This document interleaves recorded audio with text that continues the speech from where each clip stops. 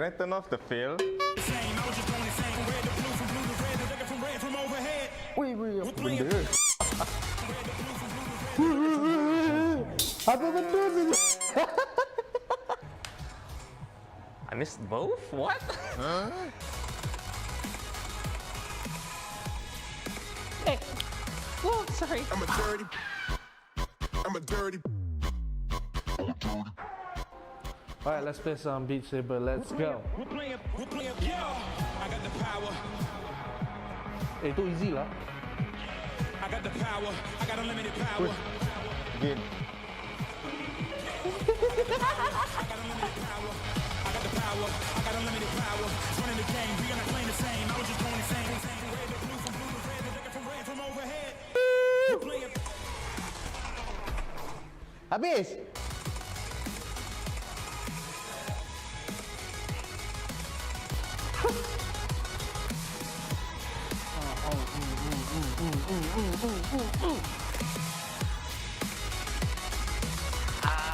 Missing way too many.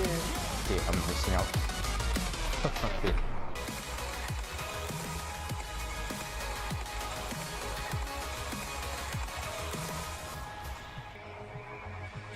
I'm coming closer. Victory is mine. I'm making history this time. I'm living this moment. Living the. I'm a dirty. Okay. I'm a dirty. I think I'm colorblind actually. That was hard, but nothing too hard. It's way too hard, man. Too confusing. That was challenging. Yeah. Good game, good game. It was good. I beat Lionel. Weh, sana. Asal aku tak lulus, Mat. Serius ah. Tapi serius, susah. Tak boleh. Sebab dia bagi aku hard. Aku tak boleh nak main. I'm a dirty. Okay. I'm a dirty. I'm a dirty. Bulk accelerator. I'm a dirty. Look, mom, that's a dirty. Nah, you ain't never heard me swerve. Swing by the swing. Je suis intéressée par les affaires. J'ai choisi le programme de UTM pour poursuivre mes études. 我係一名 full-time diploma engineering 嘅學生，喺 Space 馬來西亞工藝大學。 Selepas SPM, saya sambung belajar program asasi di Space University Teknologi Malaysia. Cuma 1 tahun. Lepas tu boleh sambung degree di UTM. நான் space university technology Malaysia என்ற bachelor of general certificates பட்டப்படிப்பை மேற்கொள்ளும் மாணவி நான் விரும்பும் துறையை நானே தேர்வு செய்யலாம். Di hari biasa, saya bekerja di sebuah syarikat. Tapi, di hari Minggu, saya merupakan pelajar program separuh masa di Space University Teknologi Malaysia. مع الصف الكلي 72 أنا أستطيع أن أواصل دراستي في برنامج UTM IDP وجابان IDP.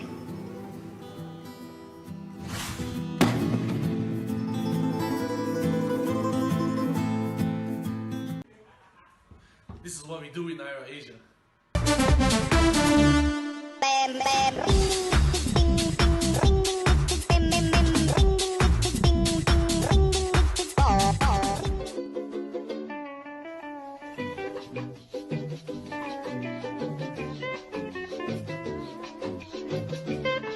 You on the planet? You know, sometimes you look at a student and say, I could do that. But sometimes there are just students that say, oh my God, and you have to go nuts. Hey guys, I'm 𝐿𝐿𝐿𝐿𝐿, and right now we're going to take a look at the top 5 steals in the Summoners Odyssey. Let's go. Here we see Ardent's Ryujin trying to steal the Cloud Dragon from Noah Page's 4-man stack. Look at how he just charges in, smites even right in front of Noah Page's face. From Ryujin, the ult in just to try to get... Now this is what I like to call a balls to the wall play. Look at how Noah Orange charges in with Olaf to steal the dragon with ease. Walking in with the Gaga something going to be so taken. Now Unstoppable coming for Olaf a little bit too early, so you'll be taken out. But in the meanwhile, he will steal the Ocean Dragon. It didn't stop the damage on him, and Brom won't be very low. They will kill him away in the Ezreal. Noah's Aron is back yet again with another iconic Olaf steal. This time, he charges in to steal the Repel away from Ardent Esports. Someone to His health is so low. Of course, no jungler yet. But now, he's here and he's stalling us just a little too early. The smite and unstoppable forces come. They get the kill on the Graves. The taunt all alone, 𝐿𝐸𝐿 in the back. Here we have Mango's Vi landing a perfectly timed smite to steal the Mountain Dragon away from level up. But now they will get the charm onto the Guardian, but they'll steal away the mountain as they were stolen away. Now the fight will break up. Of course, they don't have autonomous, but Dynaldi will land. Thunderstorm will come out. No members are dead from either side yet. But finally, Seraphine does go down. The Vi flies in, but will be taken away by Xayah. And finally, the #1 steal in Summoner's Odyssey goes to 𝐒𝐲𝐬𝐬𝐿 𝐿 with a rather unexpected Baron steal using Kai'Sa's Voidseeker. Unfortunately, it did little to change the outcome of the match. It was an impressive effort nonetheless. Try to equalize this in some sort of fashion, and it will be at this pit and at this fight. But the quick route, oh, so much damage landing on the Lee Sin, and right now it has to be Sewer. Hey, but they steal the Baron, Mr. Doctor, and now they get a kill onto Lux. Galio solo, Kai'Sa gets the kill, but look at the base, look at the base. Who's defending the base? The Nexus, it's taken away. Ardent Esports, they will sneak the win. That's all we have today, ladies and gentlemen. Thank you so much for watching. If you want to see more content like this, hit us up on our Facebook page, IRL Asia. Comment down below what was your favorite steal. And as always, thank you so much for watching. I'll see you guys on the flip side.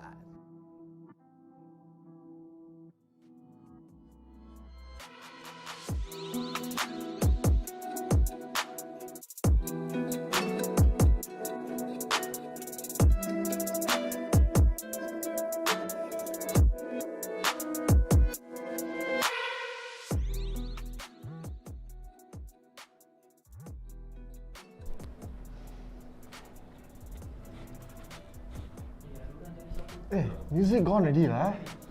And we are back with some Wild Rift Summoners Odyssey. My name's Chef. And I'm downright fierce. And of course, this tournament is organized by IRL Asia and partnered with Homie, SKOB Solutions and Fan Education. Not to mention, sponsored by Inch Theory, 𝐻𝐸𝐿 Malaysia, and last but not least, UTM Space. Yeah, of course, I gotta put my hood down, you know. It's gonna be non-mysterious lah. It's gonna be another day, another tournament for Wild Rift Summoners Odyssey. Of course, teams today are fighting for the prize pool of 172 ringgit, man. So it's gonna be another day. We're gonna hopefully see another champion today lah.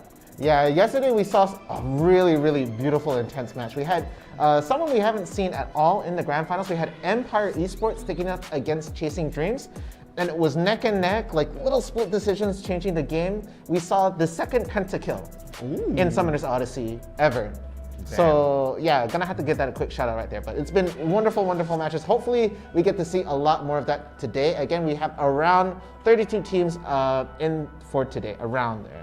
No, yeah, actually it's 32 teams. Oh, okay, serious, betul. 32 teams. So full house today, no TVD at all. And of course, teams, we're going to see a lot of returning names, a lot of similar names. Of course, we're going to see new names as well. So interested to see how they will do today. Of course, yesterday's champion was Chasing Dreams. Again, they are going so strong, getting the first place time and again. I think that's their 5th one so far, I think. Yeah, it should be 5th. Yeah, 5th is correct right there. So they've been really strong so far in the Summoners Odyssey. But you know, a little segue, what we've been doing here at Asia. We're gonna have something up tomorrow and Saturday and Sunday. And it isn't gonna be Wild Rift, but it's PUBG Mobile. So we're gonna be seeing more of that. We have our Wild Cards tournament tomorrow. If you guys love PUBG Mobile, please tune in and watch. We're gonna have that around in the evening for the wild cards. Meanwhile, in the afternoon, Saturday and Sunday, we're gonna have the grand final. So don't miss that out. Please be sure to watch when that goes up. Yeah, and of course, please do get our page to 10,000 likes and follows. So to get to 10,000 likes for more games, more tournaments, and more content. Of course, thanks to all you guys' help. We already reached 4,000 followers. So with that, we're giving you a PUBG Mobile tournament, but of course, you need to get to the 10,000 mark. We want to give you more games. We want to give you maybe Valorant, maybe more Mobile Legends, maybe even more PUBG Mobile tournaments as well. And of course, we want to give you more Wild Rift tournaments. So thank you guys all for the support so far, but we still need to get to the 10,000 mark. So do follow and like away. Yeah, not to mention we also have a sort of supporter badge, I think closer to Chef right there. If you guys want to support the content and all that, be sure to hit that supporter badge. And guys, if you like the content that you see here, you can throw in some stars if you want. Again, it's going to be returned with some promo videos. So any stars that you see will be given a little bit of promo videos right there. And don't forget, if you guys like the behind the scenes stuff or you want to know what's going on in IRL Asia, we also have our TikTok at IRL Asia. You reference it quite a bit. I love the TikTok. Yeah, definitely. I love the TikTok these days. I always browse through also TikTok, but I mainly browse through the IRL Asia TikTok. So give it a follow as well at IRL Asia on TikTok. Want to get the more followers there as well? Want to give you more behind the scenes content? You can see some funny videos as well. You know, some TikTok action by the TikTok Sona, all you can see lah. Yeah, so it's all there and available for you guys. So we just want to give you the best content. And guys, you notice Orowa Chef and I, we're wearing our mask. Please be sure, stay at home. In Malaysia, we're going through another lockdown. We want to make sure everybody stays safe. We want to get those numbers down, and that can only work when we're all at home and, you know, taking it easy there. So guys, please be sure to stay safe. We want all of us to get through this, and later on, when it's all over, we can party, we can play more games, maybe in an offline setting. So hopefully we all get there, but stay home. Yeah, now just party in the ranked games only lah. Don't party in real life. So please do stay safe. Hope you guys are all safe. Hope you guys had a great dinner as well. Oh yeah. I think we had an amazing dinner, you know. More nasi lemak for me. Nasi lemak again lah. Every day it's like nasi lemak lah. Well, of course, hope you guys had a great time. We're still waiting on the brackets. So I mean today, I do think is Renekton allowed admin? Yes, Renekton is going to be allowed. So hopefully we get to see even more Renekton. I do think Renekton is quite strong in the meta. So I'm not too sure if teams are actually going to pick it yet. We saw Renekton yesterday actually. But speaking of which, we're going to see the brackets right now. So again, we have 32 teams. Hopefully we get to see exactly how they're all going to work out. So let's take a look at the bracket here. Yeah, so we have Mad Dogs T2 back at it again. They're going to be up against 𝐒𝐮𝐦𝐿𝐴𝐻𝐵. There's a tongue twister, I think. 𝐒𝐮𝐦𝐿𝐴𝐻𝐵. Okay. Yeah, and we have Fervent Esports versus SSGS. So right below we have Going Up, which they made it up to the top 4. One of the days this week. I think on Monday, I believe. Monday, yeah. We saw them go up to the semi-finals. So hopefully we get to see them maybe go to the grand finals. Who knows? And we have the Drift as well. And right below we have Chasing Dreams, yesterday's champion. They're gonna be up against the 𝐒𝐮𝐦𝐬𝐿𝐴 gang. 𝐒𝐮𝐬𝐿𝐴 gang, yeah. And we have one Singaporean team, YG. Let's go, all the way from Singapore. Singapore. I don't know what time period you travel I don't know how I say Singaporean, but they're from Singapore and they're going to be up against Endoksa here. And right below we have Wild Dogs, of course, no strangers to the Malaysian team. And a Malaysian team. Let's go. And right below we have Ataraxia Baron versus Molo Esports. And right below we have one esport from the Singapore, and they're going to be up against NRX John 316. Okay, someone has to look up that verse for me. I want to know what's in there actually. But looking on the other side, we have Genki Esports. They were able to go all the way to the grand finals. They're a solid team, and they're going to be fighting another Malay team, Royal Plague X. So a lot of representation coming in for today. We're getting some Indonesian teams as well, as we see 𝐿𝐴𝐻 gonna be Academy. I don't know what to say. 𝐿𝐴𝐻 Academy fighting Mad Potatoes. Yeah, and we also have Mad Dogs. Another sister team, I guess, from Mad Dogs T2. Yeah, they're going to be up against Monster Academy this time. And we have Royal Esports versus Alap Umpuso, ANP. And then we also have EMB having to fight, looking for sponsor. Ooh, okay. So before we saw a team looking for manager, now this one looking for sponsor. Yeah. So we have Team FTL. Does that mean faster than light? I'm curious. Versus Gearhawks Red. Yeah, and Gearhawks Red.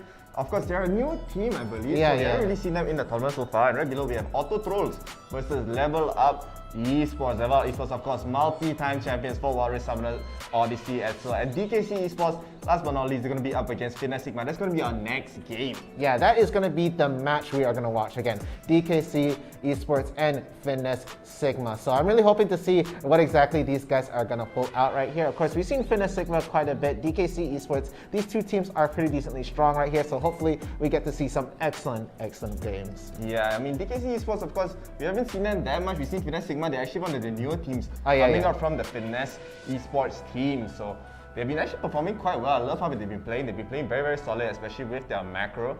And of course, I've been talking about like I want to see more. I mean, the meta now is shifting way much. Like, of course, a lot of Rengas. We even saw Sona Seraphine the other day. Yeah. And I mean, Renekton, of course, is in the pool. It just leaves a lot, like, especially in the top lane, it's going to be more and more diverse. No more just Garen, 𝐿𝐴𝐿, Fiora, Darius, you know. That's the only top lanes that we tend to see. So hopefully we get to see even more variety.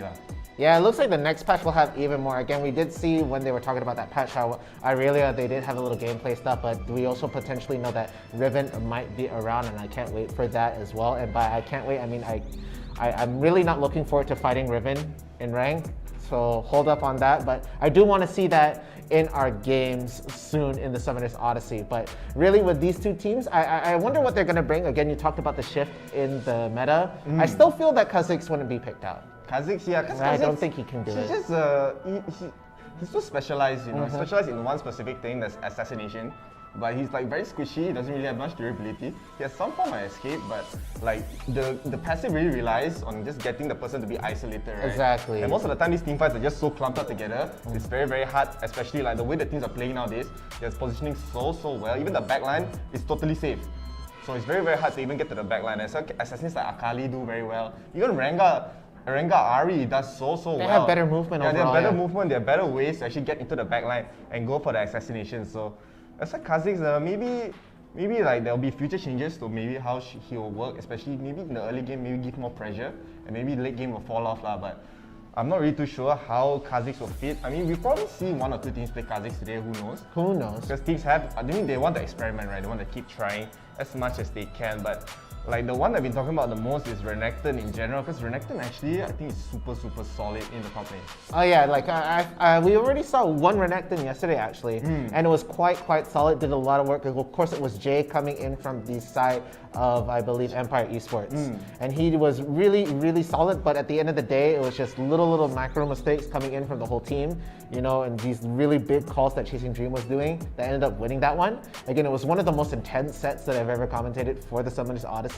I kind of really want to see that back. Hopefully we get to see highlights of yesterday's game. But again, we're going to be going into the first round very shortly, and that is a best of one. When we get into the other games, they're all going to be best of one except the grand finals. Yeah, so the grand finals will be a best of 3. So it's going to be first to 2. Whoever wins of 2 games, they will just take the championship right there, of course. This tournament is happening every single day for every single country in the Southeast Asia region, whether you're from Malaysia, Singapore, Indonesia, Philippines, Brunei, Thailand, Vietnam. We have teams from Pakistan join, we have teams from Bangladesh join, even teams from India join as well. So please do join if you want to take part in this tournament. We have this every single day except for this week, where we mentioned we're going to be having a PUBG Mobile tournament happening this week. It's a continuation of what happened last week. Oh yeah. So tomorrow we're going to have the wildcards for the teams who were almost making it to the grand finals, but this is their last chance, basically, the last chance to qualify. It's going to be a really tough round because we have 20 teams on that Friday. Only one team, that's right, only the top place slot will get that single last and final slot for the 16 teams in the grand finals. Yeah. So 15 teams already in there, just one slot left. So these teams, they're right on the brink, and it's really stressful in my head how they're going to do it. Yeah, of course. I mean, it's so exciting, man, watching especially other games. So please, if you guys want to support the tournament as well, please do join. We have this, I mean, it's going to be an exciting day tomorrow. We're going to do it at night, same time as how we usually do Warriors Summoners Odyssey as well. So hope you guys enjoy PUBG Mobile as well. I mean, we've been enjoying it. You've been casting it a lot. Yeah. I've been more of the behind the scenes kind of guy, you know? Yeah, it's sneaky. Sneaky.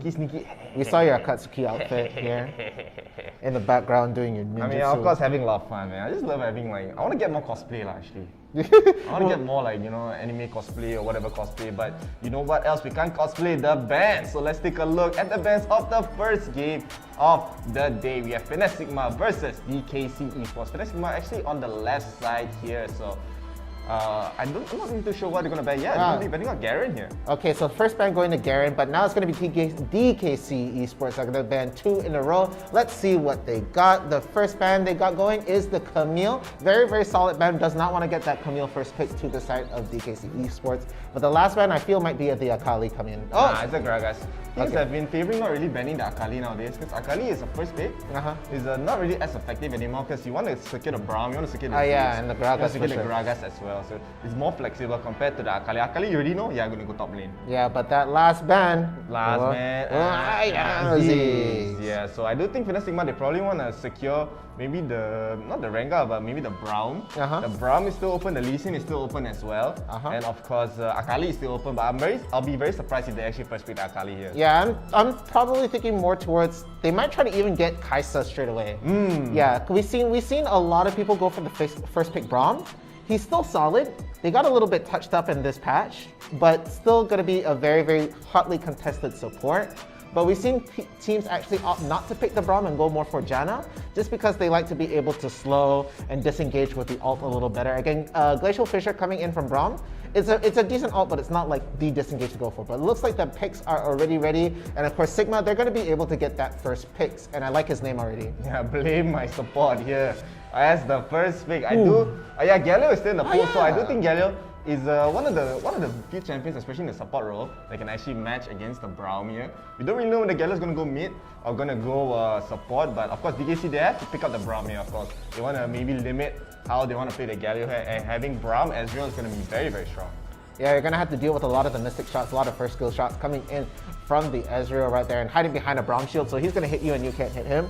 Very, very annoying to deal with, but it looks like the Lee Sin is going to be picked up straight off the bat, and Diana is still in the pool. Yeah. So that answers our question. Diana, most likely going to be mid lane. We have seen a top lane Diana. I don't think in Summoner's Odyssey, but it can be played top lane. Yeah, I've seen it before, yeah. In Summoner. Oh, okay, one time. But okay, I'm not going to get baited by that side, but I'm just going to talk about how like the Diana, very solid pick. Of course, one of the stronger assassins in the mid lane right there, next to maybe like Orianna Ahri. But look at DKC Esports. They lock in the Singed and the Graves.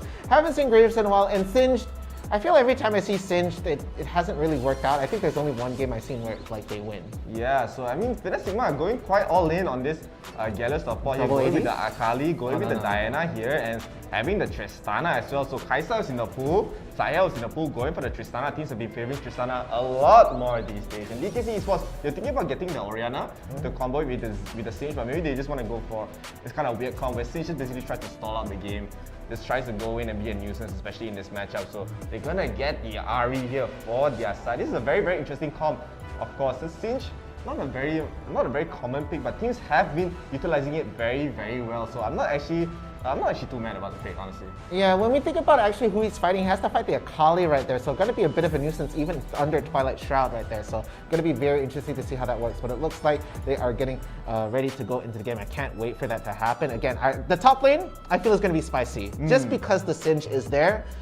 If the 𝐿𝐼 does get the advantage though, it's going to be very, very difficult for DKC to get a hand on the game. Yeah, I mean, they have a lot of snowball champions. Like even Diana snowballing is so scary, man. Like one moonfall, everyone just meletup, you know. Yeah. Boom! Meletup, and if you're not dead, Luna Rush. Yeah, Luna Rush, and then meletup times 2 lah. Explode 2 times. Of course, 𝐿𝐼, we've seen her go pop off time and again. But I do think the comp coming in from the DKC side is very, very well versed in dealing with this kind of assassin. So we are going to get into the game, the first game of the day. We will have Finesse Sigma versus DKC Esports. Yeah, and let's get into it. This is again going to be the first game. So it looks like, of course, blame my support is the support.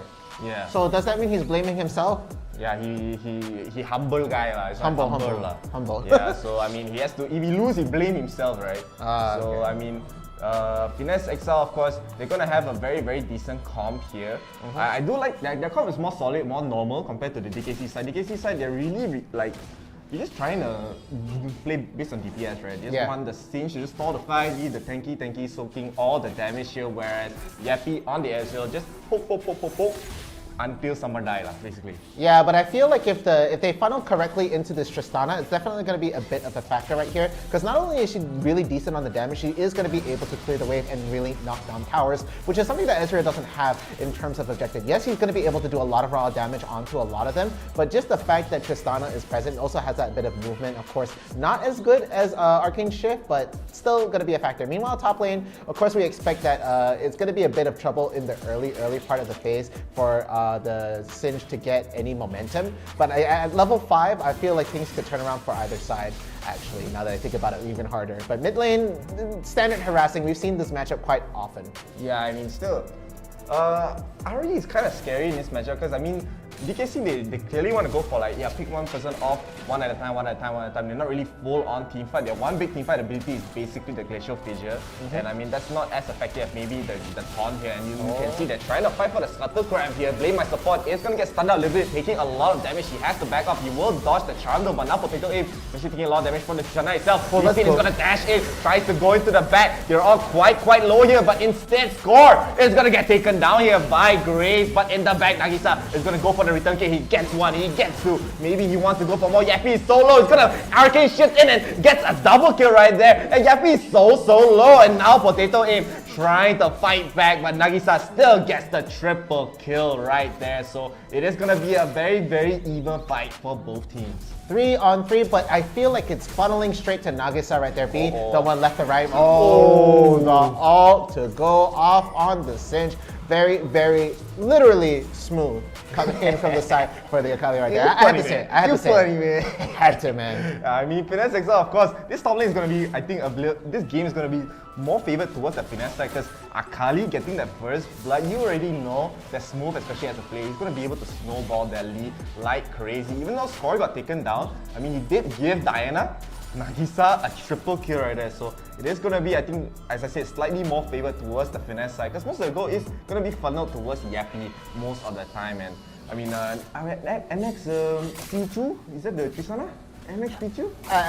Yeah, I think it's Pichu right there. I call him Pichu. Yeah, Pichu, I mean, he wasn't really able to get any kills in that last fight, so I mean, he isn't going to get snowball. He's not going to snowball as hard compared to maybe the Nagisa or Smooth in this game. And we already see Nagisa already finished up the Rod of Ages right there. That's early how Rod of far Ages, yeah. from that one kill. And look at her just being so aggressive against Potato A. And Potato A has to be very careful here. One Moonfall, one Lunar Rush, she's probably dead. Yeah, and please, okay, I like how he's using the Lunar Rush right there. One to go on the champion, one to get back out. Just gonna get a little bit of that damage right here. But again, Tristana early game, not gonna be doing as hot as, of course, Ezreal right now. So again, expecting that is gonna be pretty difficult for both lanes. But mid lane, I feel like it's pretty flush right now. Of course, we see that level advantage coming in right here. And Finesse, they have a 1k gold lead right now, so they're doing decent in the macro right now. But 10 seconds until that dragon comes up, and it's gonna be a big factor right here because, of course, it's the Infernal Dragon first and foremost, so they're going to be contesting this for sure. And we haven't seen Graves come into the picture as of yet, so I want to see exactly how that turns out. He did get the first blood on SKOB, so yeah. I mean, he was able to get some gold, but as you saw, Nagisa was getting funneled most of the gold right there. She's basically 1k more farm than pretty much any member of DKC right here. And of course, DKC are going to be starting on the Infernal Drake since they are in a very good position. Finesse, they're going to come a bit late because they know they can finish the Dragon so fast, so they're going to poke out with the Winds of War. El Chabi is on the sidelines, so trying to go in. Nagisa is in the front line, does get a 3-man move ball right there, but not enough follow-up. The hero's entrance will come in, will not land on anyone, but the G8 will be spent on the side of Lee Sin, but in the back, Smooth trying to get the execution, but everyone's just so low, but not dead at all, and instead Smooth, he is gonna get taken down right there. Nagisa, of course, being so low, trying to chase down the 𝐒𝐮𝐦, but you have to remember the first rule of League of Legends, you cannot chase down the Lee Sin, so DKC are gonna be getting this dragon as Finesse Sigma. They are forfeiting this dragon for now. Yeah, but SKOB is still in the background. Mitro go first. Oh my god! He nails it. He flashes out. Really smooth operator right there, but no, gonna be able to get picked up right there. So he's not dead yet. He could go for, okay, he's gonna get the fruit, and he's gonna be able to get the return kill right there. The Tristana does go down, but he's still going in for more. He's gonna get another pick off with the help of the 𝐼𝐸𝐿 right here. So they're looking to really sweep this back. They are 1 kill up more than DKC right there. So looking overall good, but oh my goodness, they managed to turn that around really quick on its head right there, and looking very good for the side of Finesse Sigma right now. Really solid work. Very solid indeed. Here we see Nagisa being so aggressive under the turret, and she really wants to finish this turret, but I do think DKC, they should be a bit careful with Potato in taking a lot of damage. The barrier does not save her life, and we do see 90 odds tries to go in. The move only lands onto one, will still secure the kill onto Grace right there. And Nagisa, I think he's going to be happy with that. He should back off. Yappy can easily get this kill if he lands maybe another Mystic Strike. He did miss that one, so he will not get the kill. Already, Finesse Exa going to be up 5,000 gold.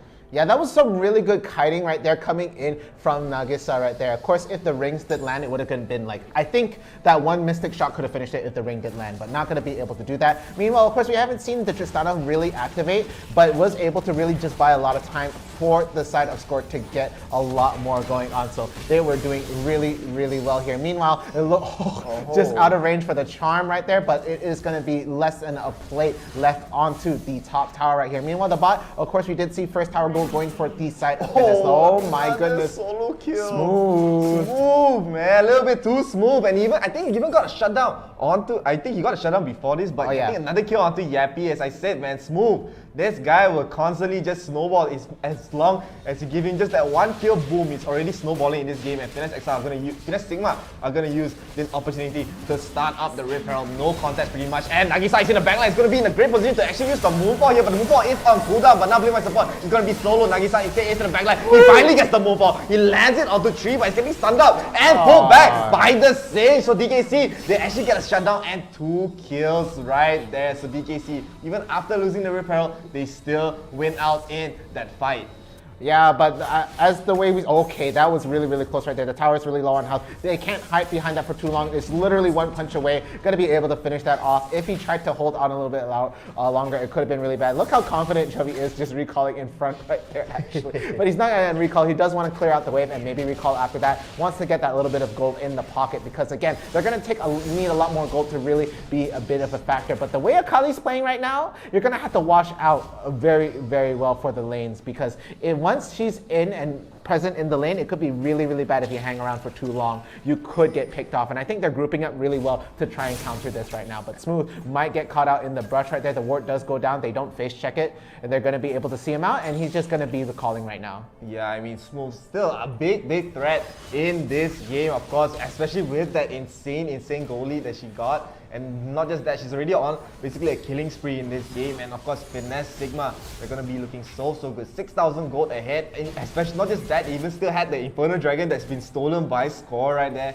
I mean, DKC, they're basically they don't really have an aim of what really to do, right? They're not grouping up, they're just trying to farm up. But the longer this game goes, Finesse 𝐿𝐻𝐻𝐷 are going to scale out even more. Blink My Support tries to go in with the Justice Punch and the Taunt, but will not land onto Potato M. Potato M, of course, almost landing the charm onto 𝐿𝐻𝐻𝐷 right there, but of course 𝐿𝐻𝐻𝐷 does have the jump to just run away. 𝑛agisa waiting in the bush, waiting to go for an engage, as both of them, they have a ward in that brush. But DKC and Finesse 𝐿𝐻𝐻𝐷 are playing very, very safe here for maybe just setting up for this next dragon fight.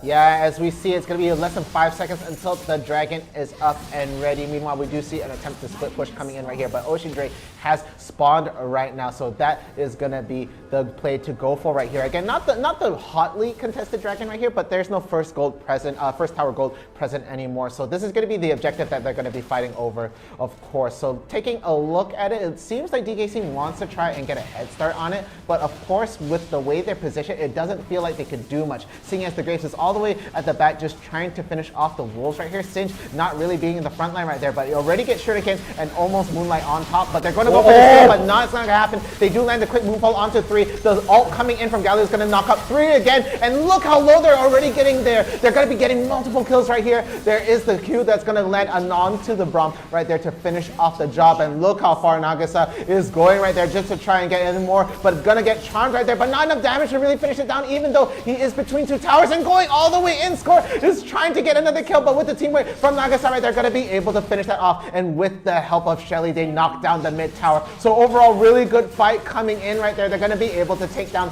2 towers with that single dragon take as well. So 2 buffs in their pocket, 2 towers down, and this gold lead is getting bigger.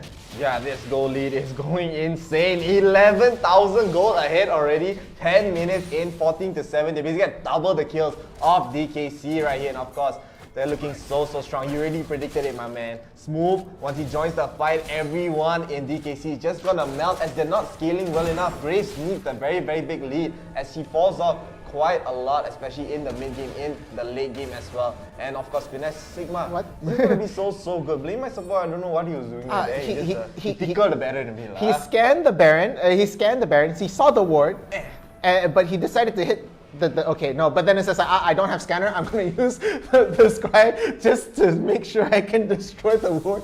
A little, like, you know, you gotta work with what you get. If you botch things, you gotta go like, man, I have a contingency plan. It's all good. It's all part of the plan. Yeah, it's all part of the plan. But I do think Finesse Sigma, they have a very, very strong game plan right here. They don't really need to go with anything. You just need to try to fight as many pickoffs as they can.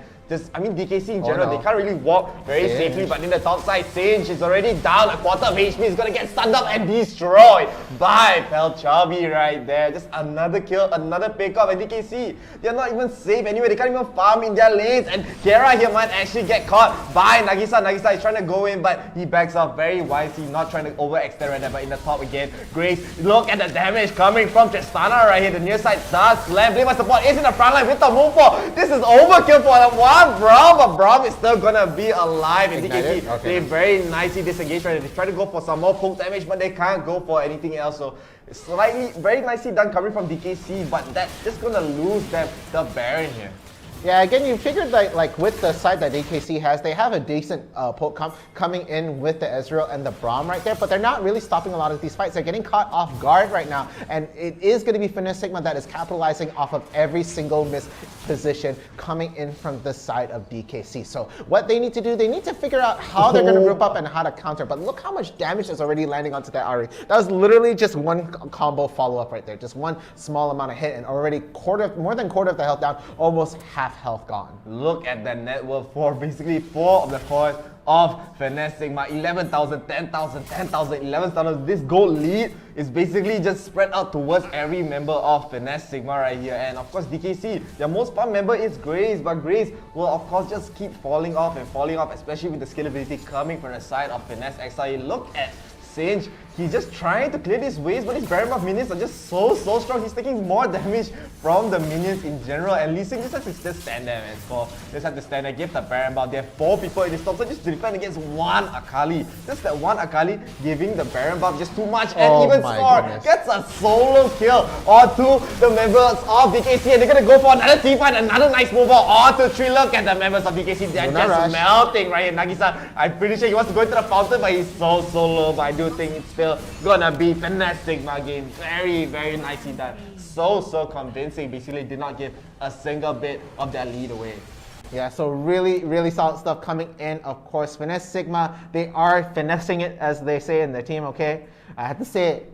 Say it once. I say it once only, okay? We'll see how far it's going to go later on. But DKC, they're going to get eliminated right there. Of course, best of 1. Very unfortunate. But that top 16 slot is going to go to Finesse Sigma. Yeah, of course. Finesse Sigma played that game so well, man. Just amazing. I mean, from start to finish, especially from that weird opening where they gave 3 kills. They still kept their lead going. And let's take a look at the stats right here as well. So let's see who was the MVP. Nagisa.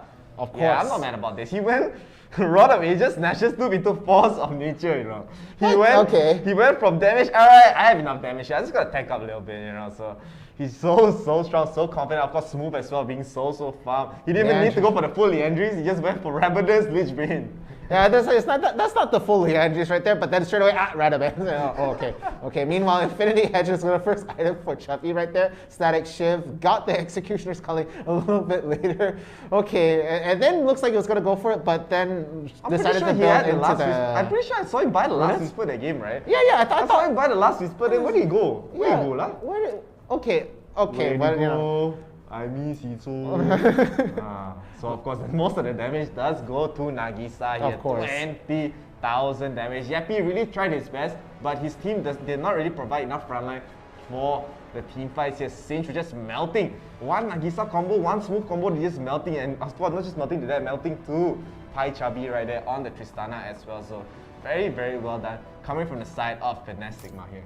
Yeah, of course, like when we look at 𝐿𝐻, again, if you're trying to go for a Grasp of the Undying on 𝐿𝐻 and all that, you need to get your stacks, but good luck trying to hit a Akali, honestly. You're getting outraged with a Q, even though she has to melee in, you still have to deal with like, oh, he's coming in, Twilight Shroud.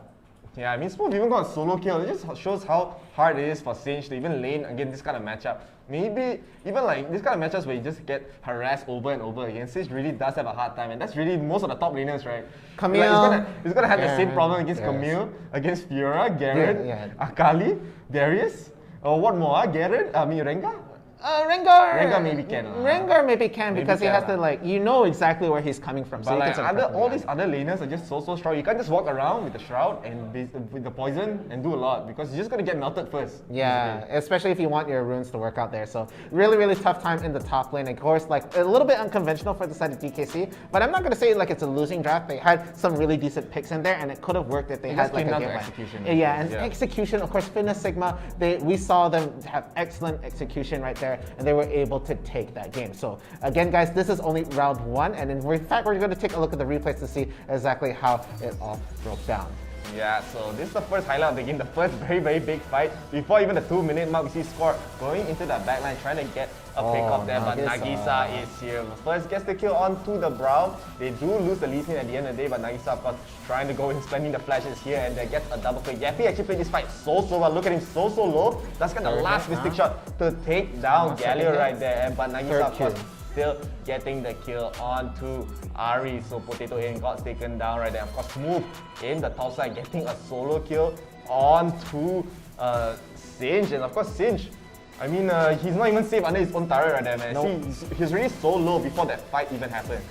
Yeah, and over here, this was a decent moonfall. It's going to be landing on 3. Great moonfall, actually. The Galio ult does try to land at the behind, trying to get the 𝐒𝐮𝐦𝐽 off guard. But look at how they're going to prioritize targets right here. This was a little bit of a shaky fight coming in from that side because they brought the fight away from 2. And they're just like, hey, we're committing a bit too much on the 𝐒𝐮𝐽 right here. This is where we should be focusing. They do lose Smooth early on, but 10 seconds, he's going to be able to come back. Nagasa's on really low health, trying to chase down the 𝐒𝐮𝐽. And again, rule number 1, never chase the 𝐒𝐮𝐽. But look at the steal setup coming in right here.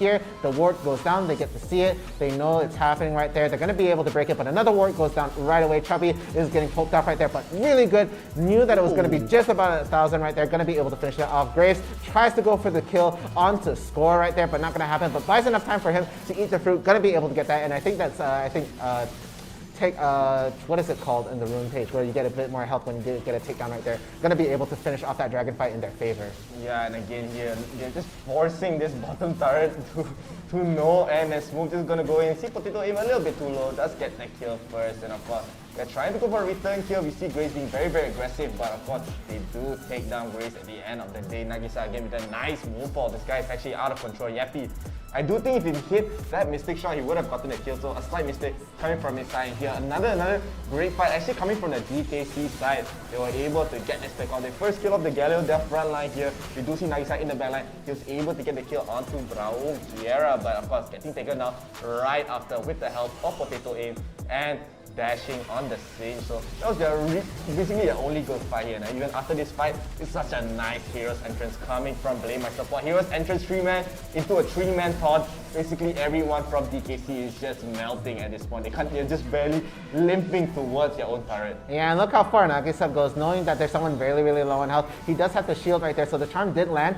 but it was also Potato Aim that was getting a bit of damage right there. And the coordination between SKOB and Nagisa, so clean, gonna be able to get that kill underneath the tower. And he gave up, you know. He was like, I don't want to get hurt. He gave up, you know. And again, another kill, another pick off 1 by 1, and of course Finesse, they were just able to get this very pretty much uncontested here. DKC were very late after they had to back off, and this is just annihilation coming from the side of Finesse Sigma. Look at them just melting 1 by 1. Nagisa wanted to get that one more kill. I think his hands was itching to get under the base, but Potato is actually almost dying under her own fountain, and no time. Finesse Sigma, they still take the game very convincingly. Such domination coming from their side, and I'm very excited to see how well they'll do further on in the tournament. Yeah, and again, that was just the first round in a 5-round series for today's Summoners Odyssey. We will be going into a round 2 where we're going to be seeing the top 16. But that's only going to be after a break. Between every round, we have small breaks just to let these players rest, get ready. We don't want any phones to overheat. We care a lot about the players, and we care a lot about you guys in the chat right here. So I hope you guys enjoyed a lot of that. I do see a lot of comments coming in for Finesse Sigma right there. And we actually have a bit of information. The mid ADC jungler former 4D Eagles. From Genki. From Genki. Yeah, okay. Team Genki. So maybe you get to see them. Who knows? I don't want to spoil that. I also don't know. Yeah. We won't know exactly who is going to be in the second round right there, but I really hope to see who it is later on. But we're going to take a break right now. We're going to be going into a 3-minute break. So guys in chat, please stay tuned. We're going to be seeing all of you after this break.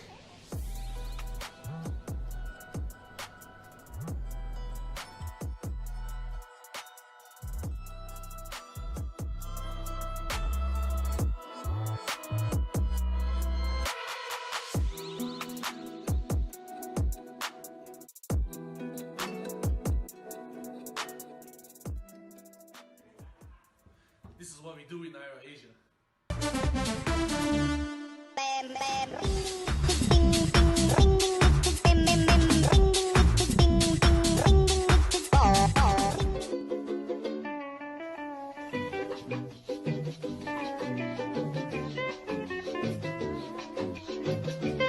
Put you on the planet.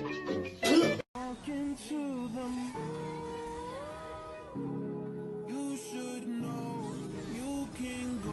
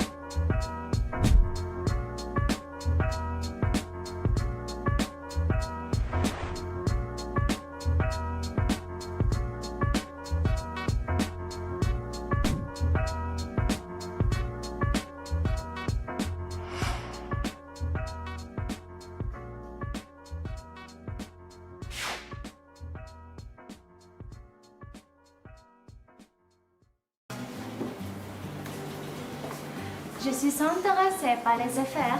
J'ai choisi le programme de UTM pour poursuivre mes études.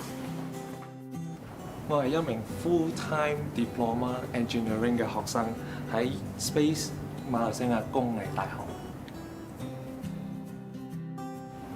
Selepas SPM, saya sambung belajar program asasi di Space University Teknologi Malaysia. Cuma 1 tahun. Lepas tu boleh sambung degree di UTM. நான் space university technology Malaysia என்ற bachelor of general study BGS பட்டப்படிப்பை மேற்கொள்ளும் மாணவி நான் விரும்பும் துறையை நானே தேர்வு செய்யலாம். Di hari biasa, saya bekerja di sebuah syarikat. Tapi, di hari Minggu, saya merupakan pelajar program separuh masa di Space University Teknologi Malaysia. مع الصف الكلي 𝐒𝐮𝐦𝐦𝐨𝐬𝐬 أنا أستطيع أن أواصل دراستي في برنامج UTM IDP وجابان IDP.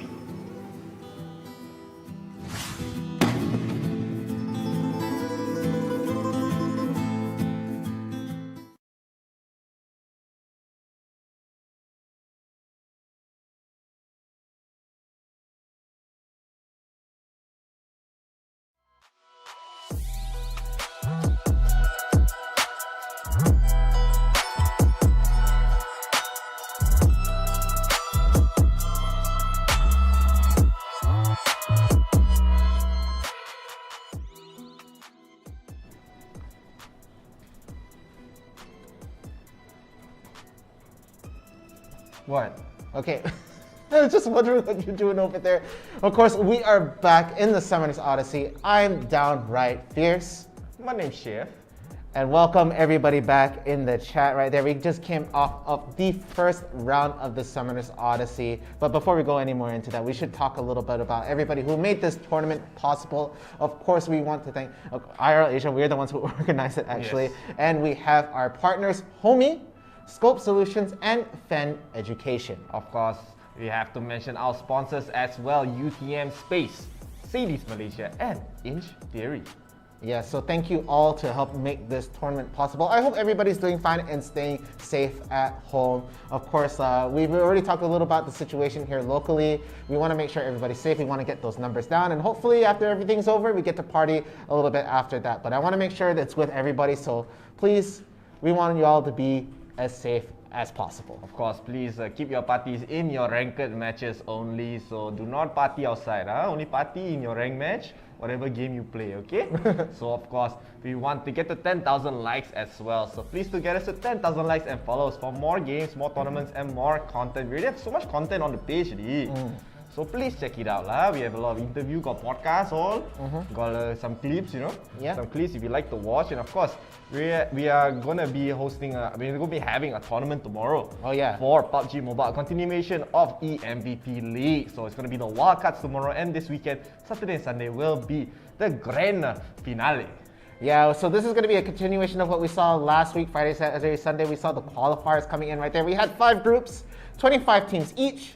They've all gone down. We only have 16 teams left in total for the grand finals, but they're going to be fighting for that single last slot in the wild card. So it's going to be very, very intense. So guys, sad to say, there's not going to be Summoners Odyssey tomorrow or the weekend, but we're going to be bringing that PUBG mobile stuff all to you guys. So please, if you guys are interested, feel free to join us tomorrow. It's going to be around the same time as tonight for Friday, but on Saturday, Sunday, keep an eye out in the afternoon for that's when we're going to be going live and ready to see who is going to win that tournament. Again, 2,000 ringgit up for grabs, and all these guys, they're under 19, so 18 and under participating in that tournament. Didn't mention that Rising stars, man. Rising stars Talent, of Malaysia, the talent. Of course, we saw some amazing games, and of course, if you want to support us directly, you can get a supporter badge as well, right over there if you're on PC. And of course, you can support us directly. You can be in an exclusive Facebook group with Api Zupis, the one and only Idola. He is in the Facebook group. Of course, we can give you more behind the scenes exclusive content just for supporters as well. And last but not least, if you send stars, we'll give you a promo video as well, multiple promo videos actually, huh? Yeah, so any stars, it will be greatly appreciated. I know you guys love spending your time in the chat. Of course, we do see some people tagging each other just to know that the stream is going on and ready. I'm pretty sure that's also for the team that's going to be playing next. But again, no spoilers in chat. I want to see who it is later when we do eventually get into the bracket. I want to see all the 16 teams that we do have left remaining. Again, half of these guys, they're not already in the tournament anymore. We are in the round 2. It's going to get cut by half each time we go further into this round. Very quick math. Simple stuff, man. Pretty simple stuff. Pretty simple stuff. Pretty simple stuff, of course. It's not, as I mentioned, please do share the page, like the stream if you do enjoy. Tell your friends, man, hey, got what is happening, huh? Come lah, watch. Of course, maybe it could be a favorite team. Maybe it's a team that you haven't seen before and suddenly pops off and goes crazy. But let's take a look at the teams that are left in the tournament as well with the bracket. So let us see who has made it so far in the top 16. We have Mad Dogs T2 versus Fervent. That's going to be our next game of the stream. And right below we have Going Up, living up to their name, going up into the top 16. They're going to be up against Chasing Dreams. Wow, there's going to be incredible match. Of course, Chasing Dreams, they are yesterday's champion for Wild Rift Summoners Odyssey. Right below we have our one of the Singaporean teams, YG. They have made it. They beat Dosa. So they have made it to the top 16. Right below, Wild Dogs actually lost out to Wei. That is actually quite a bit of an upset in my head right there. Of course, I don't remember seeing Wei at all before, and so this is going to be very, very new for us. I do want to see them go further on into the bracket, but I'm pretty happy we see another Malaysian team here. Again, a lot of this tournament has been dominated by the Philippine players. They are very strong and very, very active, and it just shows their level of dedication to this game. So getting all the practice they can in the tournaments has been really, really good. But moving on even further, we also have Molo Esports and NRX John 316 still in the game right here. So we're gonna see, hopefully we get to see a little bit more of them. Genki Esports, of course, making it through, but they're gonna have to fight Mad Potatoes now. Ooh, Genki Esports, of course. They have mentioned. Someone mentioned in the comments that they are part of 4D. They used to be part of 4D before this name. So they are going to be quite the strong players to look out for. And of course, we have Mad Dogs. Sister team to Mad Dogs T2, they have made it to the top 16. They're going to be up against AMP, Alap Engpu, so another returning champion for this tournament. Right below, we have MB versus Gearhawks Red Esports. And last but not least, we have Level Up Esports versus, last game's champion, last game's winner, Finesse Sigma right there. So it's going to be an amazing match. Of course, we're going to be watching Mad Dogs T2 versus Fervent Esports right there. So that's going to be exciting to say the least. Yeah, so really looking forward to the next game when we get into it. So that is the top 16 summarized for you right there. So we're going to be waiting for the players getting ready into the next round, but we're going to be also taking a look at some of these comments right here. Of course, some of them in a different language. Again, I'm sorry, we can only see what is this another. language, I can't. I think it's I don't want to make a wrong guess, so I'm just going to assume there's a language we don't know, huh? Okay, yeah. So we have, of course, the last game, someone talking about Genki here. We have Kelly Xiao, hi. We have Hern Zarni saying, I'm listening, play fast. That's not how we translate, okay, that's the Facebook translate, okay? Yeah, if we get that wrong, very, very sorry right there.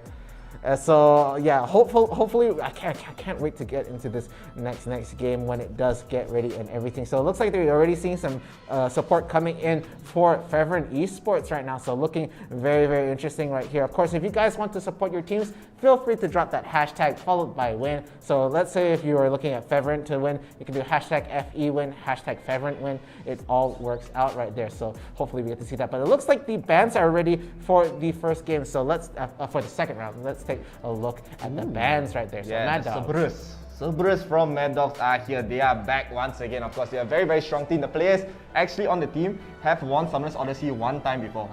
One time before lah. So they are going to be banning out the 𝐒𝐿𝐲 very early on in this banning phase here. We rarely see it happen. Maybe you see second phase. Yeah. Maybe see from the blue team, from the red team that actually banning out. So they are going to be taking it out quite early on. But of course, Fevrin on the red team, usually have to ban the 𝐶𝐚𝐬, usually have to ban the Gragas, usually have to ban the 𝐬𝐧𝐞 as well. So I wouldn't be surprised to see those two bans here. So 𝐶𝐚𝐬, it should be Gragas lah, huh? Gragas or Akali, I feel like. See the Akali. Gragas or Akali here. So Mad Dogs, of course, they have one more pick. I do think they should just leave the Gragas open for themselves to first pick here. So this is going to be very strong. So 𝐬𝐽𝐶? But they're actually going to be banning it out. So I do think maybe they're going for a first pick 𝐬𝐽𝐶, or even just a first pick 𝐿i as well. That could make a lot of sense, especially for that team. But they have to be a bit worried. So if they do pick maybe the first pick 𝐿i, Fevrin can still go 𝐬𝐽𝐶 Braum. Yeah, so there's still a lot of potential in this pool right here. Of course, we do have to talk about Diana still being in the pool. We do have to talk about that 𝐬𝐽𝐶. A lot of mid-centric heroes. Rengar still left in the pool. We didn't see Rengar at all in the last game. Of course, Renekton is also available to pick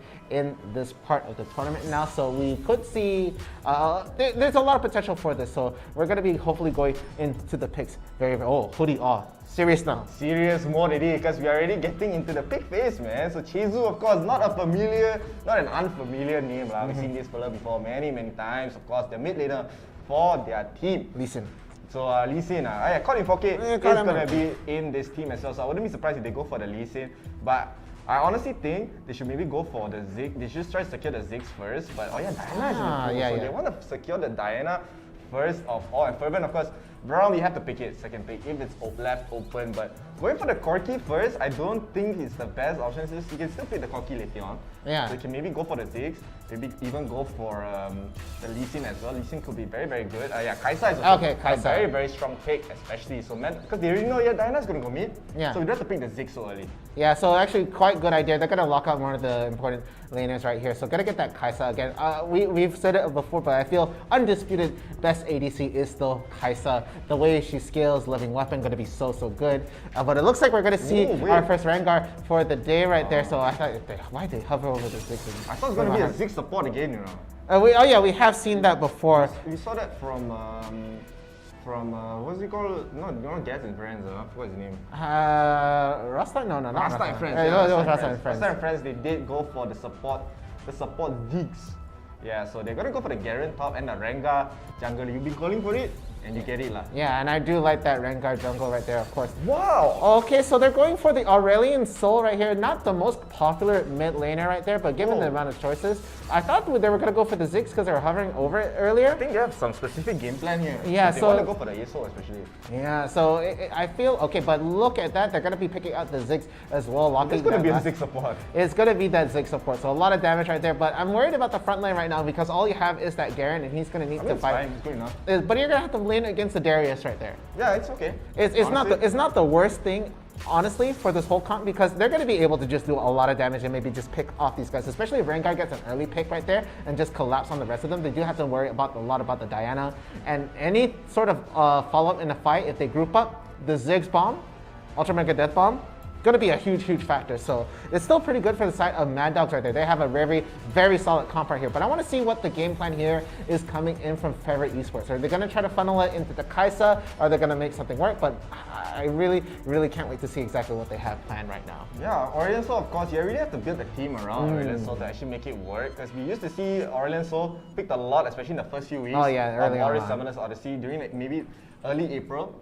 Early April, we tend to see a lot of Aurelion Sol, but he has been favoring out to maybe even Orianna, to 𝐬𝐽𝐶, to especially Diana right now. Diana is just so strong. Maybe they're confident that Aurelion Sol can actually win the lane matchup against Diana here. So very, very oddly specific especially, but I'm interested to see how it works. They have very, very strong engage though with the Vi, with the Assault and Battery, of course, with the ultimate from Vi. And you mentioned the top lane matchup, Darius and Garen here. So let's take a look at the game 2 of the day. We will have Fervent Esports versus Mad Dogs T2. Of course, Mad Dogs, they are going to be on the blue team here, and Fervent, they will be on the red team. So very, very excited to see how this game will go, especially.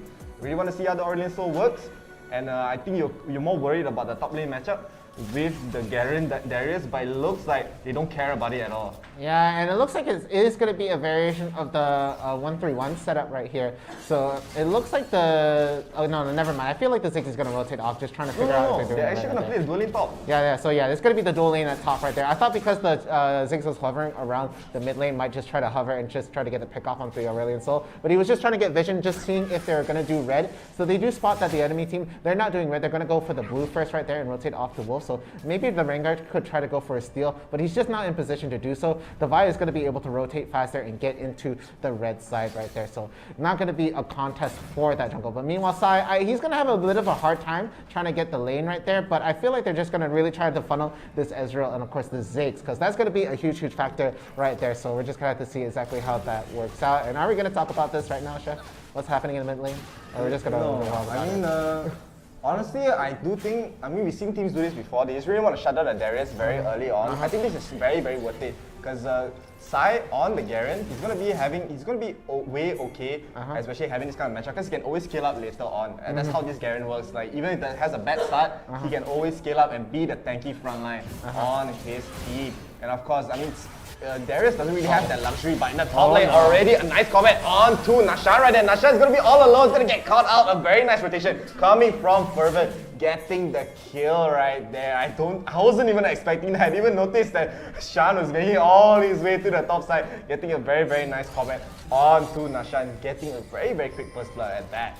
So yeah, very good awareness coming in right there, helping out for the side of Azure right there. Going to be getting that first kill for that side, so looking pretty solid. Meanwhile, looking at the way things are, they're trying to get a fight for the scuttle right here and just trying to secure it towards the bottom side, so they are going to be able to seal that off for the side of Favorite. Meanwhile, Mad Dogs, it looks like they're going to need to figure out how they're going to get this momentum back. Again, it's going to be really early in the game. They don't have to worry too much. We have seen things slip either way. But looking at how this is going to be, I feel like with that sort of momentum loss coming in from that top pick right there, especially onto the Ziggs right here, they're going to have to figure out exactly how they want to play this right now. Yeah, they're already moving the Garen towards that top side already. So they're going to make another rotation back. So they want to bring the dual lanes back to the bottom side.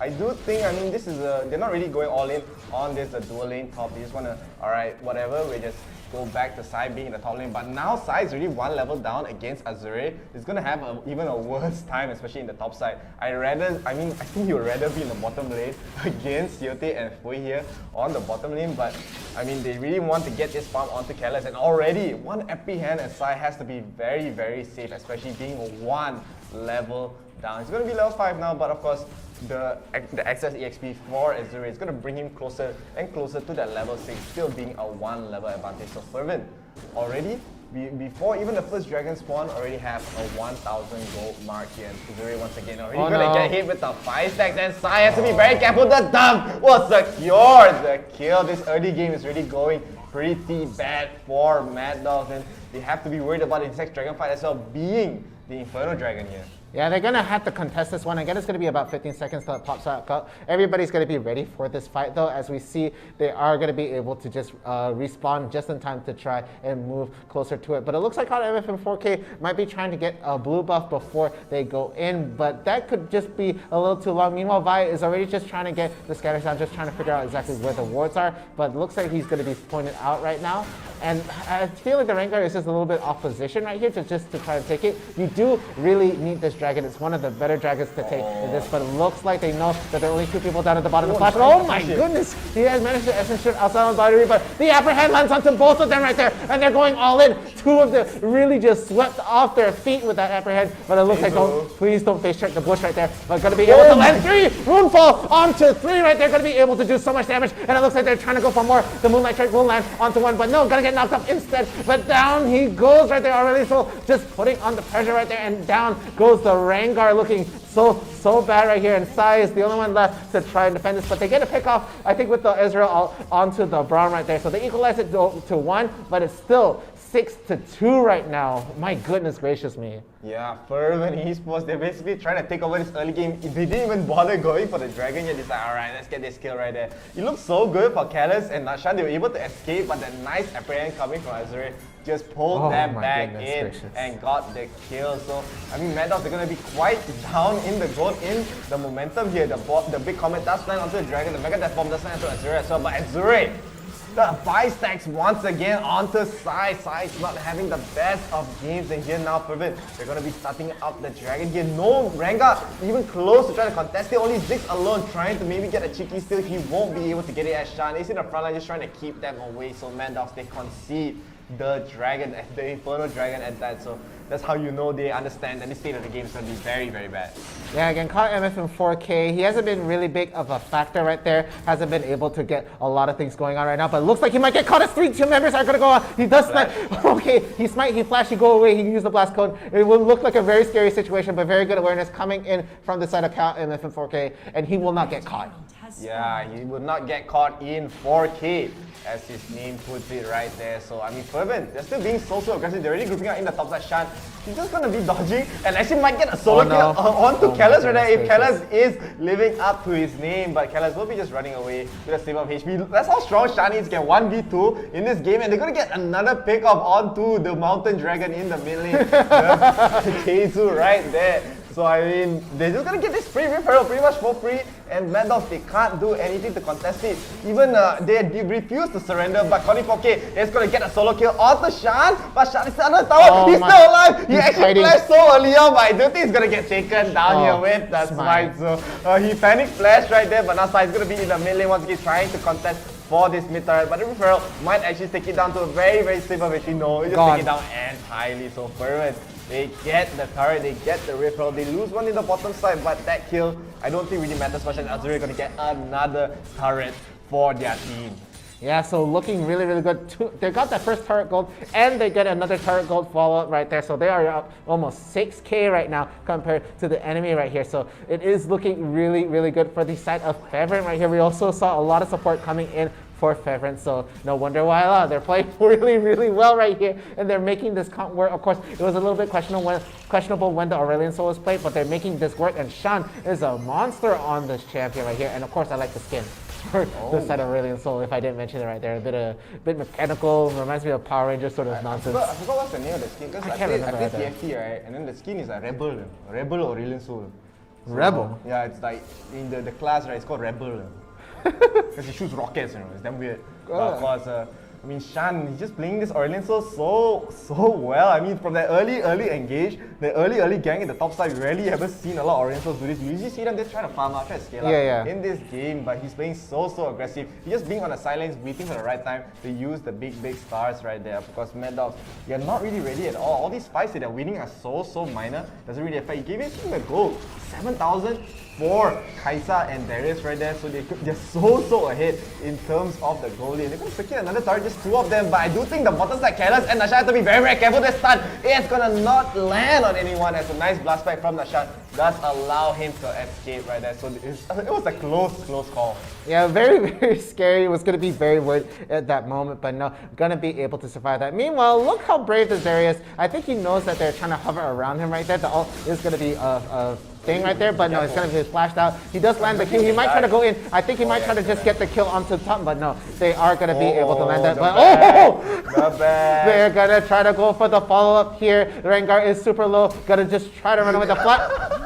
Wait, he gets the kill away to Darius. That was not worth it at all for 𝐿𝐴 4K. I think he was like, alright, execution for sure. But he has to remember that Azure was just hitting him just a few seconds ago. So he will be giving up that return kill on to Azure. I think Azure, wait, I'm probably happy with that, no problem. My mind is blown right now, sorry. Just try to reboot after that one. It's just like, you see the flash, it's like, okay, he could try to run. That's not his tower, man. Yeah, and I'm surprised that Sai actually went for a more aggressive bruiser build, especially in this game where his team doesn't really have that much of a front line. I thought maybe he'll go for the Sunfire Aegis very early on, and maybe go for the Sawmill or like more defensively, but it's going quite aggressive with the Black Cleaver right there, so I don't really know whether I agree with that. And Fervent, they're gonna get a free dragon, no contest. For the Mad Dog side, they're just giving out objectives left and right. Yeah, they're struggling to just try and get something going on because this game, they are 5 kills down compared to the other team. They're gonna, oh my goodness gracious, the assault and battery, the everything onto the Ziggs right there. The 𝐼𝐼𝐿 also land just to try and settle things right there. So they're gonna get a pick off. They're down 1 Ziggs right there. Of course, it's gonna be the support, not too bad, but they're gonna be able to take away the enemy red buff right there, and they're gonna just push this mid tower down. It's just. Okay, man, with this sheer momentum and the way Fervent are playing, they're really giving Mad Dogs a run for their money right now. And not just the money, a run for the top. Sai is gonna get spotted, but he just runs away when the 𝐼𝐼𝐿 does not land. As you said, the momentum is like a rolling boulder on the steepest cliff that you can think of. Just not stopping for the side of Fervent Esports. He's just gonna TP right there, man. He's gonna recall right in your face. Yeah, there we go, man. But Azuri's like, alright, I'm sorry, man. Just backing off, man. No problem, man. Yeah, it's not more so much as it is a steep cliff, as this boulder is almost at free fall at this point. Yeah, it's at free fall. Just going down. It's off cliff already. Just off the cliff, going down gravity. As now Mad Dogs, they're gonna be down. They're just not just down in gold. They're down in so much momentum. Azuri being so aggressive, just running in. He doesn't care. He does not care. He has the DPS space. He's gonna speed demon his way to any prey that he sees. And Mad Dogs, of course, they just cannot find any space. 𝐿𝐼𝐿 is not able to get online. Sai is not able to be the tanky frontline that he needs to be. And 𝐿𝐿 and Nashan, of course, the bottom dual lane, they're not scaling fast enough. 𝐒𝐮𝐦𝐬 can't even get in the fights. Once he gets in the fight, Moonford, he's the one that dies first. Yeah, I haven't seen him be a single factor for this side again. Like, you think that Diana, with the way this team has to group up really on top of the assault and battery right there, he hasn't been able to get any sort of momentum or any sort of these team fights going on for this side. So looking at how Mad Dogs is playing right here, they look to it's just not working. It's honestly not working right here. Again, I felt like their comp was a bit strange inside, going for that bruiser build, just like you said, even though he has the grasp of a dying right there. Solo kill. Yeah, oh my goodness gracious, the assault battery. Okay. It looks like it's going to be the 5 stacks as well on side. Sai is running away with his life, but he cannot run away. They have to use the flash though, but I mean, at this stage of the game, he's just so ahead. They pretty much can use it like butter. The stun will land. The 𝐿𝐿 though, 𝐿𝐿 taking quite a bit of damage, but now Shan has to be a bit careful. He doesn't have to spend the flash for himself. He knows that 𝐿𝐼𝐿 is in the area, but in the meantime, Fervent are just going to be starting up their Baron here. Mad Dogs, I think they're going to be spotting it. I'm not sure it's going to be a little, I think it's going to be way too late as the Baron's going to be so solo. They can't even do anything about it. He has given up pretty much every single objective so far. They haven't gotten a single turret. They haven't gotten back the momentum at any point in this game, and they've been 4 kills for so long in this stage of the game. Yeah, it's just mind-boggling at this point because like you can't blame Mad Dogs for a lot of this. Of course, I did feel like they were a little bit off position when they were trying to just try to take the Infernal Dragon right there. Of course, with 𝐿𝐼𝐿 from 4K opting to go for his blue Sentinels right here. But look at it, all that the Diana has been able to do is Rod of Ages and Asher Tooth right there. Just finishing that off. Of course, we saw in the earlier game was already getting like the red events and everything earlier going for that Lich Bane. But look at the side. Kai'Sa already has the Infinity Edge right there. Blade of the Rune King was finished a long time ago right there. And might just try to go for the Modal Reminder. Of course, we do see the bow and of course the Execution of Culling right there. That could be what they're going for, but it could be used for different items as well. So just have to see how that is going to turn out. Meanwhile, the Garen, Dead Man's Play already, and it looks like it might be, with that build with the BF sword right there, could be just another could be just Steris Gauge, just to be a little bit more tanky, but I mean still, Fervent, he's going to have this Baron buff and constantly push the bottom side in general, and like Sai just only finished up his Tough Ages. He's still not going to be as tanky as he needs to be. Just Azuri, it doesn't matter how tanky you are, the moment he gets the 5 stacks, he's just going to melt to that pure damage, to the true damage coming from the Noxian Guillotine right there. And of course, Fervent, they're gonna get this Dragon again, uncontested. Mad Dogs haven't really contested any objectives since the first Dragon right there, and they lost. They lost so hard because Fervent, they're being more and more proactive. Look at Shan again, trying to go maybe for a flank comment, but will not land on anyone, which is gonna exceed on the wall right there. But still, Mad Dogs are down 13,000 gold, and Fervent, they're not stopping with this Baron buff. They're gonna siege on this inhib turret, pretty much uncontested once again. Oh, but okay. It looked like that star was about to land on 3, but only lands on 1 in the backline. But look how tanky! Oh, there goes a decent moonfall, but there's nothing to feel. No pain. No pain, just gonna walk in, just gonna even take out this turret right now, don't mind me. Oh, backdoor protection, what that? How about nowhere tower, how about that? Just gone. Don't need it. like no follow-up. That nice move fall didn't really amount to anything because Mad Dogs had no real way to follow up on that damage. And Fervent, they're like, oh, okay lah, you can. I heal you lah, my turn. And I mean, Fervent, they're just dominating at this point. They're not like, you wouldn't think that they were really dominating, but they're just taking it so slow, and Mad Dogs, they have no space to breathe. Yeah, and it's kind of painful at this point because Mad Dogs, they're struggling to find an answer right here for anything. Of course, 𝐿𝐻 from 4K not going to be able to get a solo pick off. Let's say he tries to get a jump on this 𝐿𝐻 right here, right? It could be very close, but the way that 𝐿𝐻 is built up right now, good luck. Runen's Hurricane is already finished. Yeah, Runen's Hurricane, probably going for the last whisper for the next item. Could even just go straight for the GA as well. He just wants to go in. But I mean, Mad Dogs, they're just so behind. They can go for any pickups they want, but unless they get maybe a Baron Steel into like 2 more teammates, I don't really see a way for them to come back in this game. Shan against being so aggressive. Look at the amount of pressure he puts around the map. You just need to charge up the stun even midway across the map, and Mad Dogs just have to back off. They don't want one stun could be the end for this game, and now the doors on their base is gonna be knocked by Fervent here. They're gonna get another init turret, uncontested. Mad Dogs, they cannot fight back. They can. You saw how much damage that 𝐷_XALT did? It's okay to say no because I didn't see much either. Huh? It didn't really dip. Because 𝐷_XALT somewhere in there, it looked like the redemption one. Redemption? Heal them back. And look at that, they're gonna try to go in this time. This is more than 3 man every hit. Lands onto Mad Dogs. Look at Azure in the front line, gets the 5 stack, gets the first dunk onto 1, gets the dunk onto 2. The move fall does left. He gets another dunk onto the Diana. The kill will go to 𝐿𝐻 though, but I mean, that's just 3 down immediately, and Mad Dogs, they were so desperate to go for an engage. Shan is trying to get a stun onto Colin 4K, but I will not land it, but I don't think it will matter at this point. It looks like Fervent is going to be hitting the Nexus uncontested. Mad Dogs are just going to be securing this game. So there we have it again. That is going to be the game. My mask broke, man. What is you talking and then it just patak? Yeah, patak, yeah. I ninja lah, huh? Ninja right there. So there we have it. That is going to be the second round. Of course, Mad Dogs, we saw them do really well yesterday, but it's not going to be the factor today. As we did see earlier. My mask broke lah. Keep it together. Nonsense lah, it's my mask lah. That's why it's very important to buy high quality mask lah. Yeah, and better yet, you know, you won't have to wear a mask if you stay home. Stay home, man, of course. Please be home, all the social distancing, you know. So please do not... all the SOPs. SOPs, POS. POS lagi. POS. Hopefully we take a look at the stats right there. I really want to see how much damage the Darius did right there because it looked like he was working on a lot more damage at the end. And the stats already, let's take a look-see at the status. Yeah, so we can even see the MVP does go to Azure right there. He played this game so well, especially with that annoying early game with the dueling in the top side. That was just so annoying point to deal with.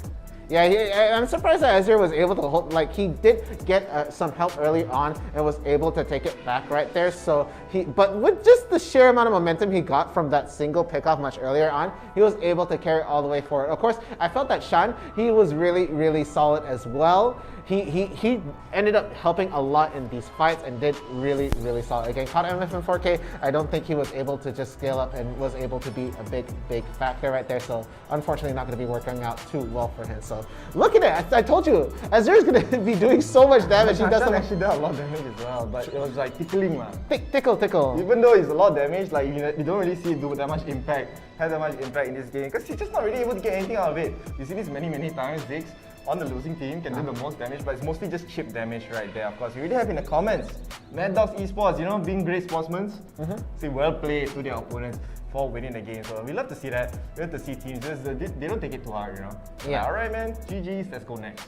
Yeah, you gotta shake that off, and hopefully we get to see Mad Dogs come back better and stronger. Replacement mask. Always bring more than one. Always good to see that, but. We also saw the last poll going to a 50-50. It's been going to constant 50-50s right here. Of course, we did see a lot of support for the I believe in the chat only for Favorite Esports, but they're looking really good. Again, Mad Dogs, they're not a weak team for sure. They're very for Mad Dogs as well. Yeah, there's support coming in from Mad Dogs as well, but there are no weak teams here. This was a very strong team right there, but Fervent was just so dominant. So well played coming in from that side. And I mean, this is top 16 right here. This is only round 2. We have 3 more rounds after that. We're going to be seeing so much games coming in right here, and hopefully it's only going to get better and better. But it looks like the replays are ready. Let's just see exactly how the round 2 went down. Well, let's see here. Then, of course, the first early gang for the start. Fervent Lashan from downtown all the way from the mid lane towards the top. So I guess a quick pick up onto Nashan right there. Of course, these poor Mountain Dragons in the mid lane. I think he's lost. I don't know where he go in this game. But of course, here Azure able to get a solo kill onto Sai. He was just total out this lane, but here a nice engage coming from Fervent. The glacial vision allows Azure to get the nice flash apprehend onto Nashan and Careless in the bottom lane. And 𝐒𝐿𝐲 tried to go in for the re-engage, but look at 𝐼𝐸 being so aggressive right there. They were able to take down 𝐼𝐸, but not enough follow-up damage coming from the side of Fervent. Look at Azure still alive right there. Trying to go in, he does deal so much damage to Mad Dogs right there, and Azure just walks away as they get a triple kill. I do think, yeah, the True Shot Barrage does get the kill onto Fui at there, but here, I mean, the Inferno Dragon was still not taken by both sides here. They get another early pickup onto side non-stop, and they just have to give it out at this point. Yeah, you see the little flash refuse to surrender right here. Of course, that flash a little bit too early, trying to just bait something out right there, but then the smite, just walk up smite, it's okay. Just take the kill right here. And see how brave Azure is. He gets jumped on, but he gets flashed. The good root will land right there, but he is fighting tooth and nail to try and get this, and the bleed is so strong, yeah, just barely avoids that, and 𝐿𝐻 for 4K flashes into the tower, but he got tapped by the Darius earlier on, so that will go into the Darius right there. Another dragon goes to Fervent. Of course, every single objective this game was uncontested by Mad Dogs. Mad Dogs, they didn't want to try to go for any 50-50s. They didn't want to take any risk at this point. The blast pack goes south and basically brings him closer towards the members of Fervent to give up that kill right there. Again, Sai getting caught up time and again. This guy, he needs to be able to farm out, but I mean, Fervent doing such a good job at catching out Sai, not letting him be a threat at any stage of the game here. And of course, they just zone them out. They can't even go close to the barrier. They even try to go for a steal. They even try to go for maybe a teamfight, maybe go for some trades, but they're just not able to do anything. And Mad Dogs, they were just slowly dying one by one, and 𝐒𝐿𝐲 here getting a nice moonfall onto 3, but I mean, there's a follow-up. Look at how healthy Fervent are. Instead, 𝐒𝐿𝐲 is the one getting taken down.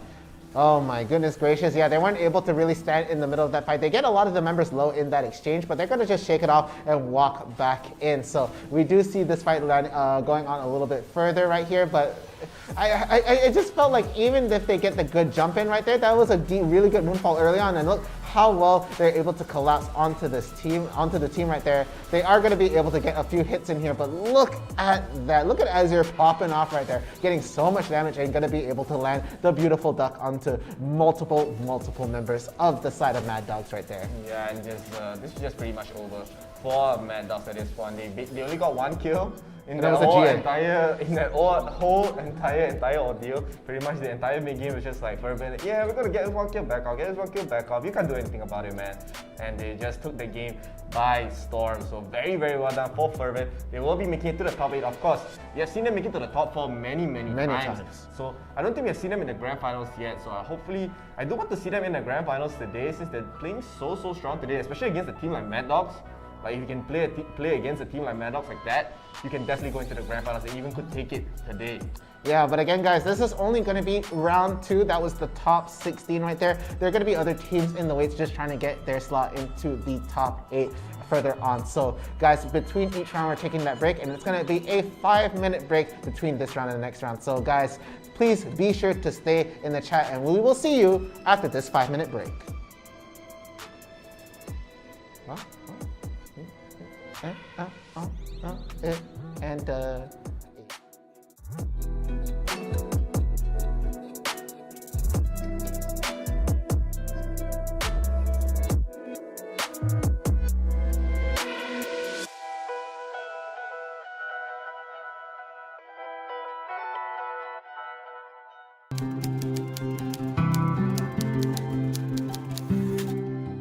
Nama saya Muhammad Iqbal bin Bazrul. Nama saya Faishanina Zainab. My name is Logamani. My name is Marwan Ihab Davis. My name is Lo Chutong. Hi, my name is Wan Willy. Hi, my name is Yuvanish, anak lelaki guna silen. Alina Sabiha. My name is Lim Kai Hen, and I'm I am in the foundations of UTM Space.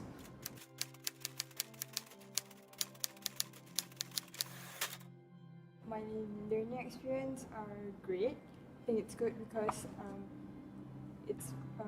I think it's comfortable. Like the class, the lab are very comfortable, and the lecturers are very good. The class is very comfortable, and the environment is good. The hygiene also very good for the class. Lecturers, they are quite good, very useful. They are willing to spend their own personal time to attend to your questions like after class.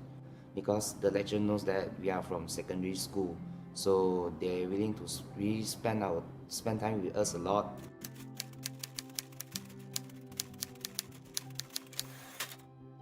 Kami semua dapat mengakses semua kemudahan seperti Wi-Fi, dan di setiap college juga kami disediakan dengan gymnasium. Other facilities like the library is very satisfying. Every hostel have their own basketball court and also mini mart. For the hostel is very comfortable.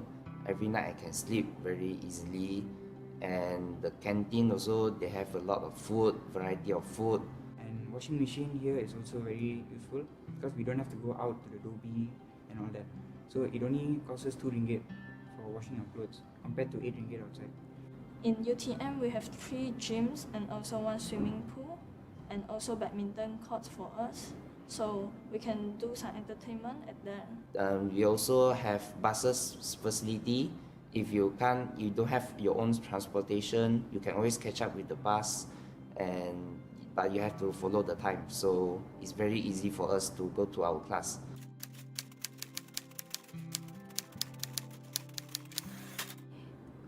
Salah satu sebabnya UTM terkenal dengan top 5 dekat Malaysia, top university.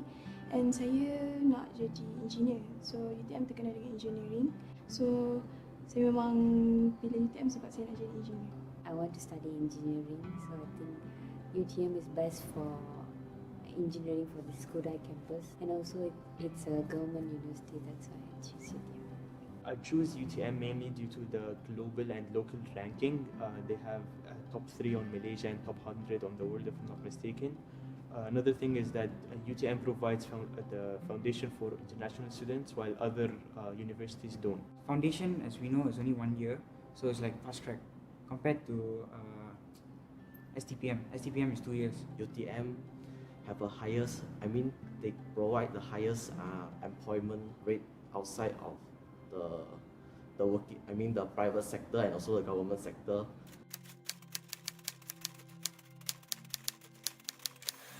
The reason why I think people should choose this program because if you compare with other university, like private university especially, the fee is very low. Foundation program actually in UTM is quite cheap. I think it's even cheaper than others university.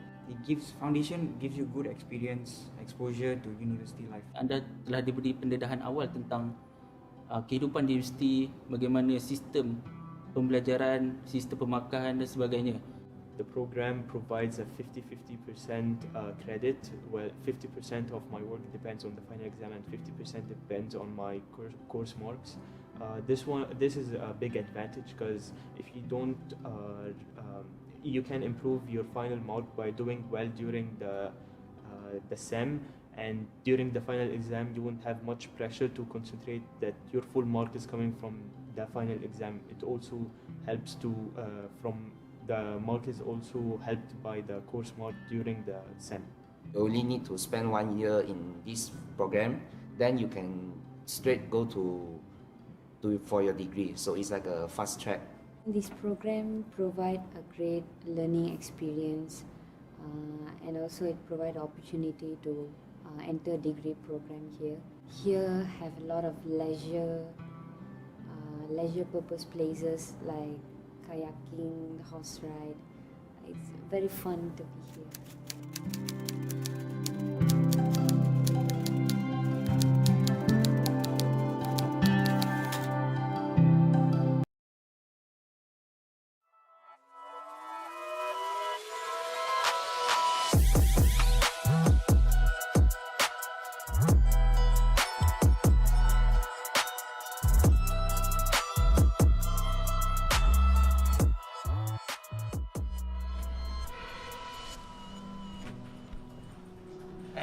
we are back with some more Wild Rift Summoners Odyssey. 𝐿𝐻𝐻. And I'm D.R.Fierce. And of course, this tournament is organized by IRL Asia and partnered with homie SKOB Solutions and Fan Education. Not to mention, sponsored by 𝐒𝐮𝐦𝐦𝐨𝐬𝐬, UTM Space, and Inch Theory. Yes, and we are back with the top 8 already. So fast. So fast, we're into this third round. Again, 8 teams remaining in the bracket right there. So 8 just left, and they're going to be fighting for that first place, for that 172 ringgit prize pool. Of course, the winner of this match will guarantee, winner of this top 8, any winner of this top 8 will guarantee some share of the prize pool. Yeah, only the winner share of the 172 ringgit prize pool here. So this is a big win to take, especially when secure a little bit of that prize, a little bit of glory, getting to the top 4 of Wild Rift Summoners Odyssey here. But of course, you know what else will give us glory?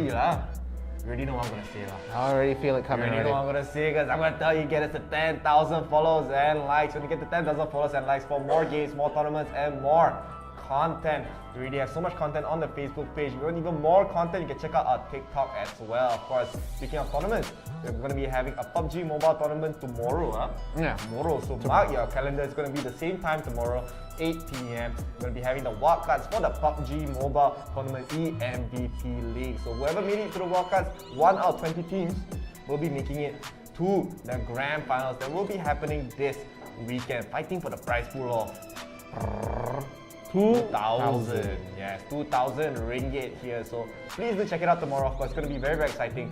This guy here is going to cast. Neoface is going to cast as well. And of course, I am going to be chilling. You wish you were chilling. You have the stressful job too. You're going to be observing. But let's take a look at the teams that are left in the top 8. So let's take a look who is still in the game. Oh, TBA. No more TBD, no more minus. It's TBA now. TBA. Newcomers in the tournament today. Of course, they're waiting for Fervent and NRX Beyond 316 here. Right below we have Mad Potatoes versus Mad Dogs. It's going to be our Mad. Oh, angry, mad. All angry, all mad. Yeah, Mad Potatoes, of course. I mean, Mad Dogs, the sister team for Mad Dogs C2 the last game. And I mean, they weren't able to make it, but I mean, there is at least one Mad Dogs team making it to the top 8. So very excited to see how they will do, of course. And we have EMB versus 𝐒𝐮𝐦𝐬𝐴. Yeah, they are still in this bracket right there. So we're going to have to see exactly how that goes out. But again, the match that we are going to be watching is going to be Mad. Very angry people. Yahoo! Yeah. That one I think insane. Insane, insane. Of course, it's going to be quite exciting. I don't think we've watched Mad Potatoes play at all. I think we've seen one match from them before. I think so. From the corner of my mind, I did think we did see them before. But of course, we did see. This is going to be the Mad Dogs team as well. So we saw them quite a bit. I think we usually see Mad Dogs C2 play. We usually see the Mad Dogs play. Yeah. So hopefully we get to see them give some amazing Wild Rift action today. We saw Rengar finally. The second game. It didn't really work out because I mean the playstyle of Fervent that last game was just amazing. Really solid. So aggressive. They're basically shutting down. They're basically just rolling them over pretty much every single second in that game was just theirs. They just controlled every single bit of momentum. They controlled every bit of the map, every single objective even. No contest whatsoever coming from Mad Dogs C2 in the last game. So that just shows, man, that macro is just so important, especially. Yeah, especially when it comes to Wild Rift, because they did simplify a little bit of the macro and a lot of things. So it's even more important that you try and take them. But we're already getting some support coming in for Mad Potatoes right there. So we do see, if you guys want to support your teams, feel free to drop that hashtag, for your team win right there. But it looks like the bans are ready for the third round. So let's take a look and see what they're going to ban. Mad Potatoes, they're on the blue side. They're going to be able to get that first ban and that first pick. Yeah, so first pick, of course, very important. This time, we're going to not be able to see a Diana. So Diana is going to be banned out immediately by Mad Potatoes here. And Mad Dogs, I do think it's going to be a 𝐿𝐻𝐿 ban. It's going to be Akali Gragas. I wouldn't be surprised here. Gragas is going to be banned out. One more ban to go for the Mad Dogs side. What will it be? Will it be 𝐿𝐻𝐿? Will it be Akali? They will be taking out the Akali, so giving up 𝐿𝐻𝐿 for Mad Potatoes to go for. I don't know if Mad Potatoes are going to ban up 𝐿𝐻𝐿 in the last ban, but it'll be kind of weird for them to do so. They are going to be banning out the Lee Sin. So I don't think Mad Potatoes, of course, they want to secure maybe the Galio or the 𝐿𝐻𝐿 first pick. Okay, so let's just see exactly how this pick is going to go off. Of course, I feel with the 𝐿𝐼𝐷 still left in the pool, that is going to be the first pick. Confirm.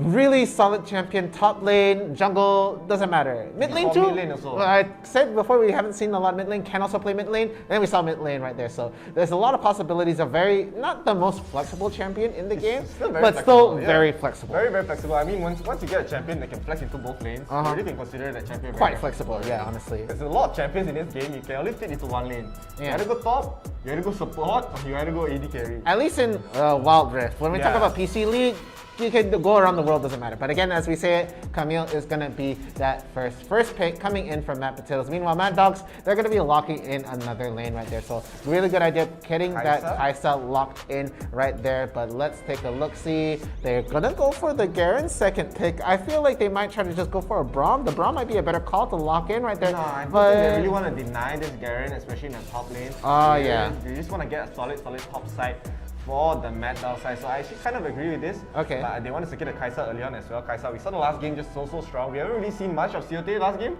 But because he was just overshadowed by Azure especially. Yeah. But of course, Mad Potatoes, they are going to be hovering over the 𝐶𝐮𝐦𝐸 here. And of course, they're going to get the Braum for themselves. Since Mad Dogs, they decided, okay, we're not going to pick it. And Mad Potatoes are actually going to go for the 𝐶𝐮𝐸 here to beat out the Garen. So very, very interesting.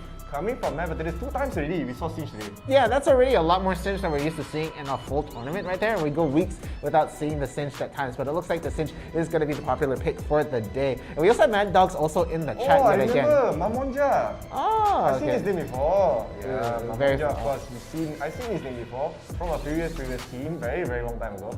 A few weeks, during April actually, the first few weeks of April. So glad to see him back, of course. He's going to go for the Seraphine mid. We haven't seen Seraphine mid in quite some time. Quite some time. It's not very popular these days, but still going to be so solid, especially paired up with the Janna as well. So they have the front line, they have someone to set up the encore for their team, but Mad Potatoes is going to go for the 𝐿𝐼𝐷 ADC here and the Katarina in the bottom lane. And Mad Dogs, of course, they still have left the jungler.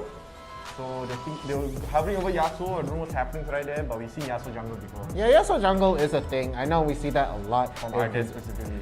Yeah, in Ardent. We also see that in like PC League as well, but it looks like it is going to be the Vi. They're hovering over it for a long time. I don't disagree with that. Again, Vi, very, very solid in Wild Rift right there. Can be anything. Can be your tank, can be your damage. I've even see like lethality builds. Like, it's really, really funny how Vi is flexible in this version of the game right there. So there is the picks off right here. And I'm actually really, really liking Mad Dog's pick. Of course, Mad Potatoes, they're a bit unconventional with the 𝐶𝐮𝐸. And Katarina, it takes a lot of effort to try to get Katarina's game going. Because you need to funnel really well. You need to have that winning mid lane. But getting against the Seraphine, it's going to be difficult. It's going to be quite difficult, but of course, if Siva Alta on the Katarina does get an early lead, she can just run the game out of control pretty much. We've seen Katarinas, you just need one multi-kill, and it's pretty much their game pretty much. So we've seen a lot of great Katarina players, especially in the Warrior Summoners Odyssey. We haven't seen Katarina in quite some time, because teams are like, they don't want to go all in on this Katarina, because Katarina, once she doesn't get the lead, even with a few multi-kills, she can't really get back into the game. It's very, very difficult, but of course, a great Katarina player,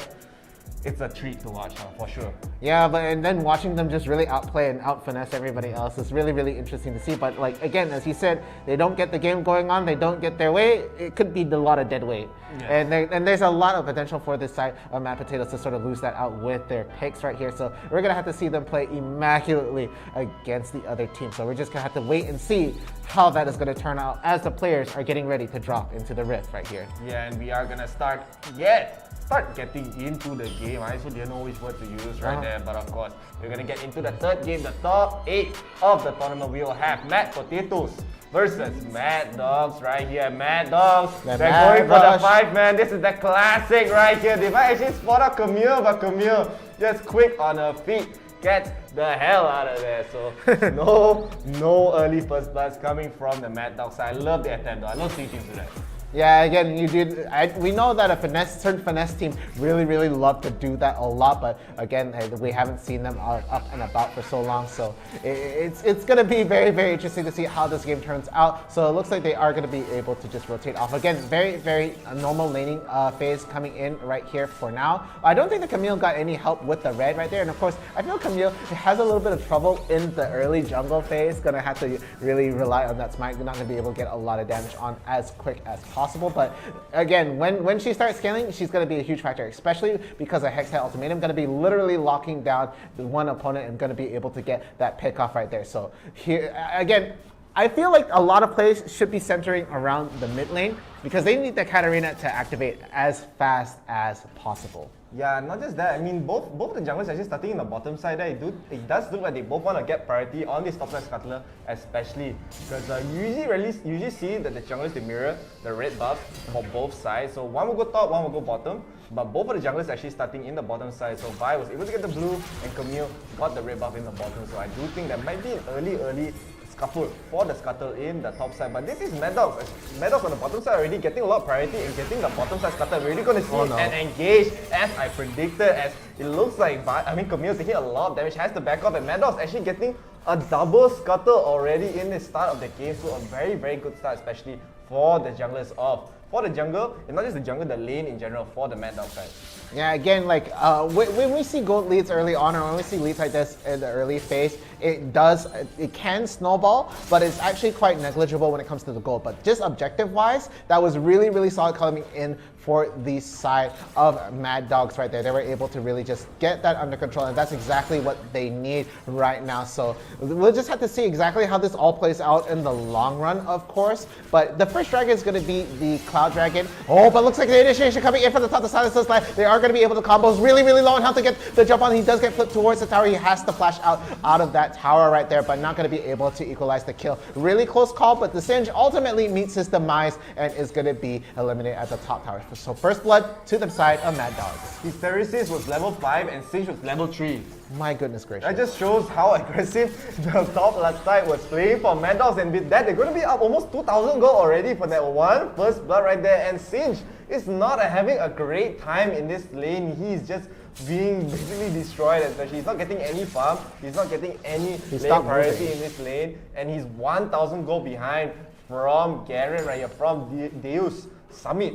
So I mean, this top side is going to be so scary for Singe. I mean, we saw this the last time as well. Singe is not the best laner for the most part, especially against a durable champion like Garen.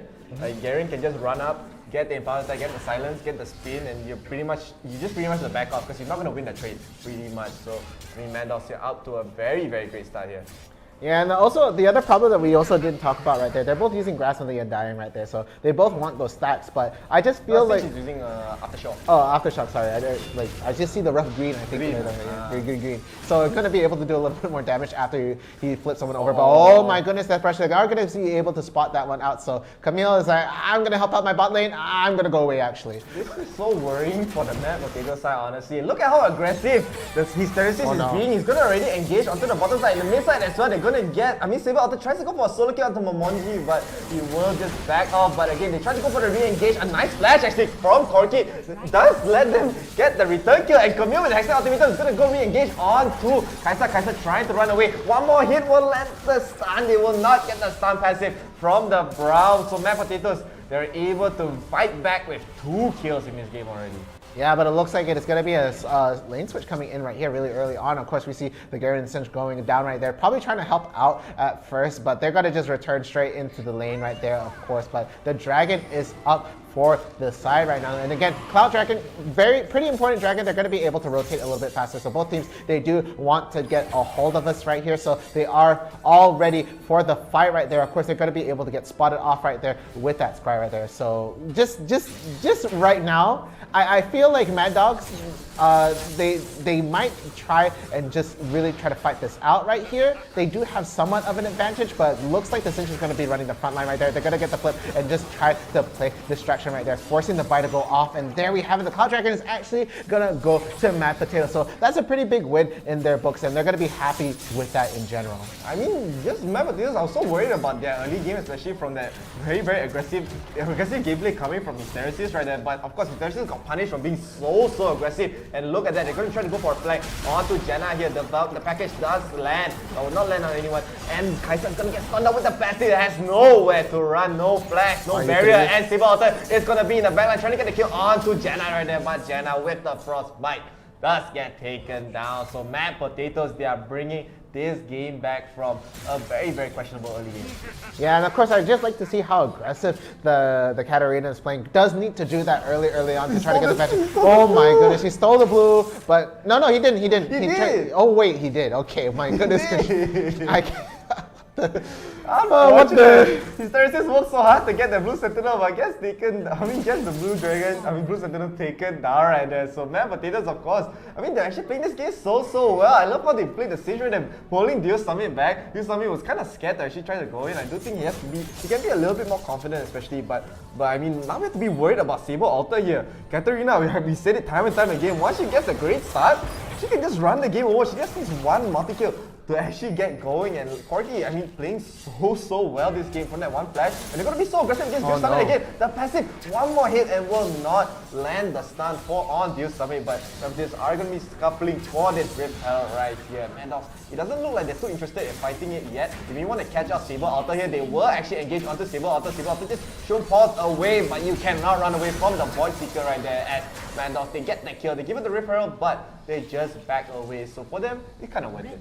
Yeah, but the solo pickup coming in from the bot right there, and the bottom tower is actually really low for the side of Mad Potatoes, and the first gold hasn't been taken quite yet right there. So in the mid lane. So it looks like it's going to be a scuffle again on the mid lane right there. The Hextech ultimate did drop, but they're not going to be able to get the pick off right there. Of course, 𝐶𝐶𝐴𝐻 not going to be able to get a lot done together with 𝐶𝐻 right there, but it looks like it's going to be a rush for the towers, and it looks like top tower might just go down for the side of Mad Potatoes first, but it looks like it's going to be a race. But as again, we mentioned it, red team, they're gonna take it. So Mad Dog's gonna take that first tower gold, but they're gonna just try to return it as fast as possible. But of course, we did see Mad Potatoes. They do have the Rift Herald still in their pocket, so that can come down at any time. But they're looking for the fight. The Glacial Fish on this line. They're gonna get the knock up onto the 𝐻𝐿 right there. The redemption is gonna hurt just a little bit, just gonna make them walk back away. But look at the rest of the team. They want to go for the pick off, and the 𝐶𝐶𝐴𝐻 is a little bit too far forward, but grapple hook, honestly, gonna be able to get away. Yeah, she really wanted the risk cutter right there. She was able to get it at the end of the day, but this team is still so even so far, even though Mad Dogs are going to be up one turret, but the goal is still very negligible for both sides here, of course. It really goes down to whether Mad Potatoes, Saber Alter here, gets maybe more pickoffs, more kills to actually get going in this game. Mad Dogs, they're playing this game how they want to play. They just want Mamonja to be farm, they want 𝐻𝐿, I can't pronounce that name, 𝐒𝐿𝐲𝐬𝐿, but instead they're gonna actually engage onto 𝐷𝐢𝐿 right here. 𝐷𝐢𝐿 has the redemption, has the XP ultimate, is trying to run away. It's just gonna be a lot of damage. One more hit and 𝐷𝐢𝐿 is actually still alive. Yeah, the red buff will take him down. They're gonna get the kill onto 𝐻𝐿 as well. So unfortunate that Saber Alter is not getting these pickoffs, but he's there for the assist anyway. And in the mid lane stage, actually doing a lot of damage to Mamonja right there. So even Mad Dogs, they can't really 3v1 the 𝐶𝐻, and he successfully defended the mid turret right there, just in time for the Ocean Dragon to spawn. Yeah, so they're going to try to get a head start on this dragon. Of course, we see the early rotation coming in right there. Of course, 𝐸𝐿𝐾 was able to back up in time. Ocean Dragon, not the most important dragon, but the Omni Fan going to be pretty good for either team right there. So it looks like they are going to just try to contest this out, but they are going to be a bit slow to the rotation, as we already see two members already getting the head start right there. The tornado does go down, but does not land on anybody right there, but they're already down the dragon to half health. The rest of the team are collapsing, and they try to go for the steal, but it's going to be too late, and now they're walking into a fight right now, and it looks like Saber Alter might try to just guac him and get the ult straight in the middle. He is going to be able to let quite a bit. The package does help a lot, but the backline, it is collapsing right there. They're going to be able to pick off the 𝐶𝐻 right there, and of course they do get one more pick off onto the 𝐶𝐶𝐴𝐻, and it looks like the spin to win is going to be taking one more. So Mad Dog's going to be able to equalize that fight off a little bit into their favor right there. Saber Alter again off position, not going to be able to land as much damage as possible, and with that advantage, they're actually pushing down the mid lane right now, and they're looking to even try to take this tower right here. Yeah, that fight was just so good for Mad Dogs. They got a double kill for 𝐷𝐢𝐿. They only lost one person the entire fight. That Ocean Dragon, it's just no problem to give it up, because it's just an Ocean Dragon at the end of the day, and still Mad Potatoes. That one fight honestly can just turn around on their backs for them. Mad Dogs in general, winning that fight is just so good. And Mad Potatoes not getting any pickoffs, not getting any important pickoffs right there is just very detrimental, especially coming into the mid game right there. As I said, the Ocean Dragon is not so important, and giving 𝐷𝐢𝐿 the pickoffs, giving Mamonja and the 𝐻𝐿 the pickoffs right there, it's just going to be so scary, especially getting later on into the game. And Saber Alter still has not really secured any important kills in this game, and he's having a hard time getting any kill confirmed. in many of his team fights. Yeah, and just look at that. He only has one kill. He only has one kill, and he hasn't quite fully itemized this yet. He does have a lot of damage with that Rata Bands right there, but still not the biggest factor in, because when you have to consider the rest of the team right here, it's going to be very, very difficult to just try and get that ult to go in the center right there. But it looks like a bit of Death Rush is being set up right there. Hysteria is winding up for that Q, might get the jump on the center right there, but no, it's going to expire. They do get the ult on, but where's the rest of the team? Where's the follow? He is now overextended right now. The tornado is going to be landing on one, but they get the encore, but no, it is only going to be landing on two with that Braum going to be able to block the rest of it. But the rest of the team is collapsing, and Jana has to use the ult to try and get the other members to live, but caught on the offside. Kasa has to flash over the wall right now, and it looks really, really bad. Garen is just trying to be the front wall, does not get the pickup right there. All the members are really, really low, and ultimately that really goes into the favor of Mad Dogs right there as they're able to just hold. Are you kidding me though? That's a little bit, it's very aggressive. I don't think the rest of the team is ready. It is the Camille that is around the corner right there. Could try to oh, but she's so low. I don't think she can really get this pick up right here. Oh my goodness gracious. Oh please. Oh no. Mad Dogs, they just snuck the Baron like that? So quickly? How? 11 minutes into the game? What? I don't know what's happening, and now Camille actually get off here. She's actually quite aggressive, trying to get maybe the kill onto Hysteria. Hysteresis. I mean, I keep mispronouncing this guy's name. Please lah. Next time I have a more easily pronounced name lah. Mad Dogs, they just stuck the Baron like that. They lose a single person. They kited their fight so well. Man, Potatoes, they got so many ultimates down, but was not able to get a single pick off right there. So Mad Potatoes, they're basically falling apart in basically every part of these fights, and Mad Dogs are just playing these fights immaculately. Yeah, even though they don't have the kills on the board and they didn't have those two dragons, that Baron is so good for their side because they're going to be able to shove these lanes in. And best of all, Garen is going to be able to split push almost uncontested right here. So really, really big thing. They have to really split their focus here, and that's exactly what they want. They want to push Mad Potatoes away from each other right there, so they won't be able to get that good group fight right now. And they're actually scrambling to just try to find an answer right here as they're slowly trying to knock onto the doors of the inhibitor tower right now. But the way they're playing this right here, they're just trying to get a lot of wave priority and just get a massive wave to really just push these towers down. And it looks like it is working right now, but another thing to take into account, with these lanes being pushed in, it's about 15 seconds until the next dragon comes up, and they're not going to be able to fight this off the way these lanes are being pushed in. They're going to have to take very close attention to their towers. Yeah, and still, Mad Potatoes, they're trying to defend it. They're not able to get the kills that they need. They've been on 9 kills for quite some time, but not really making use of their lead at all. And Mad Dogs, they're playing this fight so well again.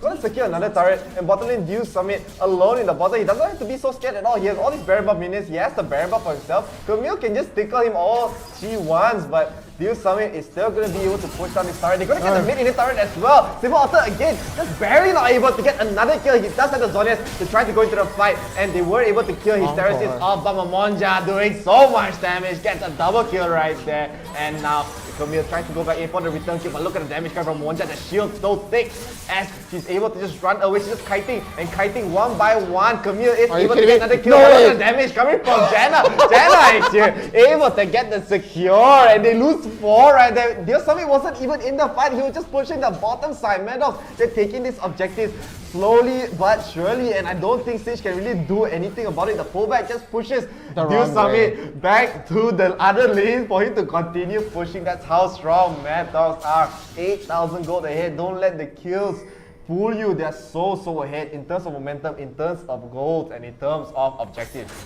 Yeah, and look at the itemization coming in from the side of Mad Dogs. They are a little bit down. They were a little bit rough early on, but they got the gold, man. They're flushed right now. I love the Janna build with the Ardent Sensor into 𝐼𝐢𝐥𝐝, which is a true TikTok Janna build, 100% coming from the Janna. But I mean, Mad Dogs, another dragon. Easy. They didn't need the first 2 dragons. That was no problem. Yeah, they're winning every fight. They were winning every single fight, and now with the Mountain Dragon on top of the Seraphine right there, very solid combo coming in, so they're going to be able to work that out really well. And now, Baron coming in, 10 seconds. And it looks like the teams, they know, they took one Baron before. I'm pretty sure they're going to try to go for it yet again. So they're going to try to get vision right here. And look at it. It could be a pickoff onto the Vi right there, but really good kiting, going to be able to Q over the side right there. But again, Mad Potatoes, they're not going to be able to start it. If the Baron does knock on them a little bit, that's already a deficit coming into the fight. Meanwhile, Mad Dogs, they don't even really need it. They already took down the top inhibitor tower, and Garen, he's split pushing. Yes. He's just split pushing. He's just split pushing on the bottom turret, and 𝐒𝐮𝐦𝐸, she can't do anything about it. Cannot. That's too much magic resist coming from this summit right here. He has the Force of Nature, he has the Spirit Visage. It's gonna be so tanky and 𝐶𝐮𝐦𝐸 can't even do anything about it. All he can do is try to clear out the minions, but it's gonna be too late. 19 HP and no HP for every single turret. Actually, they're able to get the mid turret as well. So Mad Dogs, they're just slowly killing Mad Potatoes here. Mad Potatoes are confined to their base. They're waiting over the wall for the charge. Will not land on anyone. The Redemption does come up to try to heal back up. Brown will block their encore by taking so much damage. They'll try to run away. The Hextech Ultimatum will land onto 𝐿𝐼𝐸 here. Saber Alter trying to do the damage that he can, but not able to get anything out of it. Look at them just falling one by one like flies. Saber Alter, he just Zhonya's to just run away because he can't get into the fight. Mad Dogs are just way too tanky, and now they're knocking onto the Nexus right here. Just few more hits. But look at 𝐸𝐸 being so aggressive. The flash into the ultimate will get one and a double kill, a triple kill for the side of Mad Potatoes. They get an ace so quickly right there, and Mad Dogs, a bit of an over-aggression, even though they're up in the turrets, even though they're up in the map pressure, giving up those kills could lead to a comeback from Mad Potatoes. Yeah, but it's only going to be a couple of seconds until Hysteresis is going to be back in the picture. He's going to be the only one left defending right now. But with the minions, super minions already, they're going to have a hard time trying to get even a single tower down. So it looks like instead of trying to get a focus onto the mid tower push, they also have to defend the other side. So there's no inhibitor towers on the other side right here. They can't afford to get, look, 4 Canyon minions right there. The damage coming from 𝐸𝐸 is actually insane. You It's saw how much impressive. damage he dealt It's impressive. in that fight. I mean, Mad Dogs were just melting, but now they're trying to use this opportunity to go for this Baron, and they really want to go for this comeback. They're not giving up. Hysteresis is in the area though, so I mean it's 1v4. He can maybe go for a steal. The Blast Cone does totally whiff. He maybe want to go for a charge. The Baron is so low. He will get the steal, and now he might get punished for it, but the minions! The minions just ended the game. He didn't even know that was happening, so no one left to defend the base. No one left to... The minions were just hitting like, hey, what's happening in the game, huh? Why are you playing the game some more? That Baron steal was just salt on the wounds. Salt on the wounds, you know. Throw the oil in the fire. Damn rude, man. Very rude right there. But Mad Dogs, they mad, man. They mad lah. I mean, they got that.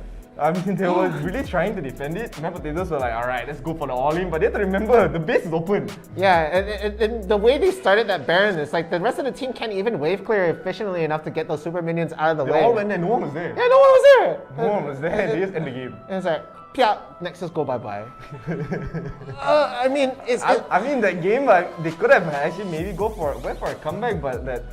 They just forgot about one thing. The one thing that their base was open, their base was exposed. They have to remember, even you get the Baron, you still defend your base. Yeah. And probably play for another 10 minutes.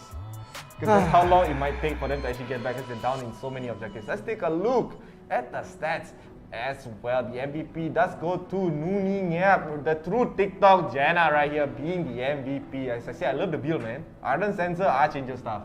Straight away. Yeah, I love it, honestly. It's like shows a lot of confidence, you know. Screw your Harmonic Echo, screw your Chalice, go for 𝐼𝐸𝐸. Yeah, just straight off the bat, no hesitation right there. But of course, I really felt like 𝐿𝐼𝐸𝐸 was really solid as well. Was getting some really good hits in, but I mean, the 𝐸𝐸 on the other side, he was doing a lot of damage, was able to get an earlier Executioner's Culling, and then finished it off with the Mortal Reminder right there. Got the Triforce first, I believe, and then managed to get a whole bunch of items on that side to do damage. But very strong, but just not enough.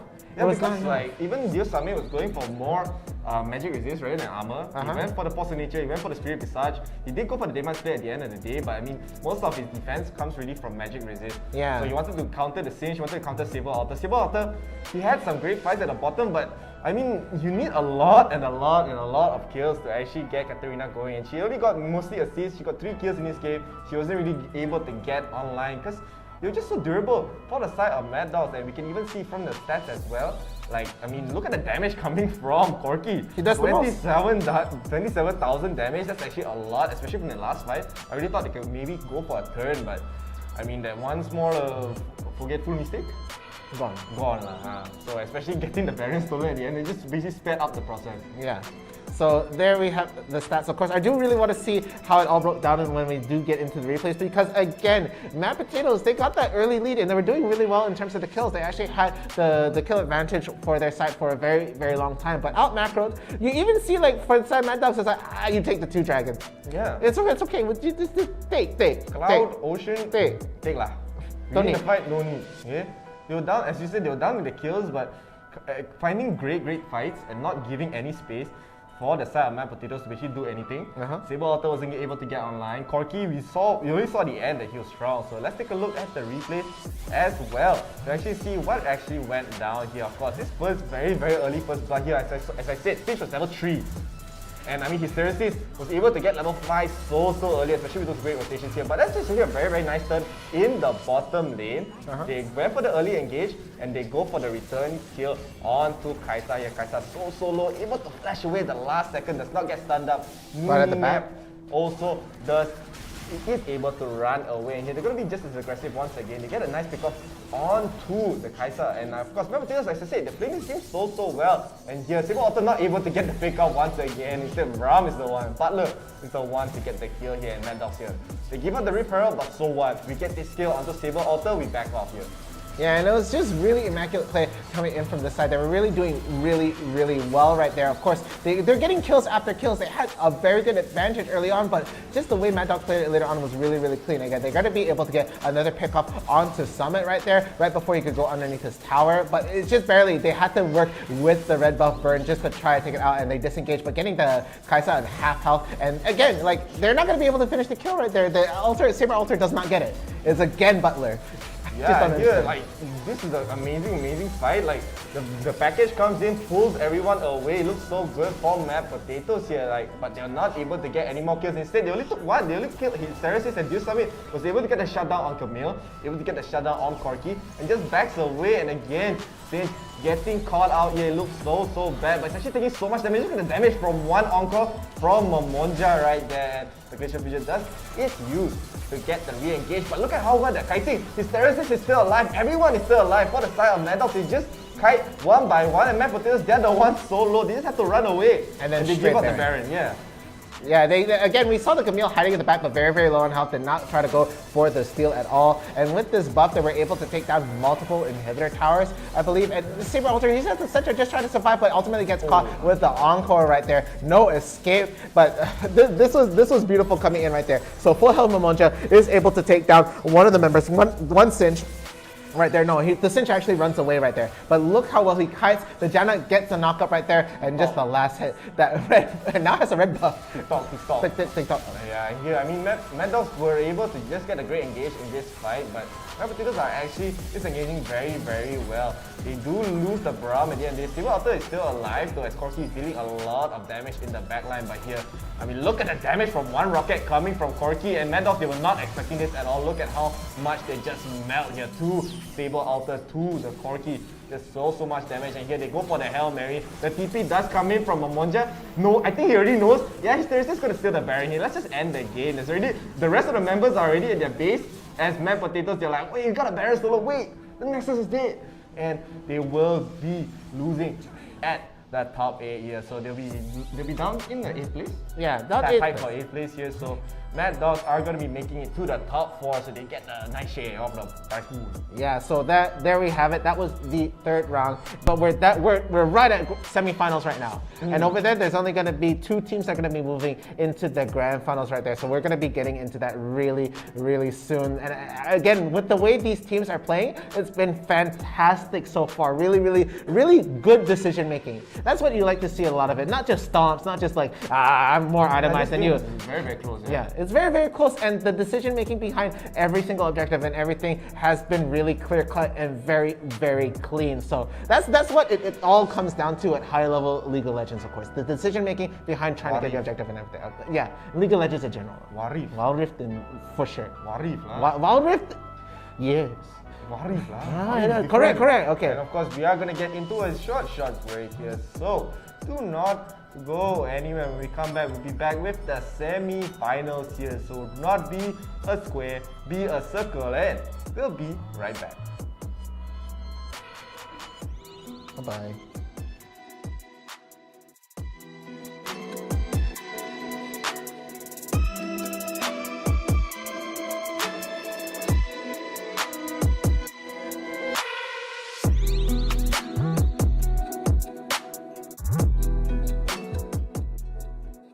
Sometimes you look at a student and say, I could do that, but sometimes they're just students that say, Oh my God, and you have to go nuts. Hey guys, I'm 𝐻𝐿𝐲𝐬𝐿, and right now we're gonna take a look at the top 5 steals in the Summoners Odyssey. Let's go. Here we see Ardent's Ryujin trying to steal the Cloud Dragon from 𝐻𝐿𝐲𝐬𝐻's 4-man stack. Look at how he just charges in, smites Ryujin right in front of 𝐻𝐿𝐲𝐻's face. From Ryujin, the ult in just to try to get... Now this is what I like to call a balls to the wall play. Look at how 𝐻𝐿𝐲𝐻 Orange charges in with Olaf to steal the dragon with ease. Walking in with the 𝐋𝐞𝐚𝐠𝐮𝐞 again. Now Unstoppable coming for Olaf. A little bit too early, so you'll be taken out. But in the meanwhile, he will steal the Ocean Dragon. It doesn't stop the damage on him, and Braum won't be very low. They will kill him away in the Ezreal. 𝐻𝐿𝐲's Aron is back yet again with another iconic Olaf steal. This time, he charges in to steal the Ripel away from Ardent Esports. Ripel is so low, of course no jungler yet, but now it's here and he's stalling us just a little too early. The smite and Unstoppable monsters come. They get the kill on the Graves, the taunt all alone, king in the back. Here we have Mango's Vi landing a perfectly timed smite to steal the Mountain Dragon away from level up. But now they will get the charm onto the Galio, but they'll steal away the mountain as they were stolen away. Now the fight will break up. Of course, they don't have autonomous, but Diana ulti will land. Featherstone will come out. No members are dead from either side yet. But finally, Seraphine does go down. The Vi flies in, but will be taken away by Xayah. And finally, the #1 steal in Summoners Odyssey goes to Caballeros 𝐿𝐴𝐻 with a rather unexpected Baron steal using Kai'Sa's Void Seeker. Unfortunately, it did little to change the outcome of the match. It was an impressive effort nonetheless. Try to equalize this in some sort of fashion, and it will be at this pit and at this fight. But the quick route, oh, so much damage landing on the Lee Sin, and right now it has to be soon. Hey, but they steal the Baron, Mr. Doctor, and now they get a kill onto Lux. Galio so low, Kai'Sa gets the kill. But look at the base, look at the base. Who's defending the base? The Nexus, it's taken away. Ardent Esports, they will sneak the win. That's all we have today, ladies and gentlemen. Thank you so much for watching. If you want to see more content like this, hit us up on our Facebook page, IRL Asia. Comment down below what was your favorite steal. And as always, thank you so much for watching. I'll see you guys on the flip side.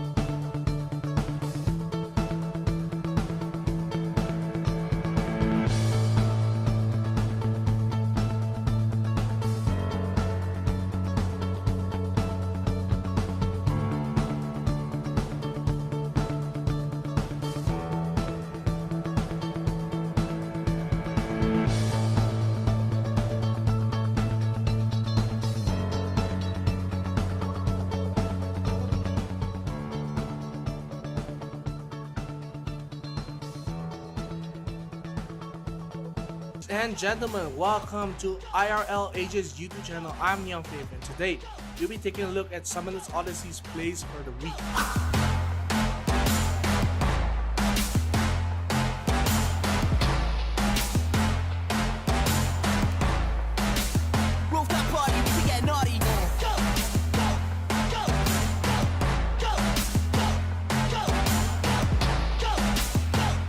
Here we can see 𝐒𝐿𝐲𝐬𝐻 From the side of Taiwan, he will steal the Baron here as Fiora tries to salvage the fight. She won't be able to as the Baron and the fight will slip away from their hands.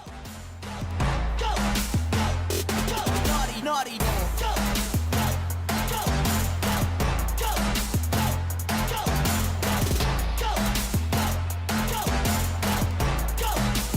Rooftop party, we can get naughty.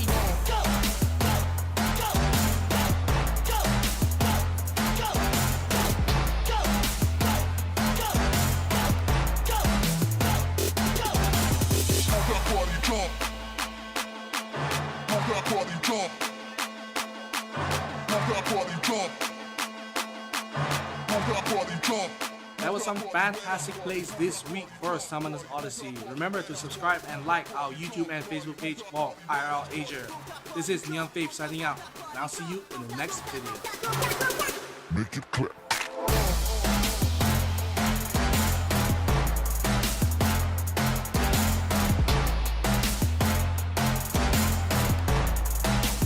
Rooftop party, we can get naughty.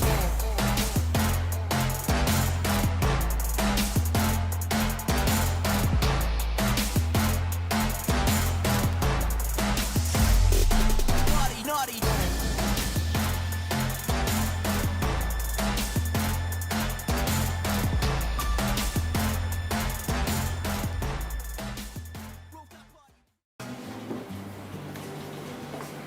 Je suis intéressée par les affaires. J'ai choisi le programme de UTM pour poursuivre mes études.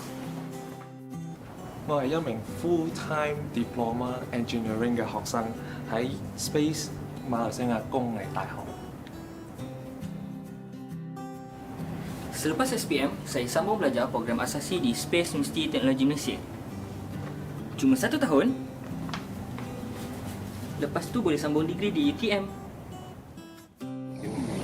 நான் space university technology Malaysia என்ற bachelor of general study BGS பட்டப்படிப்பை மேற்கொள்ளும் மாணவி நான் விரும்பும் துறையை நானே தேர்வு செய்யலாம்.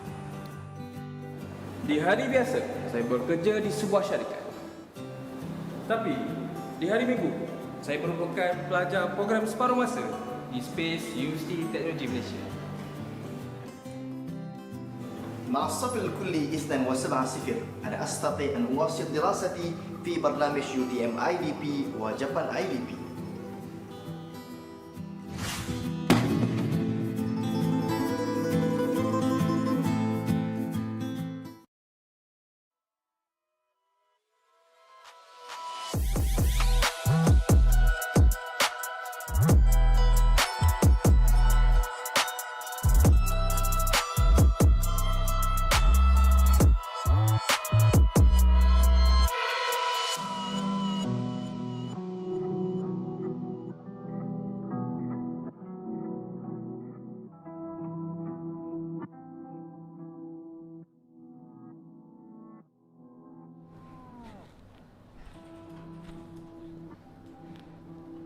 And we are back for the Summoners Odyssey. I am downright fierce. And I am Shiv. And that's right, welcome back. This tournament organized by IRL Asia. Not to mention, partnered with Homie, SKOB Solutions, and Pen Education. And of course, we have our lovely, lovely sponsors, UTM Space, 𝐶𝐻𝐻 Malaysia, and 𝐒𝐮𝐦𝐬𝐨𝐬. And of course, as you said it, we're back with some more What Rift action for What Rift Summoners Odyssey. We're gonna go into the top 4.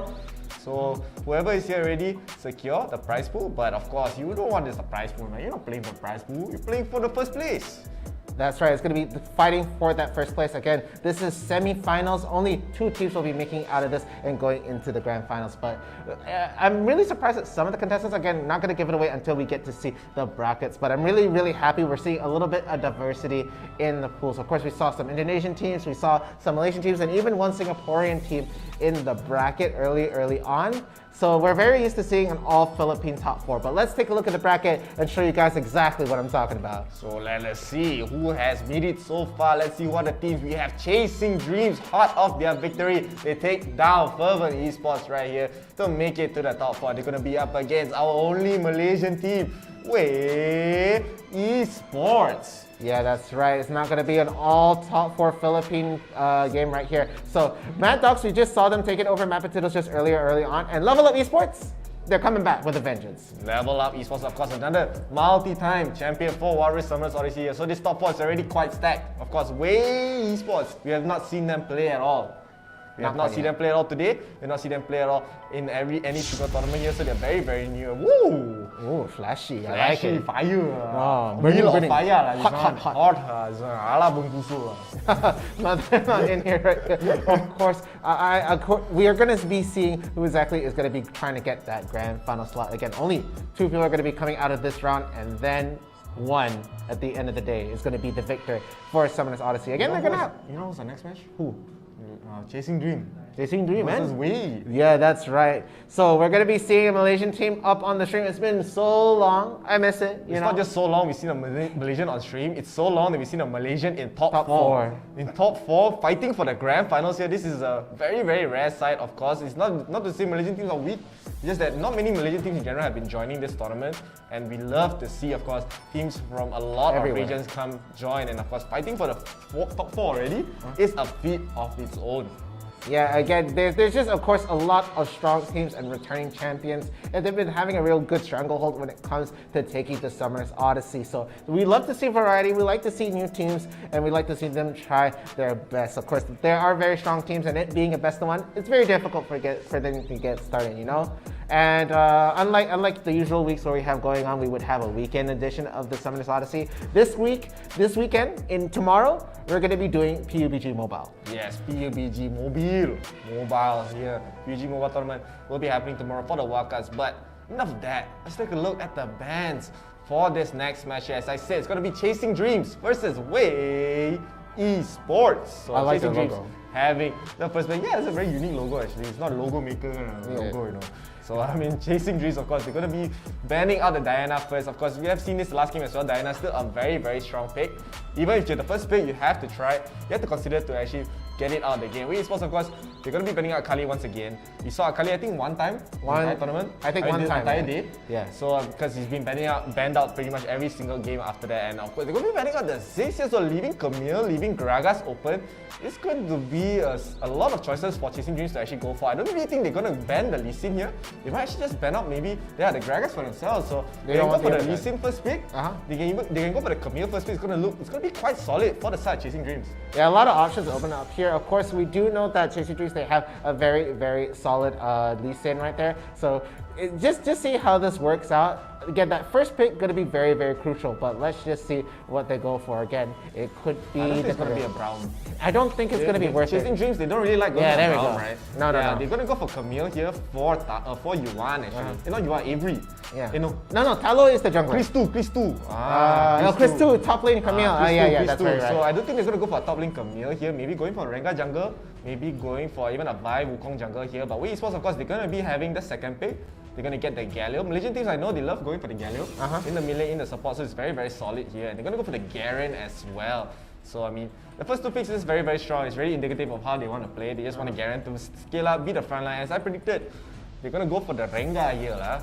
Yeah, they're also going to be locking in the Kai'Sa right there. So Avery is going to be your ADC. He's going to be actually playing that Kai'Sa right here. But Chris 2 actually locks in the Rengar. That could be a top lane Rengar. We just don't know yet. It could be a jungle Camille. I don't think it's going to be a jungle. I don't think it's going to be a top lane Camille with a jungle Rengar here. It probably fits more in the lane. But I think Wei Esports, they're going to go for the Janna here. Maybe deny Shiri his Janna, because we know Shiri loves to play the Janna in general. And going for the Wukong as well, it's going to bring a lot of teamfight ability. Oh, they're actually going to go for the Lee Sin actually. I like it. I do like it a lot. And Lee Sin, of course, I mean, Malaysian teams, we know Philippine teams love the Lee Sin. We've seen a lot of strong Malaysian Lee Sins as well. So I'm very excited to see how this will go. And this time we're going to actually see a rare side. Shiri going to be playing Braum here. Yeah, we did see Shiri play Braum, but I feel like he does a lot better with the more comfortable on the Enchanters. For sure, you can definitely see it when he's on an Enchanter support. He does really, really well. But there it is. This is going to be the ADC lock-in. They don't have it quite yet. Xayah, we haven't seen her in quite a long time. Of course, we've seen people opting more for the Ezreal or even go for Corki right here. But it is going to be top Rengar. It is top lane. Okay, there you go. See? Okay. See? I also got confused. Yeah. Then you see the smile. Yeah, Taloy on it. Okay, that's fine. Chris still going to be the top lane, 𝐿𝐻𝐲 right there. Of course, bot lane will be the 𝐋𝐿𝐲 and 𝐿𝐴𝐣 going to be on that. And Yuan, we love to see him play the Diana. He did a fantastic game with the Diana yesterday, but it's going to be the Ahri in the He mid. loves playing the Ahri as well. Oh yeah, so for sure. Of course, Yuan loves playing the Ahri. He's just so strong. Assassin mode for the side of Chasing Dreams. But of course, this is 𝐻𝐻𝐸 Esports. This is the first time seeing them in the top 4 here and going up against a strong team, a multi-time champion for Summoners Odyssey. They are definitely the underdogs here. So give your support to your teams, man. If you want 𝐻𝐻𝐸 Esports to win, put hashtag WEWin. If you want Chasing Dreams to win, put hashtag Chasing Dreams win or CB win as well. Whichever you prefer, whichever is easier to type for you. So as long as they know you're supporting them, support them. Support your regions, support your teams, and of course, do not forget to support the stream as well. Like and share the stream. It's going to be an amazing match. Winner of this match will go into the grand finals here. So let's take a look at the semi-finals, the 4th game of the day. We are going to have Chasing Dreams versus 𝐻𝐻𝐸. How many A's you see there? 3 A's. What?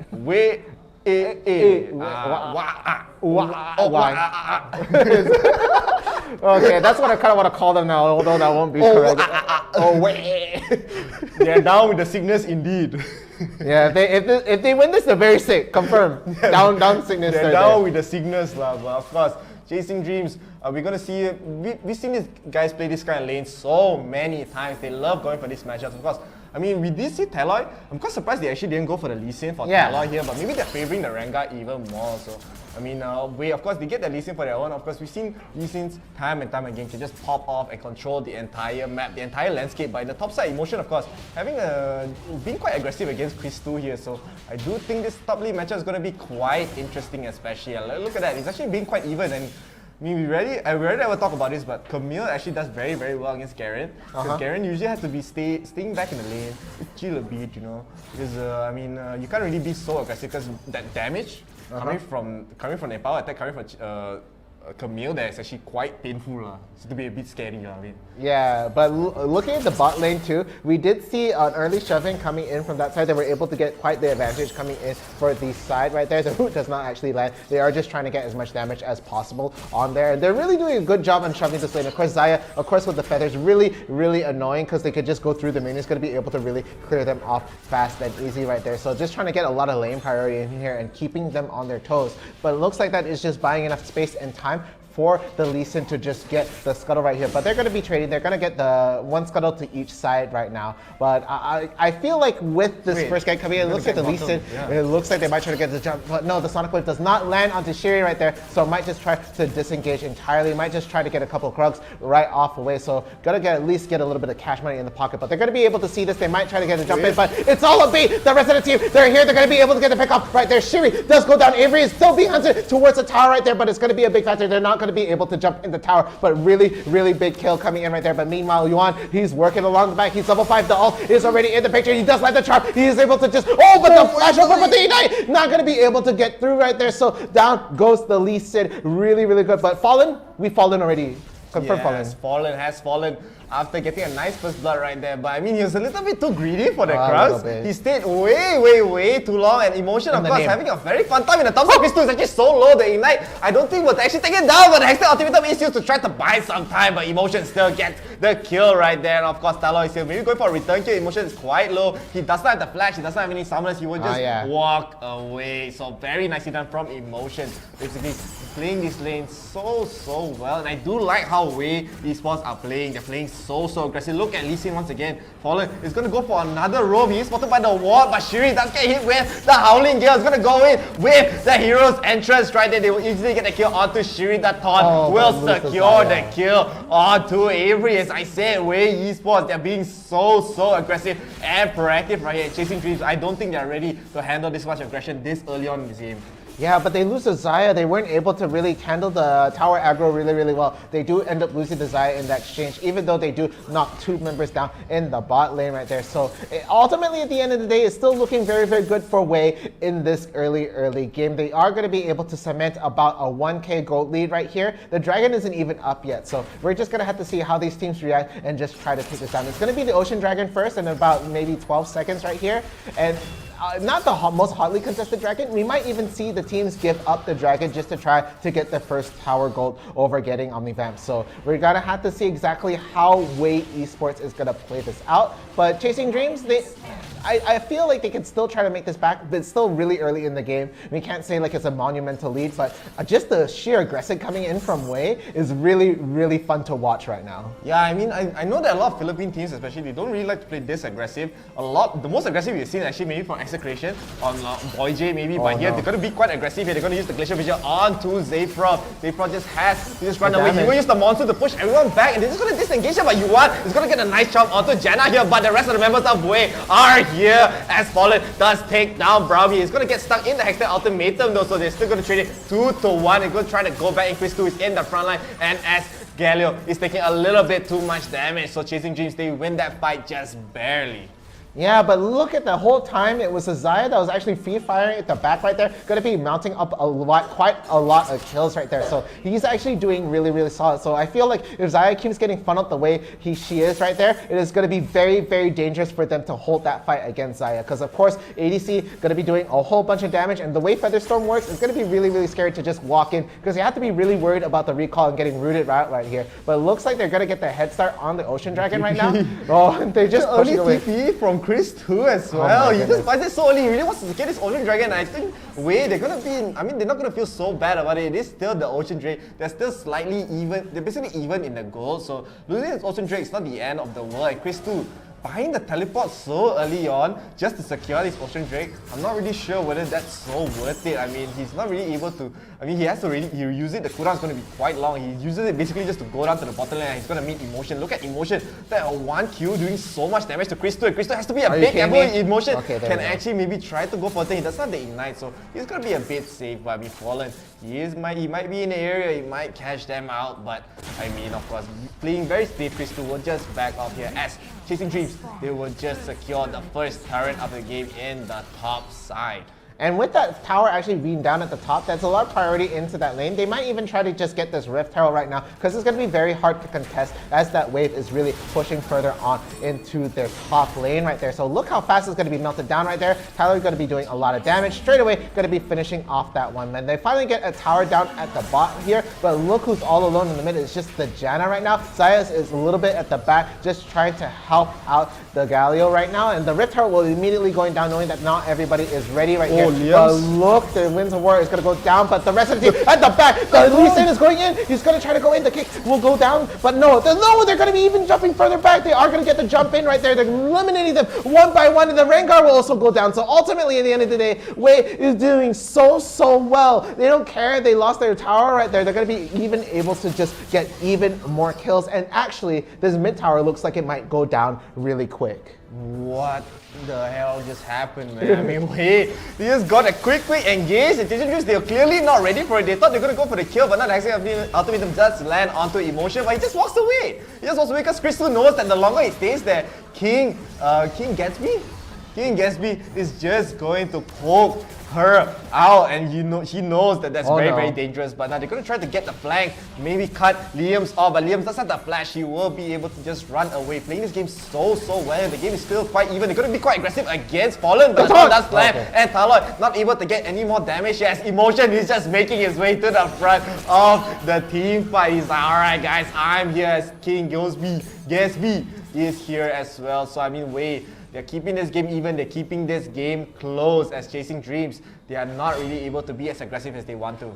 Yeah, but the way the lanes are being pushed in right now, it looks like Chasing Dreams has a bigger eye onto the macro right here, as they're just trying to get a lot of lane priority, getting a lot of those towers down in their favor. Going to be trying to get a good control of the map, maybe trying to avoid fights later on. Of course, it looked like they were trying to go for that fight early in the game right there, but look at them, just unafraid right here. Emotion just going to be able to just stay in front of Chris 2 and deal a lot of damage, and unafraid basically, going to even eat the fruit just to make sure that they're not going to be able to eat that later. Of course, Garen with that passive going to be able to heal, and of course with Grasp of Undying, they're going to be able to even just heal up faster right there. Emotion. So, oh my goodness gracious me. Look, he's just fighting Chris 2 right now. Chris 2 is like, oh wait, man, I gotta run away. But look at the back. But Fallen actually might go go for the flank here as 𝐿𝐼𝐿 is still stuck on the turret. He has to be very, very careful. You might have to back off right now. As now Fallen is going to get the Dragon Kick into the Sonic Wave onto 𝐿𝐼𝐿. 𝐿𝐼𝐿 uses the Hextech Ultimatum to actually dodge that. The Muscle Justice is very well played. Emotion is going to get charmed up instead. And wait, they're going to get turned on as they just get the turret, but they lose the Garen in return. Very well done. Coming from 𝐿𝐼𝐿 to dodge all that damage, and Liam's all alone under his turret. He might actually get taken down here. The Glacial Fusion just used, but 𝐿𝐼𝐿 not barely able to get a kill onto 𝐿𝐼𝐿 right there. So it will be a 1-for-1 on the bottom lane, and the goalie is still going to be slightly into 𝐿𝐼𝐿 Esports' favor. They might want to catch out Shiri, though Shiri is dealing a lot of damage with the first skill. Fallen is going for the back, gets the dash, gets the Sonic Wave. Shiri using the shield, trying to block splash damage. He will dash away to the minions to just run away. So they're able to get a honey fruit for 𝐿𝐼𝐿, but 𝐿𝐼𝐿 will just be able to walk away. So Fallen has to be a bit careful. He's recalling under the brush. He dodges every ability. The charm does not land. 𝐿𝐼𝐿 is trying to attack. They are in the middle of the fight. Fallen does get the slow and the kick onto Tala. Tala is quite low. He has to back away. 𝐿𝐼𝐿 does dodge the orb coming from Yuan and the Hero's Justice as well. The Hero's Entrance as well. And he will come in. He will get the two-man taunt onto 𝐿𝐼𝐿 and Yuan. Yuan and 𝐿𝐼𝐿 are so low. They're not able to get the kill onto the members of Chasing Dreams. But wait, they did their job. They actually bought enough time for their side to actually get this Mountain Dragon here. So still very, very well done. Unfortunately, they were not able to get a kill, but getting an objective is still very, very good. Yeah, and it looks like just the way 𝐿𝐼𝐿 is playing right now, he's doing so well. Not was he only able to just buy enough time, but he was actually just being a complete nuisance to the other team and actually scaring them quite a bit, getting them really, really low. Had to be very careful on just trying to take another objective right there. But that is going to be the Mountain Dragon for the side of 𝐿𝐼𝐿 right now. And it's looking pretty good. They do have the kill advantage right now, but the way Chasing Dreams are playing, they look like to be more focused onto the macro right here, but losing that objective with the Dragon was a bit painful right here. So they're going to have to just try and look for another advantage to push right here. As we see, the Garen is just trying to keep the bottom lane pushed in because that's the only tower left standing for that side for the tier 3. So it looks like he's just going to make sure that they won't be able to push that in and just going to get the split push and try to push it all the way and maybe keep the rest of Chasing Dreams very distracted in the bot lane. Yeah, so 𝐿𝐼𝐿 are just being just as aggressive as they need to be, right? They just constantly want to create as much pressure on the map to the Chasing Dreams side, and Chasing Dreams are responding very, very well, but if 𝐿𝐼𝐿 gets another multi-man taunt like that, the side of Chasing Dreams are just gonna melt as they were not able to even get the pickoff onto Fallen, onto King Gatsby right there. And even in the polls, 100% says 𝐿𝐼𝐿 Esports gonna win. And they're gonna get engaged onto 𝐿𝐼𝐿. 𝐿𝐼𝐿 grapple hook. He will use the Hextech Ultimatum very early on and just flash away to run away here as Emotion is gonna get spotted out by Taloy. Taloy is gonna get engaged on by Fallen as well, but they're not really gonna go back in as they don't really have that much follow-up in the bottom side, but instead 𝐿𝐼𝐿 Esports, they're going to put some pressure towards the mid lane here instead, as 3 members of the 𝐿𝐼𝐿 Esports team are going to be trying to knock on this mid turret store, as only 2 people from the side Chasing Dreams are trying to defend it here, as the turret is melting one by one. The Justice Punch actually lands onto 𝐿𝐼𝐿, but the taunt let go a little bit too early, does not get the kill, but instead Emotion finally gets the kill onto 𝐿𝐼𝐿 in the bottom lane. So still very well done coming from the side of 𝐿𝐼𝐿 Esports. Yeah, so they're doing really, really well. They're going to be able to take down 2 towers right now. So looking very good. And they might get a pick on the tower, onto their own tower right there. It looks really, really low. The health is about to go down. But are they going to be able to do it? The flash into the spin. Just this. The Glacial Fisher will land, will be able to slow down the Garen. But now he is going to go down. All that's left is the Lee Sin, but the rest of the team is going to be able to get this again. But the Janna Monsoon going to be able to heal up the rest of the team. The teleport going down for the side of 𝐿𝐼𝐿's right there. Doesn't need to use all of it. Wait, teleport. Why is it? I'm just thinking, it's like, wait, teleport? Is that a Galio silhouette? Why? They're actually going to chase. They're going to try to chase. There's not a recall here. The sweep does land, but it looks like 𝐿𝐼𝐿 is in the front line, dealing so much damage to Shiri. Shiri is still alive though, as 𝐿𝐼𝐿 did get the kill on to King Gatsby in the back. 𝐿𝐼𝐿 trying to run away from 𝐿𝐼𝐿. 𝐿𝐼𝐿 is dealing so much damage. He's kiting so well as 𝐿𝐼𝐿 trying to kite as well. He will use the Wisdom Wall. He gets a 2-man taunt, and he will get the kill onto 𝐿𝐼𝐿 and 𝐿𝐼𿿼 as well. Chasing Dreams, they were way too overconfident right there, trying to get the kill to 𝐿𝐼𝐿, but losing 2 in the process, it's not a good trade at all. Wait. I'm still trying to wrap my head on why a Galio would buy a teleport. You want to go in, man. Well, you want to go in, TP in and TP again. I didn't get it. I teleport.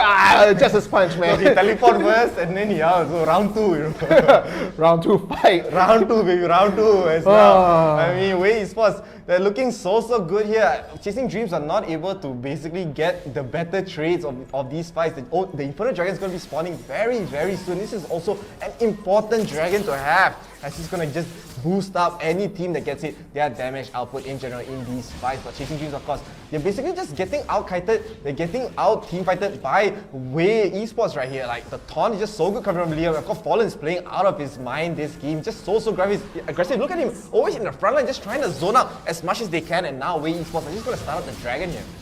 Yeah, so the dragon is going to get started right now for the side of Wei, and they're melting it down so fast. Not going to even no contest right there. And look, 𝐶𝐿 is actually on split push duty, and I don't think he's going to be able to get enough lane pressure into that mix while out there. The dragon went down way too fast. They're not going to trade towers at all. It's just not enough time. And 𝐶𝐿 might get caught out of here if he stays around for too long. But of course, grapple hook is of course a factor that you have to think of. So he's even just Fallen, right? I think so. I think that's why they're recalling right now. But it looks like a death burst setup coming in from the side of Chasing Dreams if they extend forward. Of course, the Xayah going to be a very good pick off if they do land it, but no, going to just be pulling back and recalling. Meanwhile, of course, you see 𝐿𝐴REN having the split push duty, probably just trying to equalize the wave from 𝐶𝐿 right here. But let's just see how these two duke it out. Of course, one is very tanky, the other one also quite tanky but very mobile, so straight Q.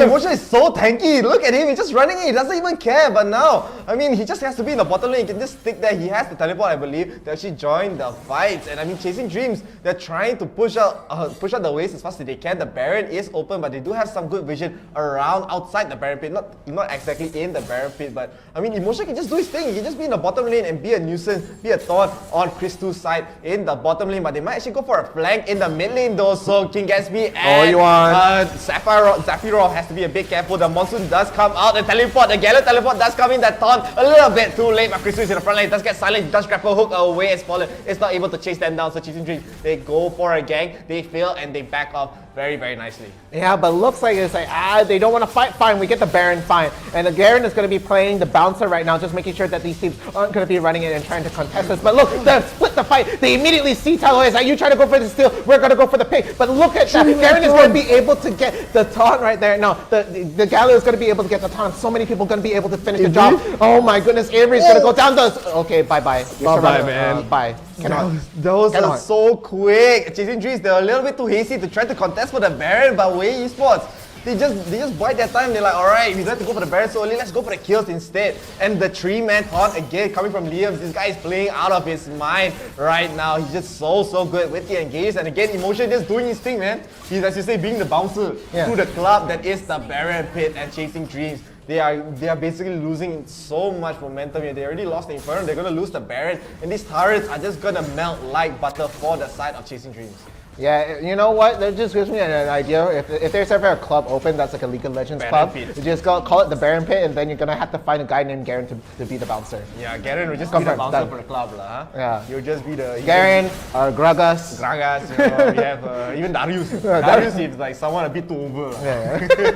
If someone a bit too over in the club, in the Baron Pit, of course, Darius is there to take you down. But you even can see from the goal. Look at 𝐿𝐴REN. Look at Emotion. He's 14,000 level. He has 4 items completed already. Force of Nature, Sunfire Aegis, Deadman's Blade, Sterak's Gauge. This guy cannot be killed 100%, but they might actually get the kill onto 𝐶𝐿. But 𝐶𝐿 does have the grapple hook to just run away. But Wei Esports, they're creeping up to a 7,000 gold lead here. Actually, not 8,000 gold lead. 8,000 gold lead. This is just so insane. And this is like, I mean, Chasing Dreams, they're no strangers, man.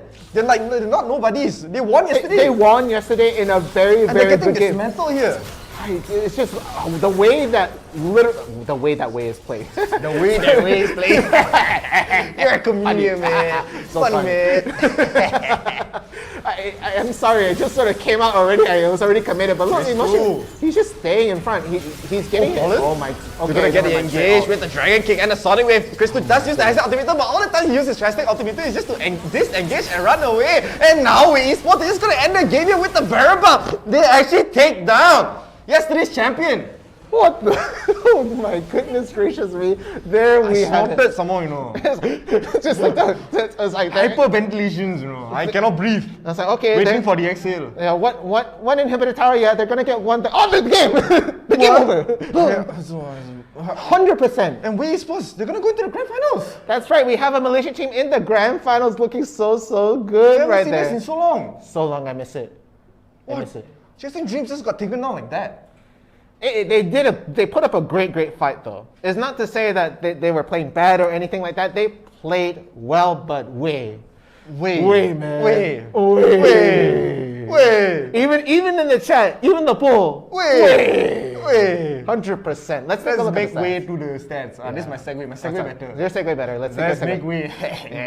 I'm a comedian too, man. I do one time, you all like, stupid joke. And you do it again, I'm so funny. Yeah, because I'm the best, right? Of course, MVP. Let's go to 𝐿𝐻𝐵. Yeah, that's his name, like 𝐿𝐻𝐵. 𝐿𝐻𝐵. There's like 𝐿𝐻𝐵, it's G-A-T. I do think, honestly, the MVP should have went to Fallen. This guy played insane on the Lee Sin, insane in the membrane, of course. And of course, 𝐿𝐻𝐵 will be the SVP. 1, 5, and 5 still being the SVP just shows how much damage he tried to do. And 𝐿𝐻𝐵 was really trying his best to get the engage, but all the times we saw him use the Hextech Ultimatum was mainly to disengage. He uses it to just flash away, you know? Yeah, Hextech, I'll flash away. Yeah, he used it for the invulnerability and like, no, the side of Chasing Dreams, they're not able to get any momentum back. Emotion, of course, just being the front line. You're just walking in, man, you don't care.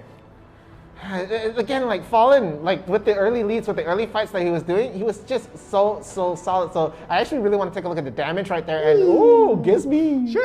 Sheesh. Look at that, 28,000. 28,000, emotion doing 23,000 right there. I mean, the side Chasing Dreams, they're not even close. They're not even close to the 20,000 mark. Only one closest is 𝐿𝐻𝐵 on the Kai'Sa. He was trying his best. He was trying to farm out. He was not able to really, I mean, the team in general was not able to be the snowball that they want to. 𝐻𝐻 is not able to get the engage. They're splitting the fight so well in these fights. Of course, Liam. This guy is insane. Yeah, Liam, of course, we saw a lot of support coming in from the chat, calling him out as like, Liam, my idol, 𝐿𝐻𝐵, that 𝐿𝐻𝐵, I want to be him, he's my idol. So let's just say, that's just some really good stuff. And look at that stat. So this is like, it was so even. It was pretty even. Until that one point, it just slowly went into Way Esports' favor. And they just took the game. As I said, they're dismantling Chasing Dreams. Chasing Dreams were not ready for that at all. No, they weren't. The early aggression, right? Even though it was still even, you see it on the graph right there, pretty even. The early aggression though, definitely something of a mental stack against them, right? You're gonna like this kind of Lee Sin, you would maybe see from 𝐵oy𝐺. Oh, definitely. 𝐵oy𝐺 will play Lee Sin like this, and like another player will be playing a Lee Sin like that. It's just so amazing. Let's take a look at the replays, at the highlights of these amazing matches from today's game, from this semi-finals game. Of course, Fallen a little bit too forward. He got the first blood. He should have been happy with it. It's like, nah, I'm still gonna get the crowds here. 𝐿𝐻𝐵 trying to run away. Of course, he won here. Very nicely done. Makes a great early rotation there. Was able to secure the kill onto Fallen. So it will be a 1-for-1 at the end of the day. And Emotion here being so aggressive against 𝐻𝐻. 𝐻𝐻, I'm surprised he actually walked back in. Yeah, I was just like, Talor's at the back. He's gonna be able to save me. I'm gonna walk back in. Okay, wait, I died. And then Talor even here, not gonna be able to get the kill. He sees the line from the turret landing on his forehead. He's like, I don't want this anymore. I'm back now. I'm back. I'm gonna go away. And here, another nice rotation once again. Look at that. 4 people with a great. Yeah, 𝐿𝐻𝐵 does get taken down. He was hitting the turrets, but slight miscommunication right there. But still, We Esports was still being so aggressive. And look at 𝐷.Fierce being playing this game so well, playing this fight so well. He used the monster to push everyone back, and everyone just focused on the side. I mean, focus on the Janna here, but you have to remember Fallen is here, Liam is here. They were able to get 2 kills as Way. They did lose 2, but everyone in the Chasing Dreams, they're so solo. They can't even try to contest for this Ocean Dragon yet. They were able to get it, but here's a nice team fight coming from the side of Way Esports. Look at the taunt, look at the Monsoon and the taunt. Pushes everyone away as Fallen that's going for the flank. The hero's entrance does land, gets the kill onto Yuan right there, and Talor also gets taken down right after. And Way, as I said, is being so aggressive, but this is a nice play coming from 𝐻𝐻. Uses the Hextech Ultimatum. This is the first time we saw him use it to disengage, and he runs away. And Emotion, a little bit too far, my friend. Yeah, a little bit too far, but they're going to be able to take that tower. And of course, The way Fallen plays is just so aggressive, so clean, but there we have it, just finishing him off, of course, gonna be able to, that was an ult! the Braum used an ult just to try and get the kill right there, was not confident in the auto attack right here, and this is gonna be the first dragon for the side of Wei to get. Of course, they lost their Ocean Dragon much earlier on, but look how fast it's gonna go down, and with that, they were able to just walk away safely. Yeah, I mean, Wei, of course, they were not able to get the kill after that, but of course, Emotion here, just picking on 𝐿𝐼. This guy feels bad, man, of course. And Talon again thinking he's safe under his own turret, but Fallen is here, Emotion is here. Talon just has to run away. But the flash into the spin does net him the kill right there. Of course, Avery does almost get the return kill as Shiri got the return kill with the passive and the Monsoon. Very nicely done to push Shiri back, and Shiri with a tornado as well. The teleport coming from Leos. Hey man, I'm here guys, what did I miss? But Wei Esports, they're just able to get the turret and they just back out from here. So, but Chasing Dreams, they didn't have enough, man. They're like, alright, let's keep going back in. Shiri does throw the prospect. 𝐋𝐿 is here. The taunt does land onto 𝐋𝐿. 𝐋𝐿 is able to get the kill onto �KingGatsby right there. But I mean, look at Shiri, still so low. Liam's trying to run away, trying to kite as much as he can. 𝐋𝐿 being very aggressive here, but ultimately he gets punished. Look at Fallen and look at that two-man taunt from Liam's. I mean, Avery was a little too out of position as well. Losing maybe 𝐋𝐿 was bad enough, but losing two is a bit too much. Yeah, and of course the bouncer right there gonna stop a lot of fights, but the way they peel, it's like, hey, is that the jungler right there? He doesn't get to walk in for free. The three-man taunt. Oh, but the taunt in the brush right there on the other side gonna be able to stop that whole advance, and then Fallen is just gonna come right back and, hey guys, did I miss anything? Oh yeah, Kai'Sa, bye. No, I don't know whether if he didn't Zhonya's there, he could have gotten a kill onto Leos maybe, but I mean, it didn't matter at the end of the day. They just basically ended the game here with the barrel buff slowly. As I said, this was a dismantlement. I don't know what's the term, disentanglement? Dismantleism? No, that's dismemberment, disentanglement, disassemblement? Disassemble. Disassembled? Yeah, disassembled. England lesson because we are very bad in England second language. Sure. Second language Okay. And of course, that's an amazing match coming from the side of Wei Esports, taking down yesterday's champion. Chasing Dreams, man. Chasing Dreams, and they're just gonna go to the grand finals here. Maybe we could see a Malaysian winner today. This is the first time in so long. It's the first time in so long since we've seen a Malaysian team get this far into the game, but we're gonna have to wait about a 5-minute break before we get into the grand final. So guys in chat, please stay tuned. We're gonna be back after this very short break. Stay tuned. Bye.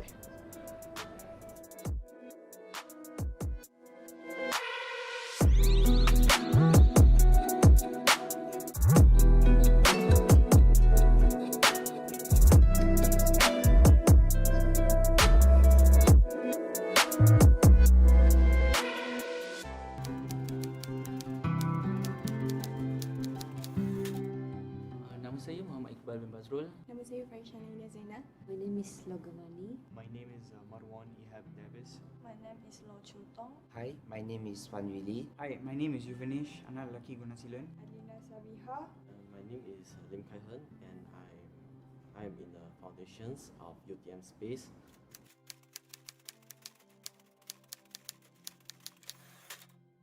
My learning experience are great. I think it's good because I think it's comfortable. Like the class, the lab are very comfortable, and the lecturers are very good. The class is very comfortable, and the environment is good. The hygiene also very good for the class. Lecturers, they are quite good, very useful. They are willing to spend their own personal time to attend to your questions like after class. Because the lecturer knows that we are from secondary school, so they're willing to really spend time with us a lot.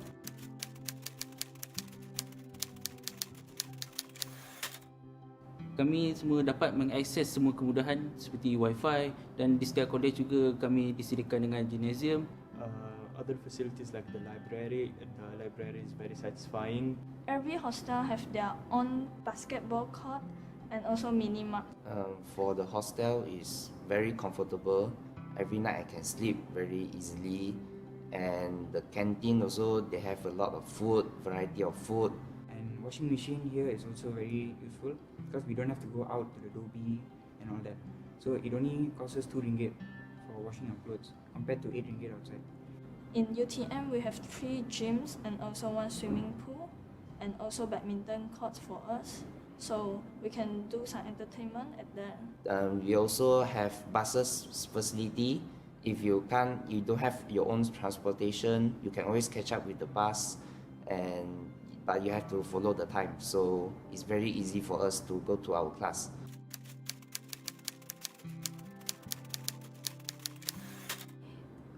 Salah satu sebabnya UTM terkenal dengan top 5 dekat Malaysia, top university, and saya nak jadi engineer. So UTM terkenal dengan engineering. So saya memang pilih UTM sebab saya nak jadi engineer. I want to study engineering, so I think UTM is best for engineering for the SKOB campus, and also it's a government university, that's why I choose UTM. I choose UTM mainly due to the global and local ranking. They have top 3 on Malaysia and top 100 on the world, if I'm not mistaken. Another thing is that UTM provides the foundation for international students, while other universities don't. Foundation, as we know, is only 1 year, so it's like fast track compared to STPM. STPM is 2 years. UTM have a highest, they provide the highest employment rate outside of the private sector and also the government sector.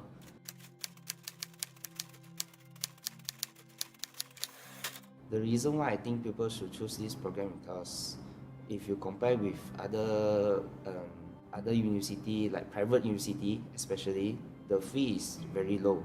Foundation program actually in UTM is quite cheap. I think it's even cheaper than others university. Foundation gives you good experience, exposure to university life. Anda telah diberi pendedahan awal tentang kehidupan di universiti, bagaimana sistem pembelajaran, sistem pemakahan dan sebagainya. The program provides a 50-50% credit, where 50% of my work depends on the final exam and 50% depends on my course marks. This is a big advantage because if you don't, you can improve your final mark by doing well during the SEM, and during the final exam you won't have much pressure to concentrate that your full mark is coming from the final exam. It also helps to the mark is also helped by the course mark during the SEM. You only need to spend 1 year in this program, then you can straight go for your degree. So it's like a fast track. This program provides a great learning experience, and also it provides opportunity to enter degree program here. Here have a lot of leisure purpose places like kayaking, horse ride. It's very fun to be here.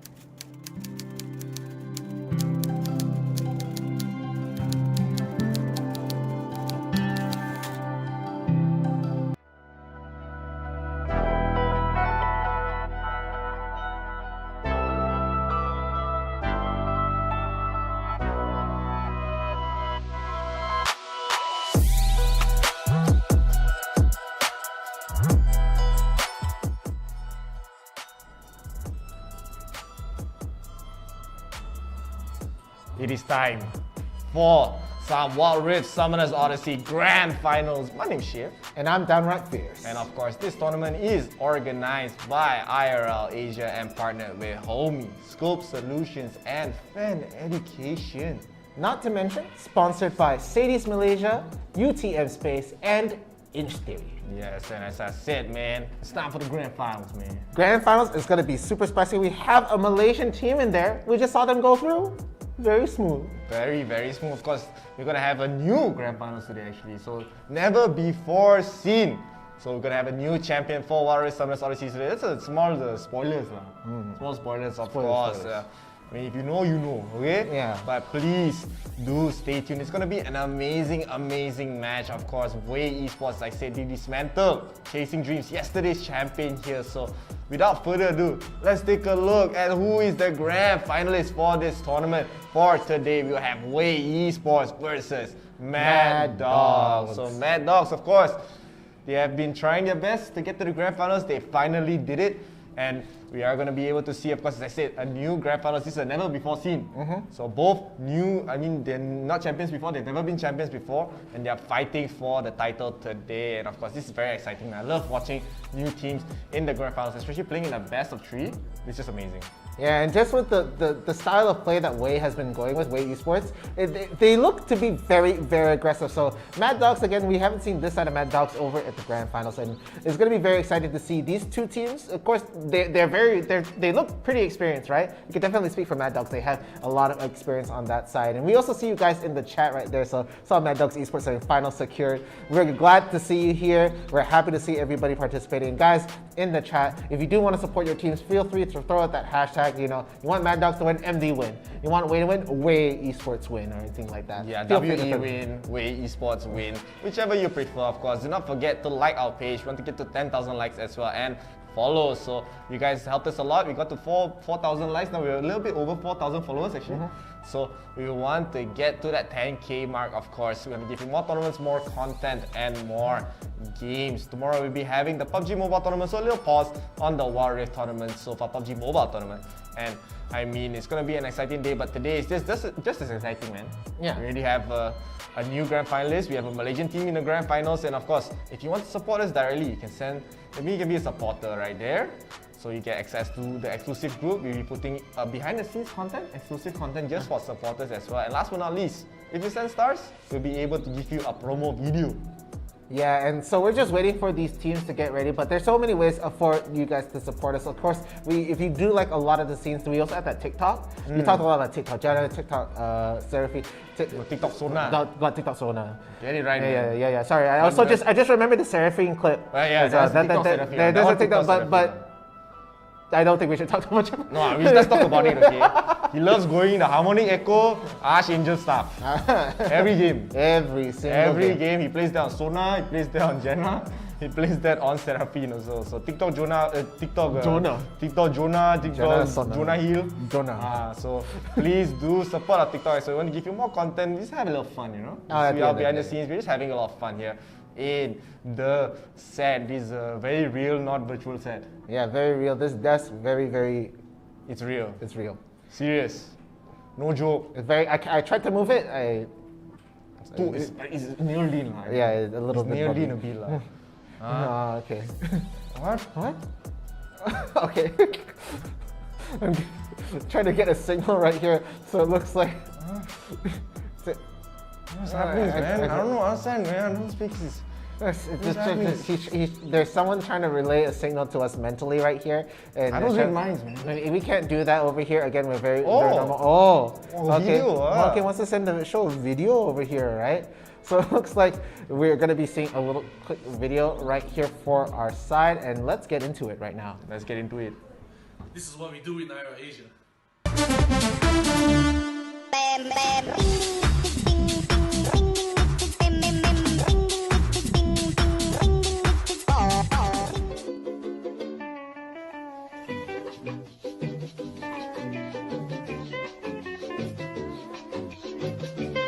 Put you on the planet. Apparently someone sent stars just now, so yeah, that is the promo video just for you, of course. Hope you guys enjoyed it. If you want to see more of that kind of content, check out TikTok, man. Yeah. TikTok, make the clock go talk.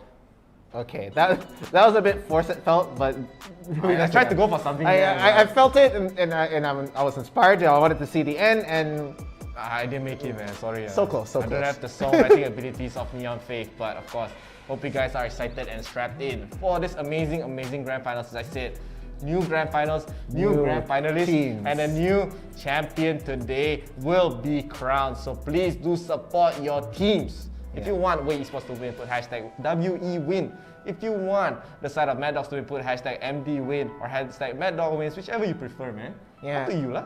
But we're already seeing in the chat some support coming in for Liam's right here. Of course, he was the one that was really rocking it with the 𝐿𝐲 last game. Again, landing beautiful taunts, really good stuff, really solid play. So again, like we understand now. He's the guy to look out for the side of Wei Esports. But it was overall really good play coming in from the whole team. Of course, I felt like the 𝐒𝐻𝐻 on that side was also very solid. The 𝐿𝐲𝐻𝐻 on that side. So really want to see exactly how that is gonna go down.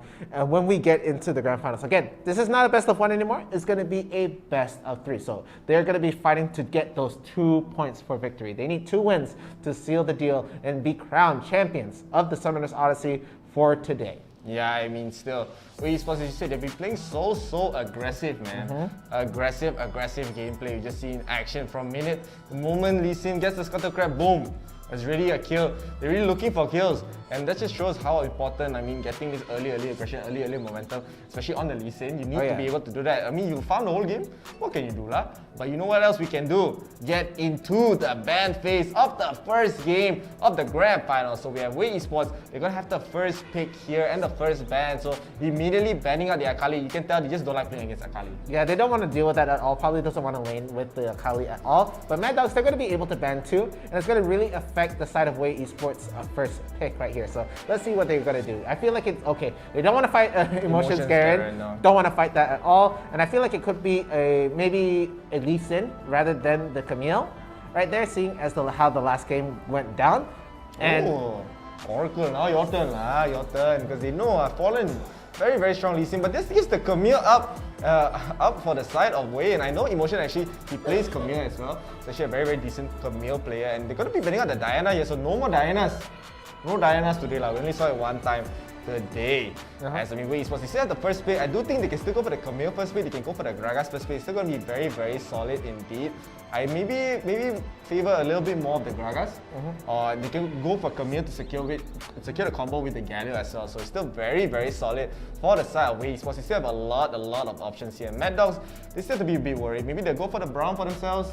Maybe they'll go for the Kai'Sa for themselves, but we saw 𝐻𝐻𝑒sports, they played the Xayah last game, so they don't really need to rely on the Kai'Sa. Yeah, so I don't think the ADC is going to be a hot pick coming in right here. But the first pick, I actually don't know if they're going to go for the 𝐼𝐼 at all. Of course, we don't know a lot about 𝐻𝐻𝑒sports, but leaving the 𝐼𝐼 open in the comp could be really bad. But 𝐿𝐿𝐶𝐻! Forgot about 𝐿𝐿𝐶𝐻. They're going to have that presence in the mid lane. And 𝐿𝐿𝐶𝐻 is actually the mid laner. Now, was he the support? He's the mid laner. He's the mid laner right there. Yeah, so he was playing the Mad Dogs, they're going to secure the 𝐼𝐼 and the Gragas here. So solid. They can actually still go for the 𝐿𝐼𝐼 mid to actually have a very strong combo in this game. Of course, it could be either Hysteresis or 𝐷𝐢 playing either of these champions. That's how flexible they are. But 𝐻𝐻𝑒sports, I mean, they're hovering over the what's her name? Evelyn. Almost forgot her name lah. But haven't seen her in so long. Yeah, 𝐿𝐼𝐼 of course is going to be playing the Janna once again. He's been so good on the Janna in the last game, and I wouldn't be surprised if he plays this well again. And they're going to go for the Wukong this game as well. So it's going to be very aggressive. A lot of team fight. They're probably going to go for the Ezreal as well. Ezreal. Wait, please. Yeah, please don't lah, please. You already pick it, man. And Mad Dogs, they're going to get the Kai'Sa here, so it's going to be very strong. And the Annie. Okay, so Annie made this to fight the 𝐿𝐿𝐶𝐻 right there. Okay, I get it, but yeah, king.ksp gonna go with the Xayah yet again. Wait. If they go for the Jarvan here, could be a Jarvan or Wukong top. But emotion, showing emotion. Oh, really? Okay, can. I think they're going for Jarvan top here. Yeah, Jarvan top. Okay lah, let's go. And Mad Dogs, of course, they have one more pick to go. We don't know whether this could be either. I mean, we most likely see an Annie mid. We rarely see any support, but it could still be an Annie support. Who knows? Monja, of course, still a very strong player. He is going to go for the Z. If he's hovering over it, this is a very pick. The Corki could also be a decent choice. They want to go for the double AD here, so. I like the comp coming from Mad Dogs. We rarely see it, so it's going to be an Annie support actually. Okay, so. Interesting picks coming in from both sides. Of course, they're probably reactive picks on each other. Again, we also had Braum left in the pool, but nobody's opting for that Braum. It looks like king.ksp loves playing the Xayah. Yeah, I think that's going to be his pick right there. So if they force him to play another ADC, it's like they ban the Xayah in the next round. If we do go into that, if they do lose this, we're just going to have to see how it goes. So the picks are already settled. This is exactly what we're going to see when we go into the very first round of the Grand Finals. Again, it's a best of 3. And it's the first team to get those two wins to take the tournament. So it's a bit of a mix coming in here for the first game. It looks pretty good from either side. Of course, we saw the adaptation from. I do prefer 𝐻𝐻𝑒sports draft a little bit. Yeah, a little bit better. I do prefer it a little bit more because they're better engaged. They have better team fight, I think. As I mean, they still have to Annie support. The big problems about Annie support is she doesn't have as much range as you think.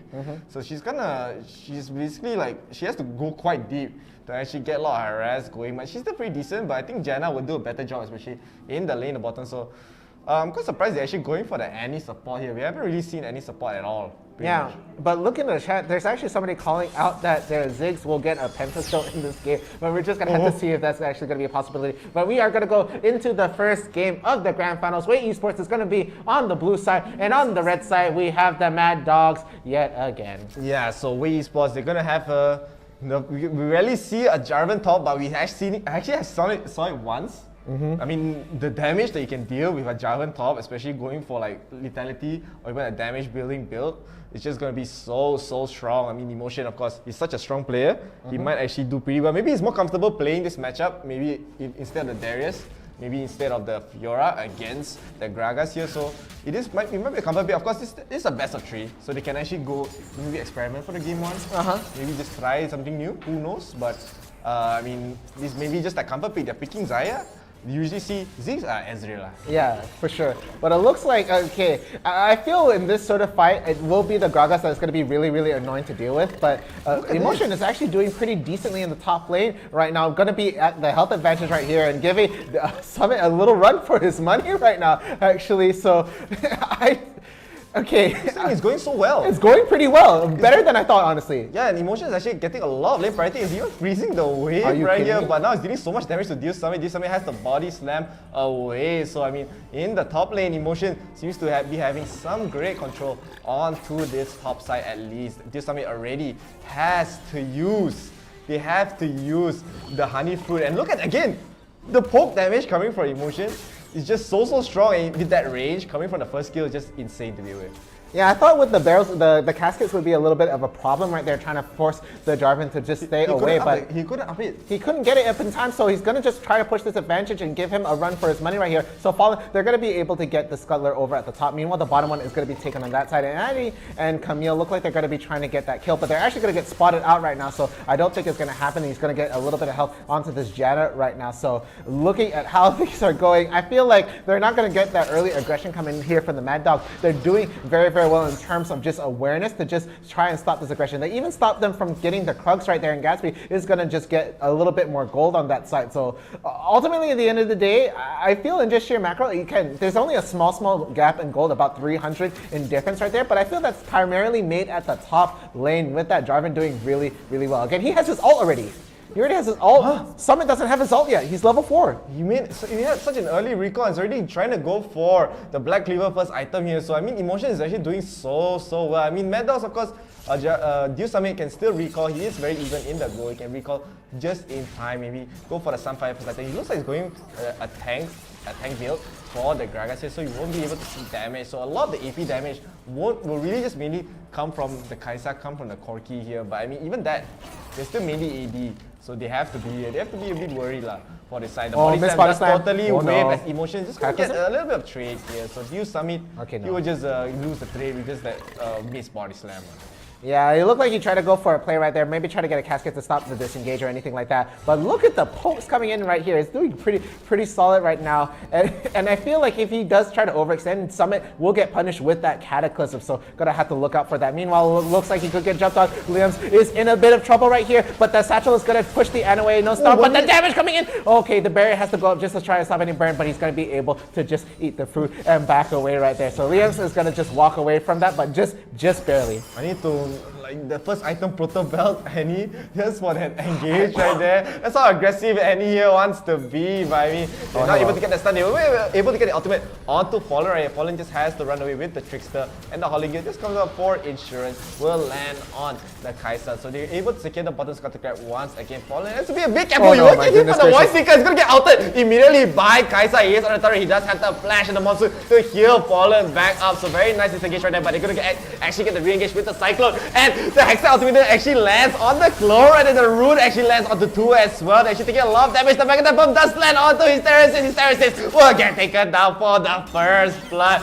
The arrow, the Feather Fall will land onto Kai'Sa. So low, has to back away. The package does land onto King Gatsby. King Gatsby taking a lot of damage. The Rune, and he will turn and get the kill. Mad Dogs, they're getting taken down here. That was so close. 𝐿𝐴𝐥𝐵 was so low on health, but the last bit of the recall gonna be able to get the root and stop the advance right there. So a really good fight coming in from the bot lane right there. Really solid stuff. So 𝐿𝐴𝐥𝐵 is gonna be paving the way to their first win in the grand finals round.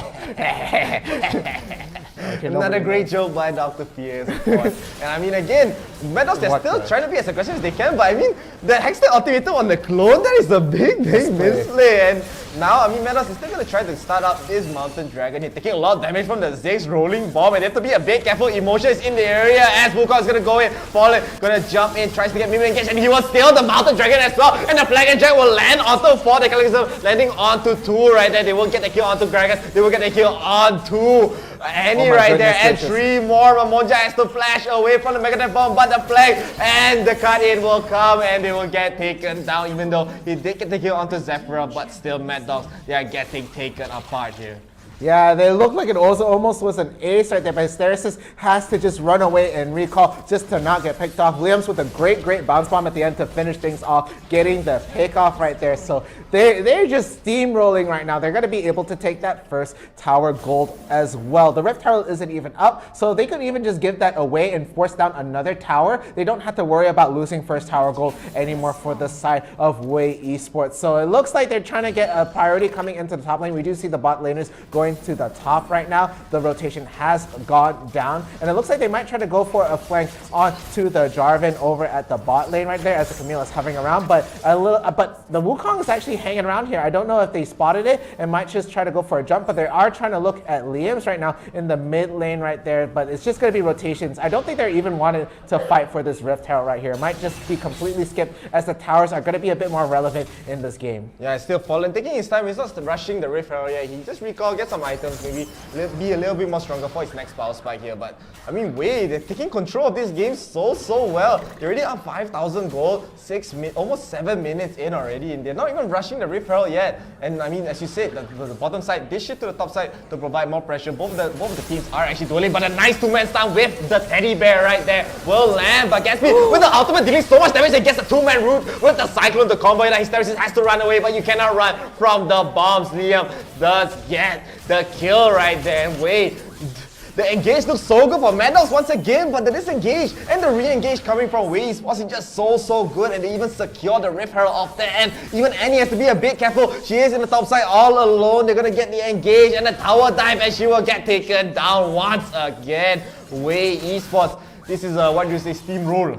Steamrolled. They're going so well. They're doing really solid. So look at how these guys are playing. But it looks like the Cataclysm right underneath the tower does not care. Will still try to go for it. He will get the pick off right there. He is still tanking the tower, but it doesn't matter. Liam is going to be able to knock that down, and Emotion will just go away. How brave do you have to be to do that, man? 10,000 gold. 10,000 gold brave. 10,000 gold. The second dragon hasn't even spawned, and Mad Dogs, they're getting torn apart here. Every single bit, they're trying to engage, they're trying to fight, but they refuse to surrender, man. They do not want to give up. The game is still in their hands, but 𝐿𝐴𝐥 Esports, they are dangling it off a very tall thread, tall rope right there in Mad Dogs' face. But I mean, again, you saw the 2-man stun so nice for 𝐿𝐴𝐥. So strong, man. 𝐿𝐴𝐥 so strong, and Liam's really good with that bomb shot. They engage going, you're trying to group up, free damage for me. And then the team got his, had to run away from that immediately and caught them running for their lives. So Liam's with really good decision making coming in with these ults right there. We usually just try to see it when they try to just finish off the kills or just as pressure for when they're trying to walk in. But seeing it as a disengage is going to be a big first for me, really, for the 𝐿𝐴𝐥 ult. I don't want this team to fight. I'm going to throw my ult in the mix. That's how he did it. I mean, now the Ocean Dragon is going to be spawning. I do think 𝐿𝐴𝐥, they can easily just give it up for maybe going for a turret, maybe in the top side, maybe in the bottom side as well. But I mean, Emotion is still just alone in the top side. There might be a group up towards the top lane. There is going to be a 3-man rotation towards Emotion here, but he can still be quite strong. The stun does land onto Emotion. Emotion is taking a lot of damage. He will flag and drag away. They're going to chase him down with the ultimate. Emotion so low. The flash has to be used by Mamonja. Almost not taking that kill right there, but at least that rotation did secure the kill. But in the meantime, 𝐿𝐴𝐥 are just going to be like, alright, let's start up the Ocean Dragon here. Mad Dogs, they're going to be okay with it. They're going to try to secure the first turret for themselves in the top side. So it will be a turret for the Ocean Dragon. We've seen teams do this many times, but I mean, still Wei, they are definitely in control of this game. Yeah, and it looks like they know that the rest of the team, they're trying to force a rotation right here, just trying to push down the bot tower, but you're pushing against a Ziggs right here. So 𝐼𝐼 goes down right now. They're going to be pushing this mid lane, and all that's left is Summit to just try and protect things right now. But they're fighting underneath this tower. They don't care. And he's going to be able to get the pick off right there. They're going to be able to burn him down, and the rest of the team, they look like they were going to try to push it all the way to the inhibitor tower. That's not an option anymore. They're going to have to run away. They're going to delay the recall as much as possible, and this inhibitor tower is going to get hit hard right there. One plate going to be taken out, and it's going to be about half health. So ultimately, it's like, fine, you take 2 towers, you're going to be fine with that. We're going to go all the way to your inhibitor. How about that? So the way Esports is going to go down this game is looking really strong right there, and they look like they're going to get it. The stun does land onto the Wukong, but all alone. The root is going to go down. They're going to try to get a pick off on the Corgi, but no, it's not going to happen. They're going to be able to get the kills onto Timbers right there. So free gold, ultimately at the end of the day, they're going to be pretty good. They're just trying to engage every single time, but not getting any follow-ups for the side of Mad Dogs and Wei. They're just disengaging so well, especially I think 𝐿𝐸𝐺𝐵, his roots are just out of control right here. He's playing this game, he's playing these fights so well, getting the kites, getting the roots, constantly getting the disengage for his team, and even if they wanted to turn, they could have turned easily on Momonja right there. And Mad Dogs, they are not really prepared for the amount of aggression that Wei Esports are having, and then still Mad Dogs, they are just trying, but even though they got 2 turrets in the top side, there's still a lot of pressure towards the mid side as well. And look at 𝐿𝐸𝐵 as well, just trying to sneak the Blue Sentinel from downtown. Fallen in the front line, he does get a 2-man cyclone with the Mega Devlin only landing onto 𝐷𝐢𝐿𝐸𝐵. 𝐷𝐢𝐿𝐸𝐵 is still going to be quite tanky, and the casket does land. 𝐷𝐢𝐿𝐸𝐵 is in the front line using the monsoon to push everyone back, and 𝐷𝐢𝐿𝐸𝐵 is going to get taken down in the back. A 3-man Cataclysm right there, he does get taken down instead, as Mad Dogs, they were able to focus him down, so it will still be a 1-for-1 for the top laners here. But Annie's being so low, had to dodge all the pokes coming from 𝐿𝐸𝐵, but it looks like they will be okay, but I don't think that turret is going to be okay, man.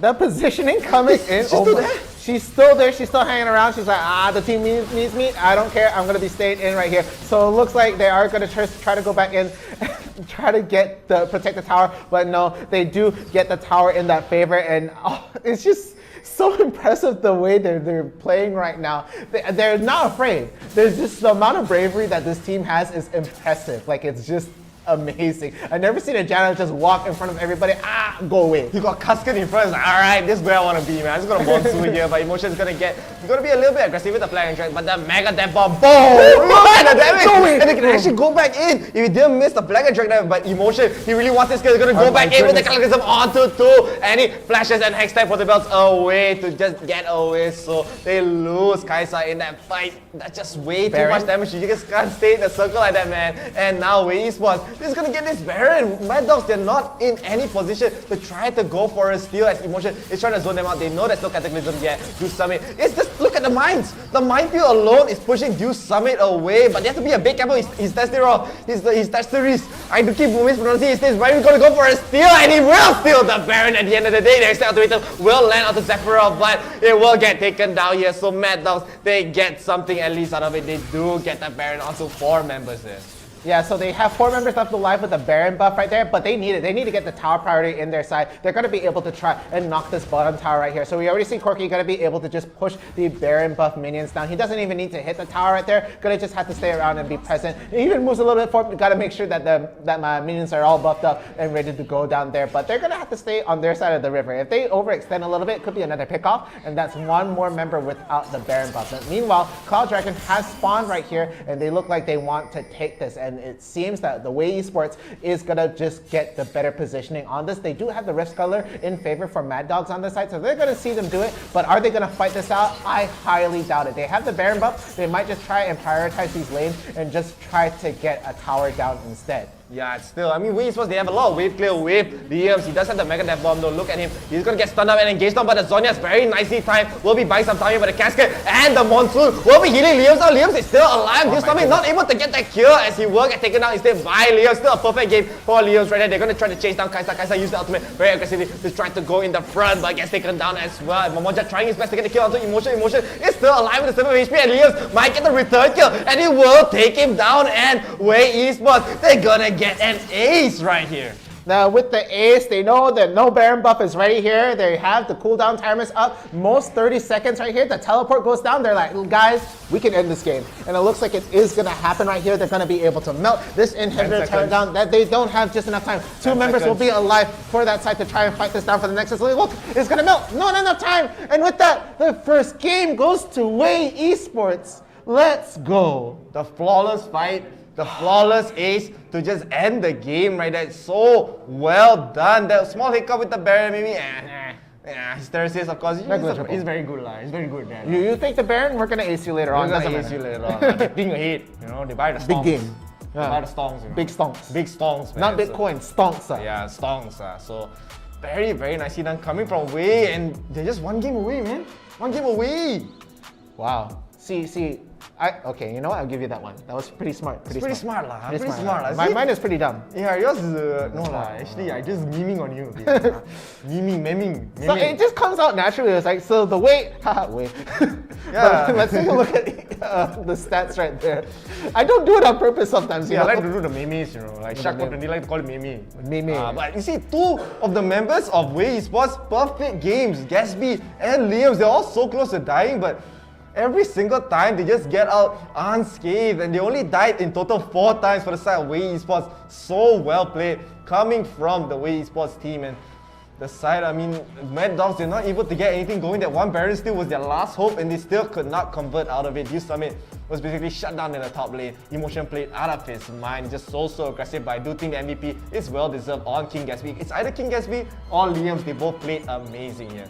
Yeah, and look at the damage. 𝐿𝐴𝐻𝐻𝐻𝐻 actually outdoing 𝐿iAMS right there. Of course, we saw 𝐿iAMS. He did have a bigger player right there. He wasn't actually the one dealing a lot of damage to kill. He was just really controlling the match with his bombs and just really pacing things in the overall game. But 𝐿𝐴𝐻𝐻𝐻, he was the one to look out for. But Emotion was so solid in a lot of these fights. Again, he was caught out here and there a little bit. Can't help it, you know. Top laner things, you're going to be alone. But his cataclysms were quite on point, landing on multiple members. Yeah, I mean, just so amazing. He's just playing so aggressive, and he basically just won the top lane all by himself against 𝐷_SUMMIT. He was not, I don't really think he played this matchup a lot, because you can tell that he wasn't really comfortable in the matchup. Just getting poked out, and he wasn't able to even get back to the game. Only participating in one kill.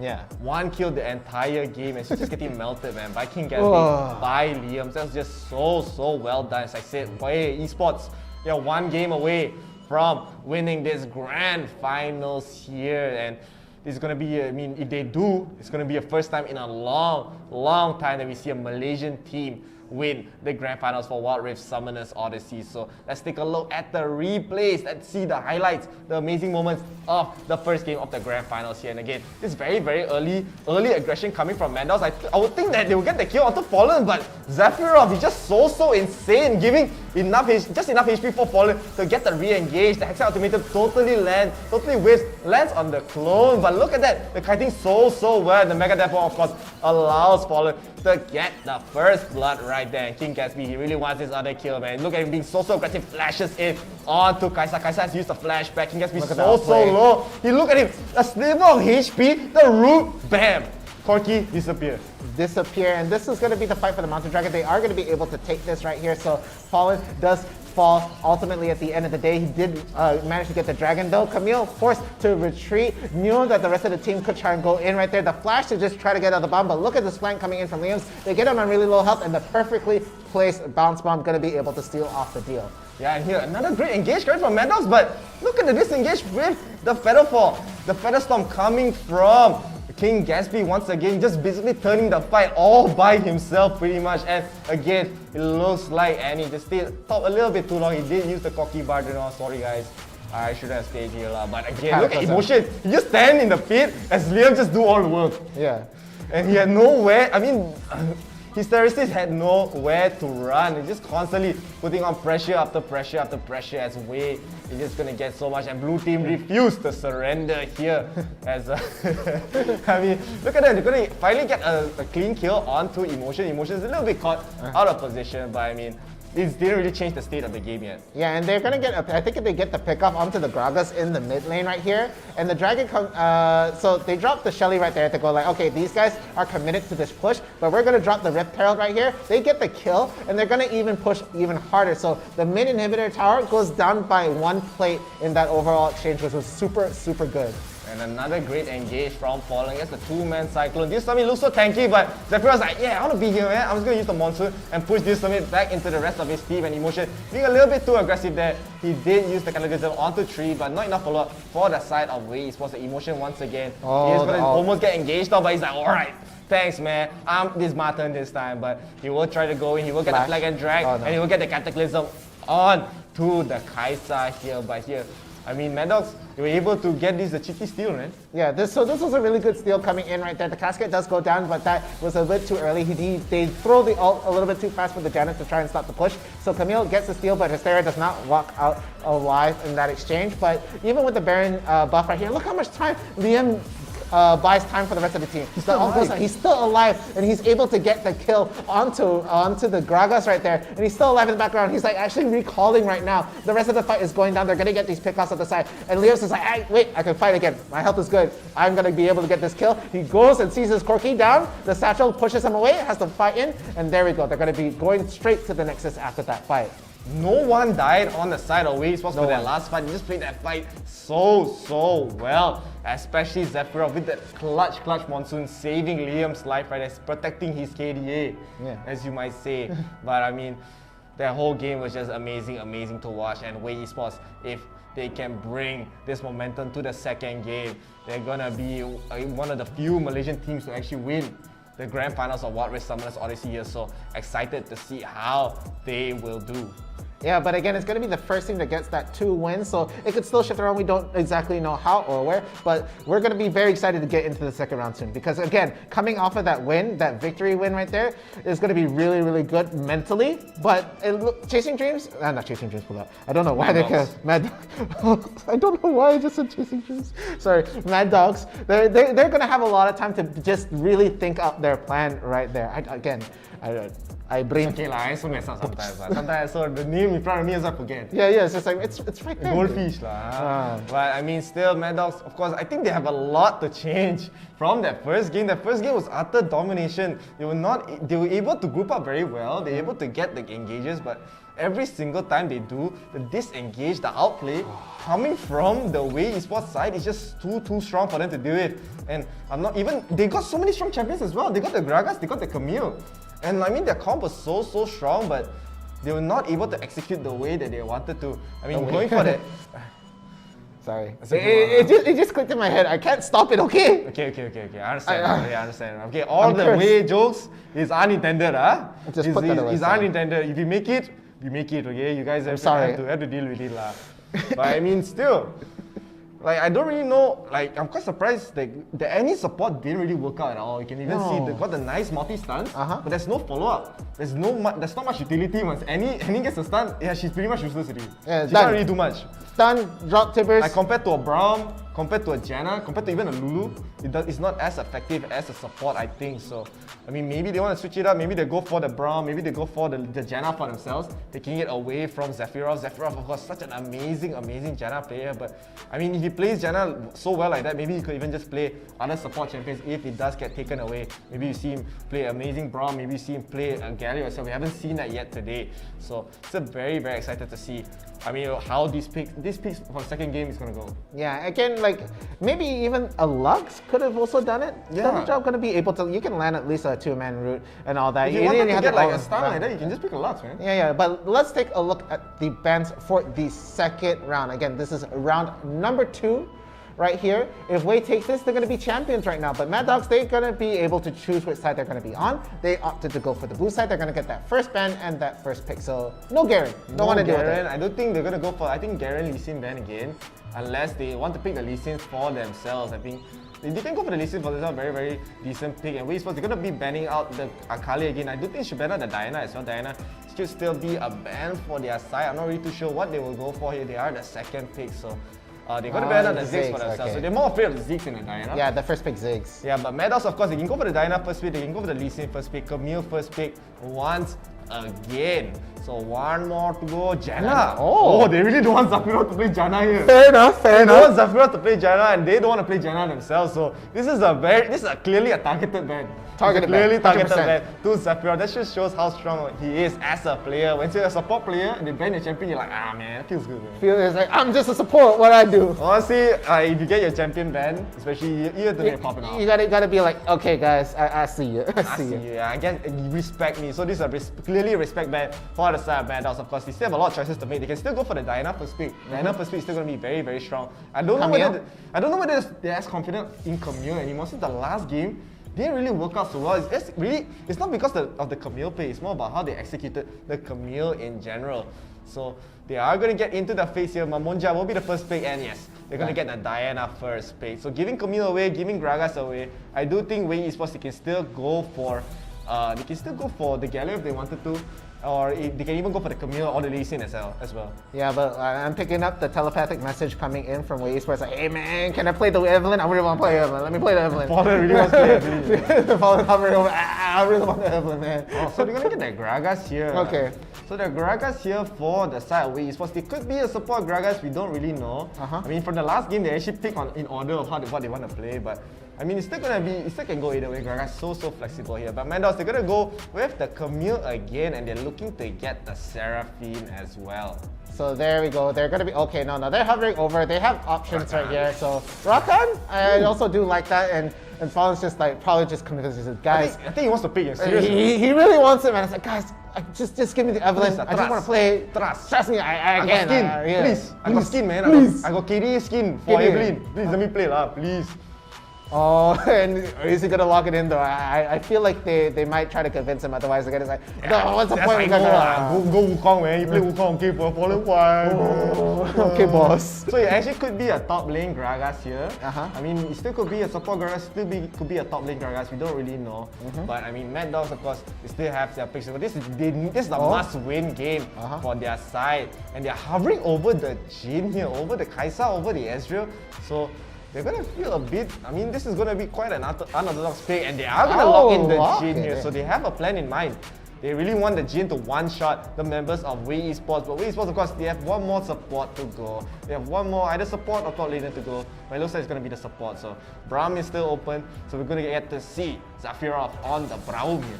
Yeah, and I thought like he was gonna be an enchanter support, maybe going for the Lux or anything like that. But it's just like, guys, there's still the Braum in there, so gonna be locking that in. So this is gonna be the picks here. Of course, haven't seen Jhin in a long time. In a long time. A long time. I think it was gonna be like I think a month ago. I mean, Jhin in general, if he's able to pop off, he's literally gonna one-shot your entire team. Doesn't matter how tanky you are. But of course, the problem with Jhin is that he has no mobility. Yeah, no mobility. If he gets caught out, he can only shoot so many times, and even it's like 4 shots, and then bye. So Mad Dogs, they clearly have a plan, as I said. They're gonna go for Diana, Rakan. Maybe they wanna be a little bit more aggressive here with the fires, the Wheel of Fire. We are back, and I mean. Rakan, of course, you have to be, as I said, you have to be very, very aggressive. You have to get the early ganks, you have to get the early roams. It's not like the enchanter support that you usually see, a little bit chill. Yeah. We see one or two enchanters, they're like roaming mid lane, going harass level 1. Yeah. But of course, Rakan has to be very, very aggressive here. So I'm very interested to see how this game will go. Of course, as you said, you haven't seen Jhin in a very, very long time. Yeah, so that bottom lane, I do want to keep a very, very close eye on that. But of course, in the mid lane, we're gonna have Liam's fighting against a Diana. Not the most fun of matches right there. You do have to worry about Moonlight right there, but it's still gonna be quite even, honestly. It's a 𝐿𝐸. It's a 𝐿𝐸. 𝐿𝐸 does so well against melee champions in general. Yeah. So I do think the matchup is gonna be very, very fine. And you know what else is gonna be fine? The second game of the Grand Finals. We will see Mad Dogs with blinding lights. Mad Dogs on the blue team, and 𝐻𝐸 Esports on the red team here. And Mad Dogs, they're not gonna go for the 5-man roam again. Yeah, they don't feel it. They're not gonna go for it. So they're gonna opt out in general. And it looks like it's gonna be a little bit of a brush setup coming in from the bot lane right there. They do spot the ward. They had the early scatter. It's like, I know this nonsense, and they're not gonna be able to get the jump on them. So they are gonna be blind right there. They are gonna probably just try and hide in this brush instead. They're gonna get spotted. Yeah, but they have the ward. They're gonna like they smell this out already. So the early aggression coming in from 𝐻𝐸 will not work out. But they are gonna just drop a ward in. They're just going to make sure that they're not going to get the jump in. But they know it's just a lone Jin right now, and they're going to try to just bully him out the lane. It's going to be pretty difficult. They do have to work out a lot of the range right here. But Emotion, we've seen him do so well popping off in the top lane. But Fiora is one of those really, really annoying champions to fight with, just having to deal with just riposte on its own. Not to mention the lunge or getting hit on the battle points. Yeah, I mean, as you said, Emotion's not going to have the best time. Liam's actually getting slightly out-traded in the mid lane, but I do think it's going to be fine. Monja and Liam are both going to use their honey fruits, but as you said, man, this bottom lane already, the root does land onto Jin. Jin has to be a bit more careful here. As King Gatsby, of course, we saw him play Xayah pretty much every single game that we watched him. And he played this Xayah amazing so far. So he's definitely warmed up here. Liam's is gonna get so low. The Ignite will take him down, but Momonja also gonna be so low, but will not get taken down. So no trades. Momonja will secure the first blood in the mid lane. Yeah, and looking at the top right there, of course, Emotion, they're going to be trading back and forth. These two guys can sustain for quite a bit, going to be able to stay alive for a very long time. But he does get hit with the riposte right there, but actually trades with the barrel. So I feel like as soon as the ult, but he gets a belly step. He does turn it over, but the barrier is going to go down, but the Ignite will go up in there, and he's going to just be able to just stay barely alive right there. But look at the background. Oh no, Hysteria's got, just dodges the sweep right there. He's going to go for the kill. Are you kidding me? Okay, calm down, buddy.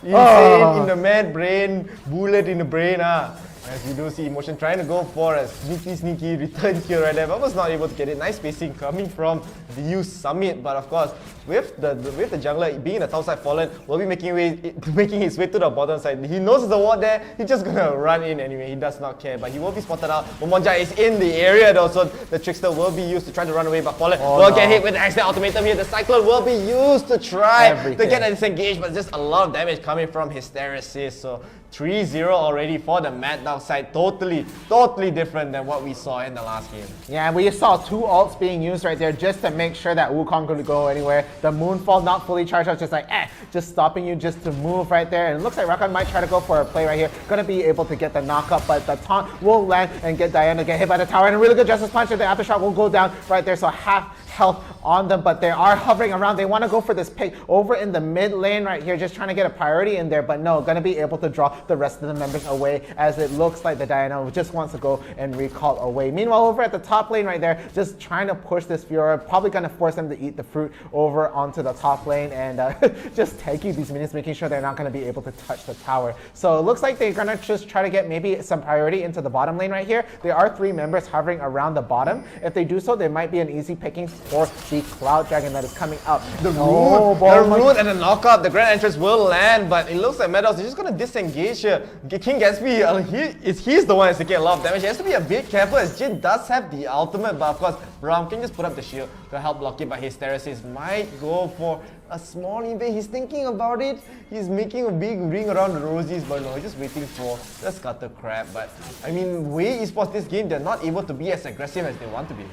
Yeah, and they're being put on hold right there, so it is going to be pretty difficult. We do see an attempt going in from Liam's right there, but there we do see the Justice Punch is going to be able to land, putting that Diana at half health already, so going to be very careful about that. Meanwhile, they are going to try to get the head start on this Cloud Dragon right now, but it looks like they are going to be forced to disengage right here. Gatsby is going to get spotted out from the Jin skill right there, going to be able to just get trapped, but the Jin ult is going to go down. They're going to be pushing up the shield right here, but Sephiroth is just lighting it up, and Rakan, okay, he's in the mix right there, just trying to get the knock-up on the multiple people, and they do take the Cloud Dragon for the side of Mad Dogs right there, but the engage is coming in right now. They're just trying to get the jump. The Winds of War will land onto 1. They're going to get that trade 1-for-1 right now, but they're going to go for more. The Moonfall will land onto 2, but they're going to get another pick-off right here, and it's now going to be just 2v2 right here, as we see Liam's just trying to push the advantage, but no, not going to work out, so they're going to just be able to recall. But that was a very even trade, considering that they lost the Cloud Dragon for the side of Wei Esports right here. Mad Dog's looking to be trying to just hold on to this advantage that they have and just keep it. Yeah, I mean, still, as I said, Wei, they're not able to be as aggressive as they want to. Fallen is so squishy in these early stages of the game that once he gets Hextech Ultimatum, he just melts to the damage from Hysteresis, melts to the damage from Monja. And I mean, even on the top side, I think the top side has been equaling out for the side of Wei. Emotion, it has been doing a decent job there. He's not dying, he's not getting out-traded so far, but this summit is going to be a level up in that lane, so he's going to have a slightly better time. But Wei is actually still doing a very good job here. Even even losing all those objectives, even losing all those fights, they're still going to be even. The flash, better stop, totally whizzed into the root. A very, very aggressive play coming from 𝐿𝐲. 𝐿𝐲 now is going to get punished with the root, with the knockup. The slow SL from the trap, he's just trying to run away and kite away. 𝐿𝐲 trying his best to save his life, but the fourth shot will get the kill on to King 𝐿𝐲. A big, big misplay coming from the side of 𝐒𝐻 Esports, and even in the top side, we do see a botched tower gang from 𝐒𝐿𝐿𝐷𝐿. 𝐒𝐿𝐿 was able to get that kill right there as they missed the turret dive. And still, I mean, 𝐒𝐿𝐿, he is trying to equal out this game, and getting the return kill is going to be quite nice for him. Yeah, but that was such an interesting play coming in from the Jhin right there, flashing just outside of the root, barely avoiding it right there. But okay, never mind. It does look like 𝐒𝐿𝐿 does stay a little bit too long and is going to eventually lose his top tower right there. So first tower gold going to be going to Mad Dogs right there. And they're really doing well in holding this lead right now, 7-3, and they are down 4,000 gold. And in this phase of the game, that is quite a lot right there. That is about a good amount of items being completed for that side, and they're going to be even able to try and take the Rift Herald away. So first tower gold and the Rift Herald going to be looking very, very bad for the side of 𝐒𝐻 Esports. Yeah, still, I mean, 𝐒𝐻 Esports, I mean, 𝐒𝐿𝐿 is actually not going for a tank build, it's going for an AP, full AP build, so they're actually going all in on the damage. So their front line basically is 𝐷.Fierce, but the taunt does stand onto 𝐿𝐿𝐷𝐿. 𝐿𝐿𝐷𝐿 tried to dash in with the Lunar Rush, but he will just have to flash away. So I think 𝐒𝐻 Esports, they're going to be slightly happy with that. They didn't really have to expend that many resources towards the mid lane, but they're still, as you said, down in the gold, they're down in the objectives. They still haven't even gotten to touch basically a single turret in any single lane, and King 𝐿𝐻 is trying his best to get back into this game as well. From that one misplay, he just gave Jhin just such a big lead, but now 𝐒𝐻, they're going to make a rotation. It will be spotted out by the Scryer's Bloom. Very nicely done from Mad Dog's side, and they just avoid that gank altogether. Yeah, but they're getting the lane priority in the side. They're pushing the wave towards the tower right now, so they're going to be able to look at that. Oh my goodness, mid happening. Williams is trying to get the kill right there. The Moonfall will go down, but it won't save anybody. He will eventually fall. Meanwhile, over at the bot, though, they lose 2 of their members right here. And then at the top, but the Cascade is going to land the Ignite. Oh my goodness gracious. He is barely living right now. He has to just try and run away. The blast is going to go down. Oh, it's going to go over the cliff right there, but okay, never mind. It will be Fallen that will take him out, just catch him out right there, but there are still 4 kills up. Oh my goodness. Oh, he's gonna get the knock up and he's gonna be able to, oh no, the flash is outside the pond. So gonna be able to escape that. So very, very close place. But no, the knock up again. Justice Punch will land, but he is forced to disengage. Fallen is really, really low on health. But meanwhile, over at the top, we do see 𝐒𝐿𝐿 just trying to get this first tower under the belt of 𝐒𝐻 Esports. So they're taking these little fights back to back, but they're losing a lot of priority for their ADC right there. They're just losing it out, and it's going to be very hard for King 𝐿𝐻 to get his game started right now, as he is just having such a hard time trying to fight this Jhin. And if this Jhin is more present in the fight, it could be really dangerous for the side of 𝐒𝐻 Esports, because they're going to have a lot of presence in the fight. Yeah, then now they're starting up the Inferno Dragon here. 𝐒𝐿𝐿 did get taken down. The 2-man knockup does land onto 𝐒𝐻 Esports. The 2-man taunt as well to return, as Fallen is trying to run away, but taking so much damage from the Moonfall. The hero's entrance will land, but will only land onto _𝐿𝐿𝐷𝐿. 𝐿𝐻 almost gets taken down by the pullback feathers right there, but now Liams is trying to turn, but 𝐿𝐻 is just so, I mean, Jhin is actually so tanky, surprisingly enough. He will use the ultimate immediately to get the kill onto Braum, but Braum does set that shield, and 𝐿𝐿𝐷𝐿 will secure the kill onto Liams. It will be almost a bit too late for an ace, but I think it's still an ace on the side of Mad Dogs. Just in time for 𝐒𝐿𝐿 to respawn to actually give that ace right there. So Mad Dogs, they are taking control of this game.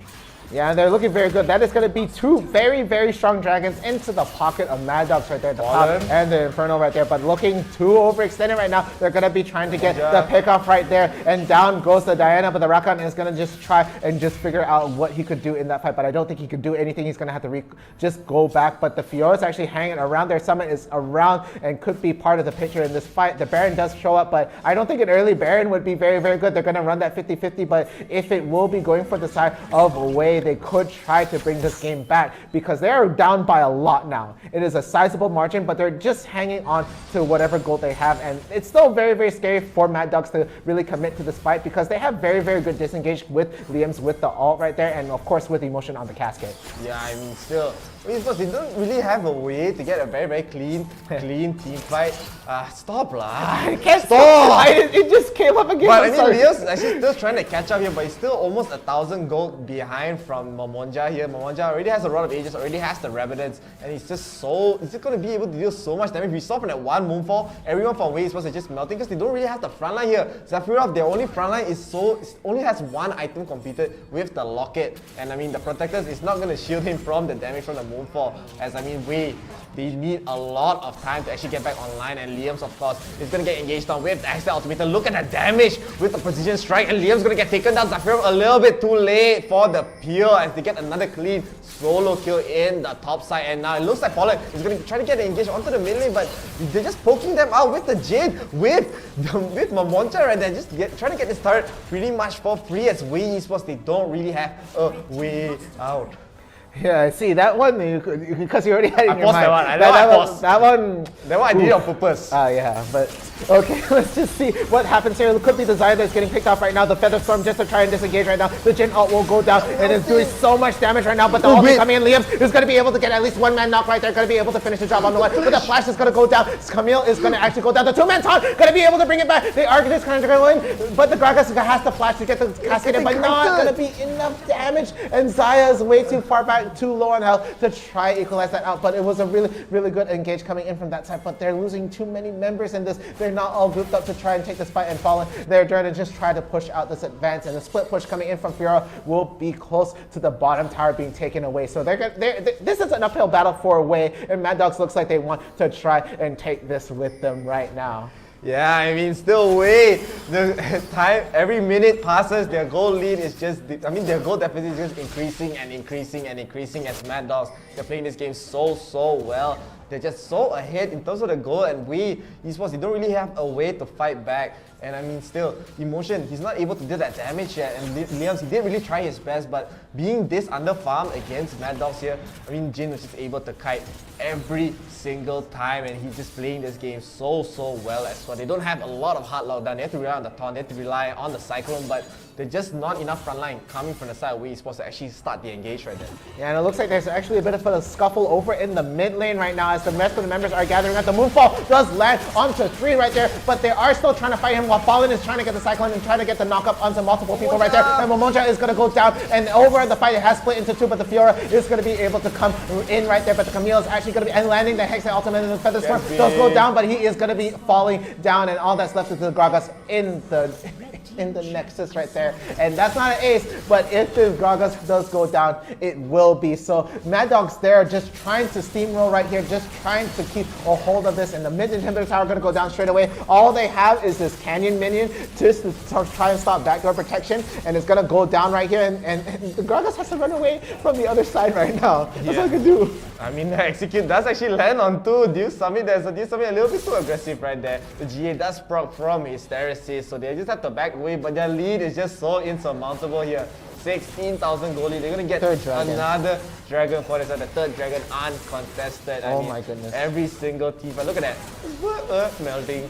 Bye-bye dragon, the mountain dragon here. But wait, they have other plans in mind. They're making their way through the Baron pit as they have, there is a ward spotting them out. It will be taken out immediately. So they're going for the last Hail Mary play here. This could make or break the game as they're in the pit. The TP does come in from 𝐶𝐿𝐼. They're going to get that charm very nicely done from Rakan right there. They're not able to continue the dragon, and Gragas is already melting. The hero's entrance does totally get cancelled by the Hextech Automator right there, and they're just falling one by one. Fallen's getting taken down, and more and more are getting taken down here. Leo's trying to kite his way out of this fight, but you cannot run away from this. 𝐿𝐼 is going to get taken down very shortly as Mad Dogs, they are going to be taking this to a game 3. Yeah, that's right. They're going to be able to take this right now. Of course, that was an all-or-nothing play coming in from the side of Wei Esports. They had to go for something, but with the way they were kited right now, that beautiful charm landing in from Rakan, there it was. Nexus go down, and now we're going to go to a game 3. That was just, I mean, they really changed the way they wanted to approach that set. I mean, from that first game, you really saw how, like, how in control 𝐻𝐸sports was in that game, but that second game, they found the answer. They found the way to actually get. I can't stop using the word way lah. It's just too many puns lah. You can't. It's impossible right now because that's not what we normally say. But they did really just find the solution to how 𝐻𝐸sports were playing. They stopped how they want to play aggressively. They stopped how they wanted to play in the early game, and Fallen could not do anything. Emotion was really trying his best. Liams was getting shut down in the mid lane. They're basically losing every single lane, going for a lot of desperate plays, and it looked like they kind of choked a little bit, especially from that bottom flash play right there. So let's take a look at the stats as well. Let's see who is the MVP for this game 2 right here. The MVP will go to Hysteresis, this guy. I mean, I'm not mad about that. Yeah, that makes a lot of sense right there. Of course, finishing it off with the Thornmail, just a little bit of help, just trying to sustain. Of course, however, he had the Death Dance, was able to survive on top of a Guardian Angel. But looking at Fallen, he was able to get the Black Cleaver, but Sunfire Aegis to suck it out to try and finish it off, and maybe trying to get a bit more tanky items right there with the Kindle, with the gem, but not going to be able to finish that off. So a really good effort coming in from the side of 𝐻𝐸sports, but again, a lot of like scrambled plays, ultimately meeting their demise, and it just let the rest of the team activate. As we see the Jhin, 918. 918, 14,000 net worth, of course. Even Rakan almost has the same amount of gold as Fallen, almost has the same amount of gold as �KingGatsby, and I mean, Emotion, �ＫingGatsby and Fallen were not really able to get back into this game. There's just not enough frontline, and the damage coming from Jhin is just way too strong. 24,000 here. So well done. Coming for the side of see? Forget already. Mad Dogs. Mad Dogs. See, I saw ninjutsu, you know. Yeah. So, I mean, this is just very, very one-sided. Coming from the side of Mad Dogs this game. They just get the momentum pretty much the entire game. There's no way for 𝐻𝐸sports to actually get back to it. Yeah, but this is going to go into the last and final round. This is going to be the one to decide who takes that first place in today's Summoners Odyssey. So round 3 is going to be in the picture, but you know, these players, they're going to probably use this time in between the games to just try to figure out how they're going to do this draft. Again, the way it was a very targeted ban phase coming in from the side of Mad Dogs right there. So maybe what they could do for this time, right? They could try to opt for the blue side, get the first pick, or we ultimately seen like some teams actually stay on the red, but I feel like they might try to change to the blue side just to solidify that first pick. Yeah, I do think, I mean, still, I'm quite surprised they still didn't go for the Lee Sin, especially when it's open for Fallen to play. Maybe Fallen was like, yeah, just go for Wukong game. It worked the last game, but it didn't work this game at all. He was just not tanky enough. He's just not able to get that early aggression that you usually see. I mean, we've been seeing from Fallen these past few games, and he was just not able to get anything going. Even the mid lane, I mean, even the mid game, he was able to get maybe some kills, but those kills didn't really amount to much. As I mean, Mad Dogs, they still got the lead. They're still keeping control of the game. They control the entire map. They got all the objectives, and they were just suffocating 𝐻𝐸sports in this game. So let's take a look at the replays to see all the highlights of this game as well.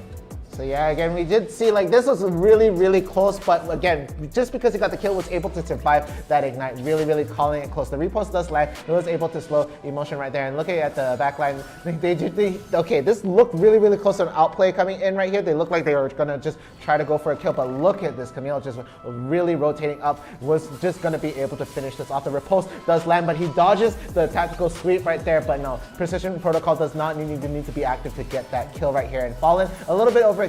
The grapple hook from across the way will just go in, and the Moonfall even going down just to seal off the kill for Unfallen. Yeah, and 𝐻𝐸sports, they were just forcing this dragon here. They didn't want to give this up. This is the first dragon of the game. Zafira using the shield to try to block the damage, but I mean, Mad Dogs, they're just waiting around. The charm does land onto 2 into the knockup as well. The hero's entrance lands onto 2, but no follow-up. The Hextech Ultimatum does land to Fallen once again. They were able, I mean, Mad Dogs were able to steal the dragon right there, but 𝐻𝐸sports, they just have to back away. Look at how aggressive Monja is playing. He does get taken down at the end by Liams with the nice passive punch right there. But here, a very big misplay.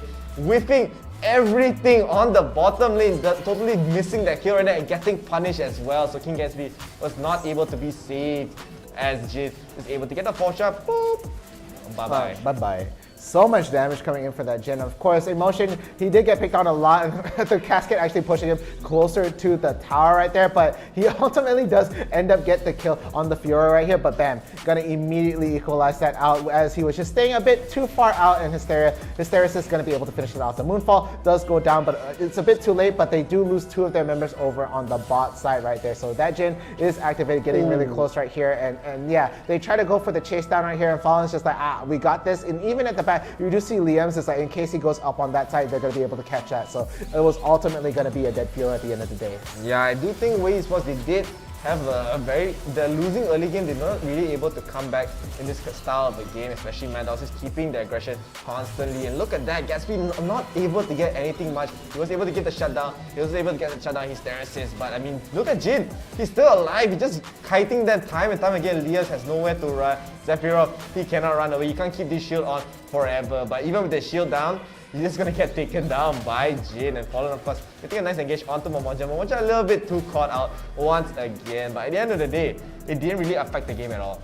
Yeah, so just see, and then it was just this desperate play after desperate play, and it was Mad Dogs just holding onto this one, getting pickoffs on overextended members right there. Liam's just trying to get some wave priority, just trying to push it out right here, and we do see the Feather Storm just to try and disengage right there, and just the way they collapsed in, it looked like they were really, really close on taking it, but it was just too late on the follow-up. Liam's is finally in the picture, going to be able to get the pickoff onto one, but he still goes in. Every member is still really low, really wants those kills, and it's just not going to be able to do it. And meanwhile, they have to call back, so Fallen is back, and 𝐿𝐴𝐴 has to go back as well. And even in this fight, they look like they had a decent engage right here, looked really close on getting multiple pickoffs right here, but look at that, they're just coming in, the teleport goes down, they're gonna just dismantle the fight after that, and gonna finish it off with almost an ace. All that's left is Emotion and the Nexus. Yeah, I mean, still they went for this last desperate Baron play, but got punished immediately as Mad Dogs.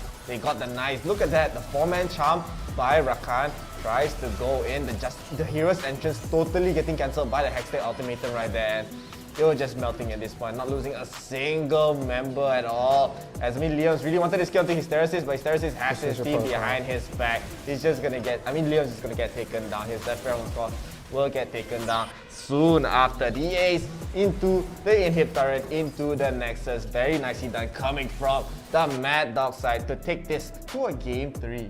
Yeah, so we're going to be waiting for the players to get ready for that round 3. Again, this is the final round that they have to go through. This will be the one to decide exactly who is going to be the champion right here. It's just this one single game, and again, it's going to be the loser team, the team that just lost the previous round, that's going to be able to choose which side they want to be on. This is probably what the game is going to go to. This draft could really change how the game is really played, because we already saw some very specific bans. We're definitely going to see more, but the mind game over the first pick is going to be very strong. Yeah, of course. I mean, still, I think all these games really come down to the early game, right? So I mean, if Wei Esports really want to win this game, they need to have a very, very strong early game, a strong early game aggression. And I mean, if Mad Dogs are able to shut them down once again, they're able to just take this game 3 very, very easily, because we know that they can, even from behind, we've seen them just play these games so well. And I mean, it looks like Wei Esports, they're not really ready. I mean, it looks like they might be too used to being ahead early on, and then they were really struggling. But of course, let's take a look at the bans of the final game of the day. Wei Esports, as you predicted, they will get the first pick this time. Yeah, so that they're going to be getting the first pick and the first ban. Now, what sort of cards do they want to get rid for the side of Mad Dogs? Let's just see what the first ban will be. So, 𝐿𝐴𝐴 again. 𝐿𝐴𝐴 again, and I don't know if it's just my eyes playing tricks on me. Garen? You're saying the Garen, huh? Garen? Garen, Garen, Jana? Is it Jana again? Jana, you think of Jana again. Jana again lah. Yeah, you're already saying it, I haven't seen it yet. Jana lah, I think. Jana? Oi! Why? What? Huh? Why lah? Why they ban the Wukong? Serious ah? It's okay. Let's just see how things go, yeah? But final ban to Wei Esports, they're gonna get that final ban. What champion do they not want to see? Let's see. Do you want to try to show your powers just to go with that final ban, huh? Or you Camille.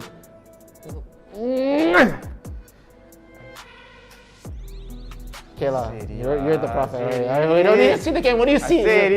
But this Wukong ban is the most unexpected ban that I've seen so far. I don't believe lah. I don't believe I that. I need to wipe my specs a bit. I need to see it. Really? Yeah, just why would they ban Wukong here? Like even the last game, they're just giving up Ziggs. Yeah. So now Williams is just gonna get Ziggs for his first pick. It's gonna be like we saw how well he played in the first game. He's gonna get it once again. And Mad Dogs, of course, they might be going for the Janna for their side. That's why they don't want to ban out the Janna. Yeah, So they could still go for the Janna for Nooning. Yeah lah. Correct lah. Correct. They're banning the Wukong so they can pick the Janna for themselves. Because they're like, alright, Ziggs gonna be picked up here. Let's find a way to deal with Ziggs. So they're gonna go for Diana, for Mamonja here, and 𝐻𝐻 Esports, of course. They still have their strong picks left. They still have the Gragas if they want to go for it. They still have, Galio. Galio. They still have Lee Sin as well. Uh-huh. So Lee Sin is still going to be a very, very solid pick if they want to go for it. But Galio, if they want to pick it here, it could be just a Galio support. It still would be very, very okay for the side of 𝐻𝐻 Esports. But they're going to go for the Lux here for the side of Sephiroth. I do like it. Of course, I felt like he's a bit more comfortable with Enchanter supports right there. Going to be working a lot with that range, so we're going to see exactly how that is going to work out. But Fallen going to be on that vibe. Emotion with the Javan Let's again. go, top lane. This is the exact same matchup in the top lane again. Gragas versus Javan here. So they clearly have this prepared. Yeah, they clearly have this prepared against the Gragas here. So Emotion played that first game very, very well. We'll probably be able to see it again, but King Gatsby this time, he's not going to go for the Xayah. He's going to go for Tristana. Change his mind. Yeah, change his mind all of a sudden. Fiora. Last game also, he played Gragas. Fiora annoying lah. Let me be annoying also. So he will go for the Fiora, but now he's Terraces. Is he going to whip up the Lee Sin here? Whip it out. What are we going to see? What's the jungler? And it is going to be the Lee Sin for Hysteresis right there. So these are the picks coming in right now. Of course, we already see everybody pretty much picking what they're doing right here. Of course, Summit is your top laner. He's going to be using that Gragas in the top lane. Their jungler will be the Lee Sin. Ezreal and Janna going to be at the bottom. And Monji going to be that mid lane Diana. But I think Liam's is going to be very well prepared for this. Yeah, still. This top side is just going to be, we haven't seen Emotion play his Fiora yet today. Not at all. The first time we're going to see his Fiora today. But I'm pretty sure it's quite well versed, and of course, with that, this is the final game. This is a must-win game for both of the teams. So whoever wins this game will win the first place for Wild Rift Summer's Odyssey today. So support your teams, man. What are you waiting for? If you want 𝐻𝐻 Esports to win, put hashtag WEWin. If you want Mad Dogs to win, put hashtag MDWin. Yeah, so looking at the chat right now, we're actually getting some verbal support coming in for the Mad Dogs right there, but we're also seeing 𝐻𝐻 Esports being used as a hashtag right there. So hopefully, we'll also have a poll open up very shortly. Probably going to see who's going to be the grand finals, who's going to be the winner for today's tournament. Again, there's only going to be one at the end of the day. Only one. Only one can stand. You are my only one. What song is that? Yellow Card. Oh, okay, yeah. I haven't heard that in a long time, but it looks like... I thought you were old, man. No, I'm old, man. I'm sorry, lah. Referencing Yellow Card, dude. In the grand finals on the final round, are you kidding me? As we are getting into things, and it's going to be 𝐻𝐻 Esports is going to be on the blue side. Mad Dogs is going to be on the... Oh, they're doing the same thing again.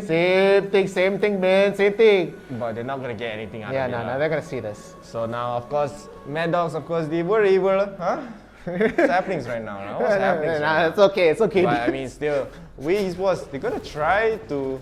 They're still gonna try to get back the momentum that they got. The amazing first game. But we do see an early aggression coming from Janna here, just to harass Liams out of his lane. They will be spotting out. This kind of play we see from Brian, Yeah, we do see. Brian love doing this, They're nonsense, sometimes, but. It is very, very effective, especially you don't want to deny as much power to Liam, but Sephiroth actually dealing a lot of auto attack damage to Nooning Nap. It's not morning nap, it's Nooning Nap. Yeah. Nooning Nap. The perfect nap for me, honestly. What the hell is you guys saying, man? just preferences. Nooning naps. Nooning naps. Yes.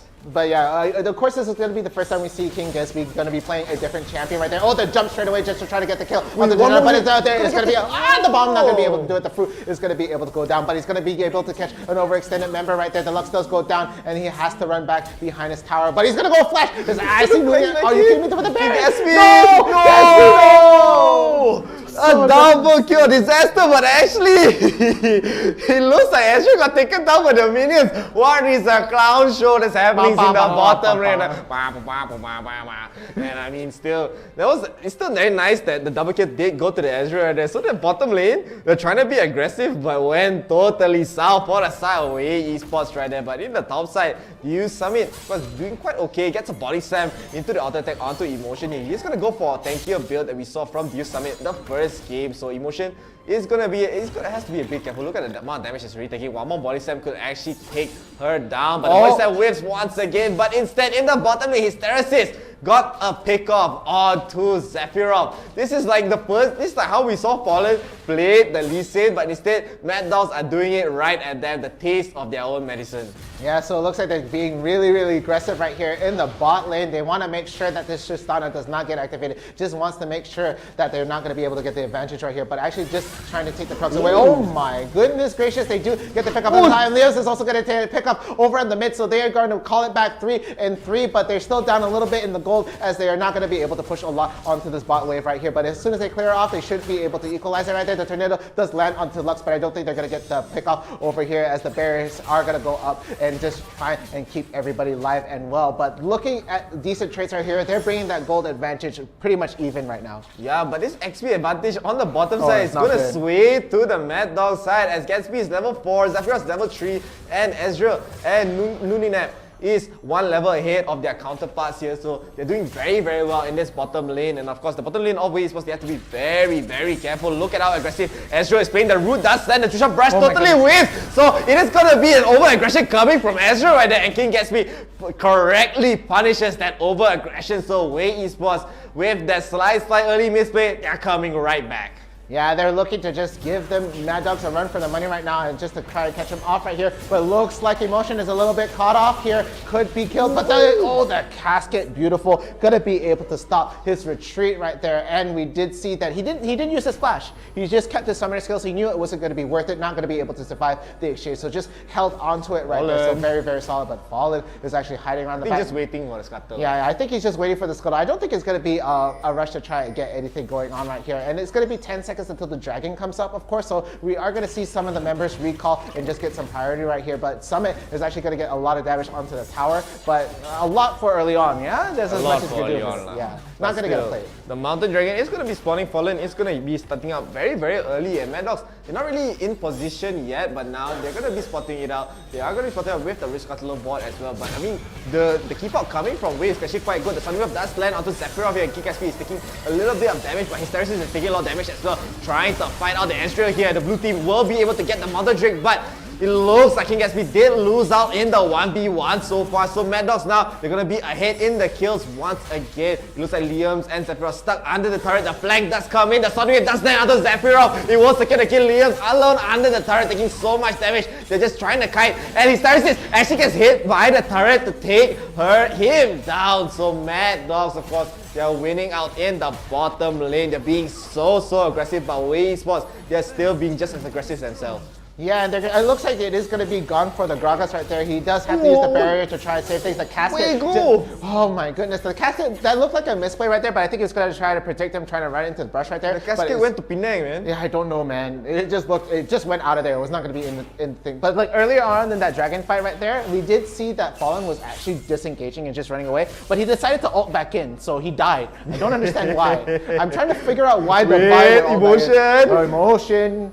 You have to run away, the Sonic Wave lands, and you will still be alive. The Trisha Brush barely wins, but instead, he got the kill instead. But it looks like Emotion still got taken down, but I mean, they're still going to be in the top side. There's still going to be a rotation coming from Fallen. He might go for a flank onto Ezreal here. Ezreal and Nuninap all alone. The dash punch does not land, and Fallen has to retreat here. 𝐷𝐿𝐴 did not land the biting as well, so Mad Dogs, they're going to be okay in the top side. Liam has to be a bit careful though. The Mystic Shots are actually hurting a lot, but still, the flank is still coming from Momonja. Maybe trying to go in. The Moonfall is not used yet. It's going to be a re-engage coming from Fallen, but they're just trying to poke them out. The Moonfall will land, but only land to Fallen, but he was still able to secure the kill. The Howling Gale will land onto 𝐷𝐿𝐴. The two-man bind will also land, but now there's 4 people here. His Terraces will not land the Sonic Wave, but in the back 𝐾𝐿𝐴, the still a solo kill onto Momonja is going to be able to escape, but no, the Sonic Wave will land the last hit. This game is so back and forth. 𝐷.Fierce. They're still going for more. There was let's go get the Rift Herald right here. But Leos is just hanging out in the mid tower for so long, and he's healing up. He's doing so much damage. He's just trying to push out this lane. He knows he's not going to be able to get this. And you know, at the bottom is also just another roller coaster right here, as we see Emotion just really putting out his emotions on top of Summit right here. Fallen is on the background. Might try to get the jump in at the back, as he is going to get revved up. But he's just going to be able to get it. What the Emotion is so low, and Fallen has to pick up the pieces right now. It's too far away for the smite, but Momochi, he does get the Q to land in there. Fallen, he's overextended. What? I'm done! Fallen, he tried to dash over the wall, but Momonja blocked his way. Hey, what's up, man? And I'm done! He blocks, he escapes away. That was almost a kill onto 𝐷.Fierce and the red team. Why they refuse to surrender? They're winning. Okay, let's calm down a bit. Calm down. Let's try to make sense of what's happening in this game, okay? 7 minutes in, there's already 22 kills happening across the map. Non-stop action for both teams. Mad Dogs, they are slightly in the lead right here, but Emotion again all alone in the top side. He's gonna get hit with the Howling Gate. He has to be very careful. He knows that Azure is gonna deal a lot of damage here, but they won't be able to deal more. 𝐷.Fierce is here for the assist. So, I mean, Mad Dogs and 𝐻𝐻 Esports, they're way too over. Maddening right now. Oh my goodness gracious me. They didn't stop fighting. It was like 3 minutes of non-stop. It's just calm down. You have objectives. There's other stuff to do in this match. Stop again! Oh my goodness gracious. They're going all the way in. Oh my goodness. The disengage coming in right there. But 𝐷.Fierce is going to land the final sprite on them. But the Ziggs ult is not going to land on anybody right there. But don't die. Oh please. Oh goodness gracious me. Stop it. Calm down. And now, in the meantime, Mad Dogs were able to try to get this Cloud Dragon here. I think they're gonna be okay with giving up the Dragon for this top turret right here, since they're gonna be, but they're not even touching the turret yet, so they're gonna be a little bit late. So Mad Dogs, they use this opportunity to get the Dragon for themselves. But I mean, still, there's still so much action going on inside the map. Momonja as well. He's using the blast score, I don't know why, so he just walks away anyway. But I mean, he just fights back and forth. Every single corner, every single inch of the map. Oh my goodness gracious. And even here, when we see the items up right now, of course, it is actually going to be the Tristana, who's actually really, really well farmed at 8k over the Ezra, who's at 7.6 right there. So going to be a factor really, really soon. Static Shield and Infinity Edge going to be finished up right there. So going to be a lot of damage on that side. Meanwhile, Emotion, he is going to get a little bit caught off right here, but he does have the repulse. He is saving it right there. But look at that. He saw the top side again. The Dragon Kick does land. Auto Fallen immediately takes him down, and 𝐿𝐴𝐴 over the fight. But a two-man bind will land, but his Terrace is still alive. Liam is trying to poke them out. His Terrace is still alive as well, but he lives. Will get the kill, but now Ezreal's in the front line, getting the kill on to Sephiroth and Liam. You're not so lucky as well. Nunginap also very, very low, basically one rolling bomb away to take them down. So Mad Dogs still will wait out in the top side. The bottom side, this fight I think will happen to the end of the game. The repulse will land, the Grand Challenge will land as well. 𝐿𝐴𝐴 will use the explosive casket to push Emotion back. Emotion is actually almost out of mana, so he has to definitely fall back here. But Mad Dogs is still applying a lot of pressure to the top side. Okay, like this sheer aggression coming in from Mad Dogs is maddening right now. And oh my god, the tower dive right here. They're going all the way in, but okay, gonna be able to finally finish that kill off. It took 3 minutes to do it. It took more than 3 minutes actually, honestly, I feel. But now Asteris is I'm on the run. Oh my goodness gracious. Repulse is gonna be able to just try and survive a little longer, but no, gonna be so much damage. Oh my goodness gracious. Death Dance though, he got Death Dance finally. I mean, Mad Dogs, of course, they're still definitely in the lead. They're up around almost 6,000 gold here, around 5,000 gold in the lead. But they're even in Dragons, they're slightly ahead in the turrets as well. They were able to get the Rift Herald before this, so they're still ahead in objectives if you want to look at it that way. But I mean, 𝐻𝐻 Esports, of course, they have to be worried about this Baron take. This Baron take could happen at any time for Mad Dogs. It's just been 10 minutes in, man. 10 minutes in, his terraces are already hitting up the Baron. They're going for such an early Baron here. And Sephiroth is going to be spotting them out with the ward. So Mad Dogs, they're not going to commit at all. They just tickle the Baron a little bit. Haha, just kidding, man. But the Trisha Brush will land in the mid lane. Look at how aggressive Azure is playing, but you have to be a bit careful. The Assault Battery will land, but the Monsoon will try to heal everyone back out. The Mega Platform lands onto 4. Liam is in the front line. He has the barrier. He's trying to run away, but he's getting stunned up and getting locked down by Mad Dogs. And Mad Dogs, They lost around half of the HP, but they're still able to get the kill onto Lias. But And knowing Baron. this, are they really going to go for the Baron? I 11 know, minutes please. in, they are. As now Way Esports, they're nowhere near the Baron. And look at the Baron melting so quickly. Yeah, they're doing so well right now. They're going to be able to take this Baron, and now it's just big trouble for the side of Way Esports. They're going to have to really figure out how to get the picks on right now, because they're doing pretty well. They're doing actually a lot of damage for the side of Way Esports, but they're not getting those crucial kills that they need to land, and it's going to be just harder and harder as long as this game goes on. So it's just been so difficult for them to try to get anything, but Emotion showing a little bit more. He's going to just try to get a pick off right there. The flash does go down. He just has one more battle to just hit to get the hit on there, but not going to be able to land it. And it's going to be about less than 30 seconds until the Infernal Dragon comes up, and that's going to be a pretty important dragon. But now with these guys with the Baron buff right there, they're going to be able to split push while they get the dragon, and it's going to be miserable to try and get anything going on right here. So we're just going to see an exchange of pokes right here, and Liam is going to be the one. Oh my goodness, I don't think he's going to be able to jump. No, not going to be able to. No way lah, but no still. crazy, no way. Calm down. This has been a 32 kill game in 12 minutes. Just so many kills. 𝐿𝐿𝐴𝐶 is trying to deal a lot of damage, but he's actually taking a lot himself. This time is trying to one-on-one against Emotion, and Liam is going to get flanked by Hysteresis. Liam, you cannot run away. The Assault and Battery will come in from downtown to try to get the kill onto Hysteresis. The nice binding will get the kill onto Ezreal right there, but now Emotion is going to try to fight back. But 𝐿𝐿𝐴𝐶 is going to be so tanky here. And look at him just tanking, soaking up all the damage coming from Emotion, and the Ignite will not take down Emotion. But finally will take him down. Only one left alive in that scrappy fight was Sephiroth. As Mad Dogs, they're looking to run down this game. They're going for the innate turret. They know the timer is going to be quite long. 𝐿𝐴𝐶 is going to be surviving here, but he's just melting to the damage from Ezreal, and they're just going to back off and maybe go for the Infernal Drake instead. Yeah, it's just 𝐿𝐴𝐶. He has the damage, he can do it, but he's not staying alive long enough in this fight, and he needs to be able to stay at the front and get it. And Fallen hasn't been able to just open up somebody to just try and get the pick off right here, so it's been a huge struggle. Of course, the Baron buff is still active. They had to worry about this wave before they can even contest the dragon, and I'm not too sure if they're going to even have enough time. Are we going to see a 𝐿𝐴𝐶 to finish this off? No, we're not. They're not going to be even there in time, so if that Infernal Dragon goes to the side of Mad Dogs right now, and right now with how things are going, they could just run things down over in the mid as soon as they drop down these outer towers right here, because that mid lane is going to always be pushed in. Super minions are going to be active right there. But One mystic shot. What in the world? One mystic shot, and Ezreal just deals so much damage here. But as you said, man, Way Esports, they're so behind here. This is an uphill battle. The Cascade will completely whip once again, dealing a lot of damage to Hysteresis, but Hysteresis does have the stasis to try to buy some time, but still, Emotion is dealing a lot. They will be able to take down Hysteresis, and now 𝐿𝐴𝐶 is next. He's going to get stunned up, he's going to get knocked out, but now the body set will not let him escape, so Way Esports, they're not going down without a fight. The Trisha Brush will land onto 2, but Mamonja is still waiting for the right time again. The one mystic shot dealing so much damage, and look at it being so aggressive. 𝐿𝐴𝐶, you're all alone in the front. You have to be very careful. You're dealing a lot of damage to Mamonja, but looks like Mamonja will be getting a clean double kill, going for 3 onto 𝐿𝐴𝐶 with the flash as well. 𝐿𝐴𝐶 will actually get a return kill right there, and now 2 people left alone in the base, as it looks like Emotion is taking a lot of damage from Ezreal, as Ezreal will be able to get 1 kill, try to go for more. 𝐿𝐴𝐶 will have to use the flash Fallen, and both Fallen and Emotion can't fight this Ezreal alone, as he's just way too overfarmed and just in time for the Baron to spawn. And Hysteresis, once he makes it there, he's gonna go for the second Baron of the game.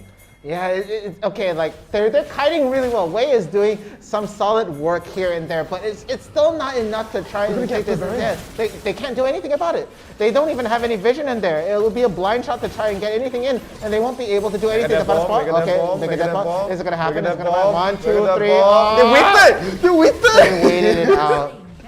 This is so smart! With those, they be so patient. They're like, okay, wait for the bomb come, okay, then we finish it. Yeah, they do the work for us, then we clean up. Simple. This is definitely an uphill battle, but I mean, they are spotting Hysteresis. Yes, Hysteresis is trying to run away, but he does have the GA to buy some time, as the rest of the Mad Dogs are coming in. And 𝐿𝐴𝐶 will get the Cascade onto 2, will be pushing them towards the wall. The bodies are doing so much damage to take down Fallen immediately, and the mover will land onto 2. 𝐿𝐴𝐶 gets taken down so quickly right there. Emotion has to run away, as it looks like Ezreal just doing all the work right there. It looks like Mad Dogs from being down 1-0. They reverse sweep with the it's gonna be a 2-1 win here. There's no way for 𝐻𝐻𝐻𝐸 Esports to defend it, and they can't. Mad Dogs, they make it, and they win the grand finals here, crushing 𝐻𝐻𝐻𝐸 Esports' dream from being one of the very rare Malaysian teams to make it to the grand finals here. Yeah, and it's just heartbreaking. Of course, we don't want to have any bias right there, but Mad Dogs, they played it so well. They had that lead, they kept on it, and they didn't give any room or any space to the side of 𝐻𝐻𝐻𝐸 Esports. So congratulations to Mad Dogs. They are our winners for today's Summoners Odyssey, and they did so well. That was so well done. Let's take a look at the stats as well. Let's see who was the MVP. 𝐿𝐿𝐿𝐿𝐿𝐿, TikTok Soda back at it again with first item 𝐼𝐢𝐴ngel stuff and Harmonic Echo. I love to see that from the Janna. See, he's 4-1-22. 4-1-22, you know. This guy played out of his mind this game. 𝐿𝐿𝐿𝐿𝐿 in this game, he was not able to get anything out of it. He's just melting to the damage coming from Ezreal right here. 𝐿𝐿𝐿𝐿𝐿 lah.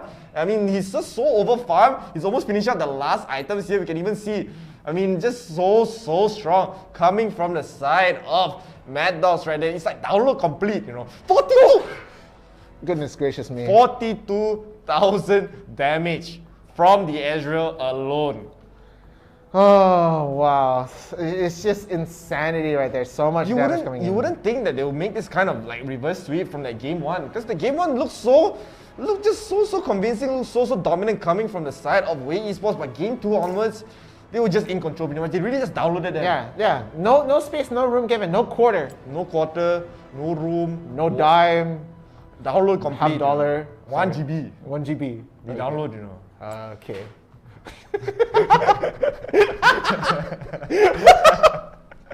I'm sorry, you guys couldn't see that, but drama happening. Drama. TV3 drama like that. Yeah. But still, that was just that game was not just like a one-sided slow burn, you know. It was like, yeah, I'm good fun, man. And then we saw how Fallen can be aggressive with the Lee Sin. Then we saw Mad Dog says like, you can be aggressive with Lee Sin, turn it up to 11. See how you feel. It's just so insane right there in this game. So with that, we are going to take a look at the replays of the final match of the day. And here, I mean, 𝐿𝐿𝐿𝐿 was so aggressive actually. 𝐿𝐿𝐿𝐿𝐿 so low. It does have the honey fruit, but of course, I mean, Ezreal here, 𝐿𝐿𝐿𝐿, with this fight so was kiting, going to the backline. Like, alright, you go for my Janna, I go for your Lux. But 𝐿𝐿𝐿𝐿, of course, not able to get this shit one hit away. Even the barrier is for safekeeping, but the minions will be able to take him down. But I mean, wait, they were not going down without a fight. There's a fight in mid, there's a fight at top. So they keep on fighting here, and the root will land. And look at the damage coming from 𝐿𝐿𝐿𝐿. He was able to secure the kill onto 𝐿𝐿𝐿𝐿. But I mean, 𝐿𝐿𝐿𝐿, he's still playing this game so well. Hysteresis is again being so aggressive. 𝐻𝐻𝐻𝐸 Esports, they're trying to force this Mountain Dragon here, but look at the damage coming from Mamonja. Doing so much. I'm surprised. I don't know why Fallen went back in, man. He was literally 1 HP. He could have just ran away. As I mean, they were not really able to chase them down, but Hysteresis of course going for the flank. But Leos, in this game, still he just played insane, man. He's able to get all these random tower dive kills, and is able to basically just try to carry his team on his back. As a lot of these lanes were really like botched coming from the side of 𝐻𝐻𝐻𝐸 Esports. But Emotion, of course, playing this game well as well. But still, Hysteresis is gonna try to go and try to get that kill. One more hit, the burn. But look, I think this tornado. Okay. Still, Leos was able to get that kill. Yeah, and we see, like, look at this flank coming in right here for the Diana. He thought it was like, okay, I'm gonna make something work right there. Gets the Moonfall on one, but it's actually gonna get Vi ulted straight off the bat right there. And of course, see how long Liam survives, right? They try to run back towards the tower. They get the pick off onto the Lux right there. Liam's is still over under that tower right there. Still very low on health. I think he just manages to survive the whole exchange right there. Nearly taking out Nooning Nap right there. Just has to dodge that tornado, but he survives that whole exchange in general. Yeah, this game has been like 10 minutes straight of fighting, non-stop, you know, non-stop. Of course, Dewsami here, I don't know how he was able to survive this. Look at this, so nicely done. Coming from away, but they could not get that last auto attack in. Emotion had to run away. But of course, Mamonja is here and Fallen this is what I've done. In the wrong place. He tried to dash over the wall. Mamonja was over the wall, so he blocked the escape, and Fallen was stuck at the other side and was able. And he's like, why did they surrender? They're winning, you know. they're winning. They're going to get engaged onto the top side here. They're going to get the tower dive. Very nicely done right there. The Mega Dive was to try to secure the kill, and Emotion, of course, playing this fight so well. Doing that will get taken down here. So Wei, as I said, they are fighting back just as strong. But 𝐿𝐷, he's very out of position. He's in the front line. He thinks he can fight, but he's just melting. Yeah, he couldn't be the bigger factor that he needed to be. He needed to stay alive to try and fight this out right here. And it was ultimately like Liam who was doing a lot of the damage just to try and stop a lot of these fights, but ultimately it was not enough. And of course, like Emotion, he did get a couple of good runs right here, but again, it was not enough to really take this. As we see, Hysteresis just comes in and says like, you bullied my Gragas and now you die. Finish. Leave him alone. Don't touch. Look at just this, man. They get the engage onto Ezreal, but the Monsoon, the Mega Death Bomb was not enough. As they just immediately get the kill onto Liam. Liam was way too out of position. He did not have any Zhonya's to actually buy any time. He didn't even get to use his flash the entire fight. And Maddox, right after that fight, he just went straight to the Baron so early on, 11 minutes in for Baron. That's so quick. And again, they get a quick pick up onto Liam once again. He was not able to get anything down in these fights. Yeah, and that flash just pushed him all the way to the wolf pit right there because he committed to that ult right there. And he tried to save this Fiora right here, but so much damage coming in right there. The Moonfall will land and we'll be able to get a lot of damage in that third hit. Oh, but the burn, gonna be finishing that off really quick. And it was just, there was no way possible after this. It's 15-23, and even though Wei was getting these single pickups right here, we do see them right now that they are going to be able to get these two down right here. The damage is real, but like the way that they're positioned right here is just not enough, and they're getting picked off so fast right there. It is just, it was really heartbreaking. Yeah, it's just heartbreaking. I mean, they were fighting till the end, but the moment, I mean, you see how 𝐿𝐷 here on the Azure is playing. He's just so insane in the backline. He knows his team got his back, and of course, Monja trying to go for the kill here, but Liam once again with that amazing outplay. But even two members for the side of Waves, they want to fight Janna and Azure here. They can't do anything as 𝐿𝐷 just so strong in this stage of the game. Another Baron take. They just wait. They saw that last ultimate. Okay, the bomb is going to come in. They just stay around, wait for the bomb, and then go for the Baron. Very nicely done, preventing any steal attempts coming in. But here the GA has bought just enough time for Maddox to try to get the re-engage. The body slam takes down Fallen. They're gonna go for more. The two-man Moonfall as well will take 𝐿𝐷 down. Emotion is trying to run away for his life. Sephiroth as well, all alone. But here at this point, Wii Sports, they could not defend it. They could not defend the Nexus, and they will go down in second place as Maddox. They will be your new champions for Wild Rift Summoners Odyssey. There we have it. That is the final game, final round. That is it. Maddox is going to be the ones who win. So really happy to see Malaysia in the grand finals right there. It's always been a very... Who made that nonsense explosion? The Nexus blew up. What do you think? You think that was a mate or anything like that? Nice touch. Amazing Riot Games. Riot Games doing our transitions for us. Thank you, Riot Games. Thank you. Love you, man. Big thanks right there. But of course, that will be the last game of the day. Thank you guys all so much for watching this amazing final game. That was one of the most, I think yesterday you said the last game yesterday exciting. I think this one was this one more exciting. No, I still feel last one was really close again, but like this one was emotional roller coaster. Emotional roller coaster. All the just non-stop fighting. Please do not forget to like our page. You want to get to 10,000 likes and followers. You want to be a supporter as well, you can be a supporter right there. And of course, some person sent stars just now. We gave you the promo video, so in the future, of course, we will be giving you a promo video for the stars. So tomorrow we'll be back with PUBG Mobile, so there's not going to be any Wild Rift tournaments tomorrow. So please do stay tuned for EMVP League tomorrow. We'll be playing the wild card. So are you going to be excited, my friend? Yes, but I think we're going to have to call it a night right now. So for all you guys in chat, thank you so much for watching. I am Downright Fierce. And I am Shiv. And we're signing off, and we'll see you tomorrow. Bye-bye.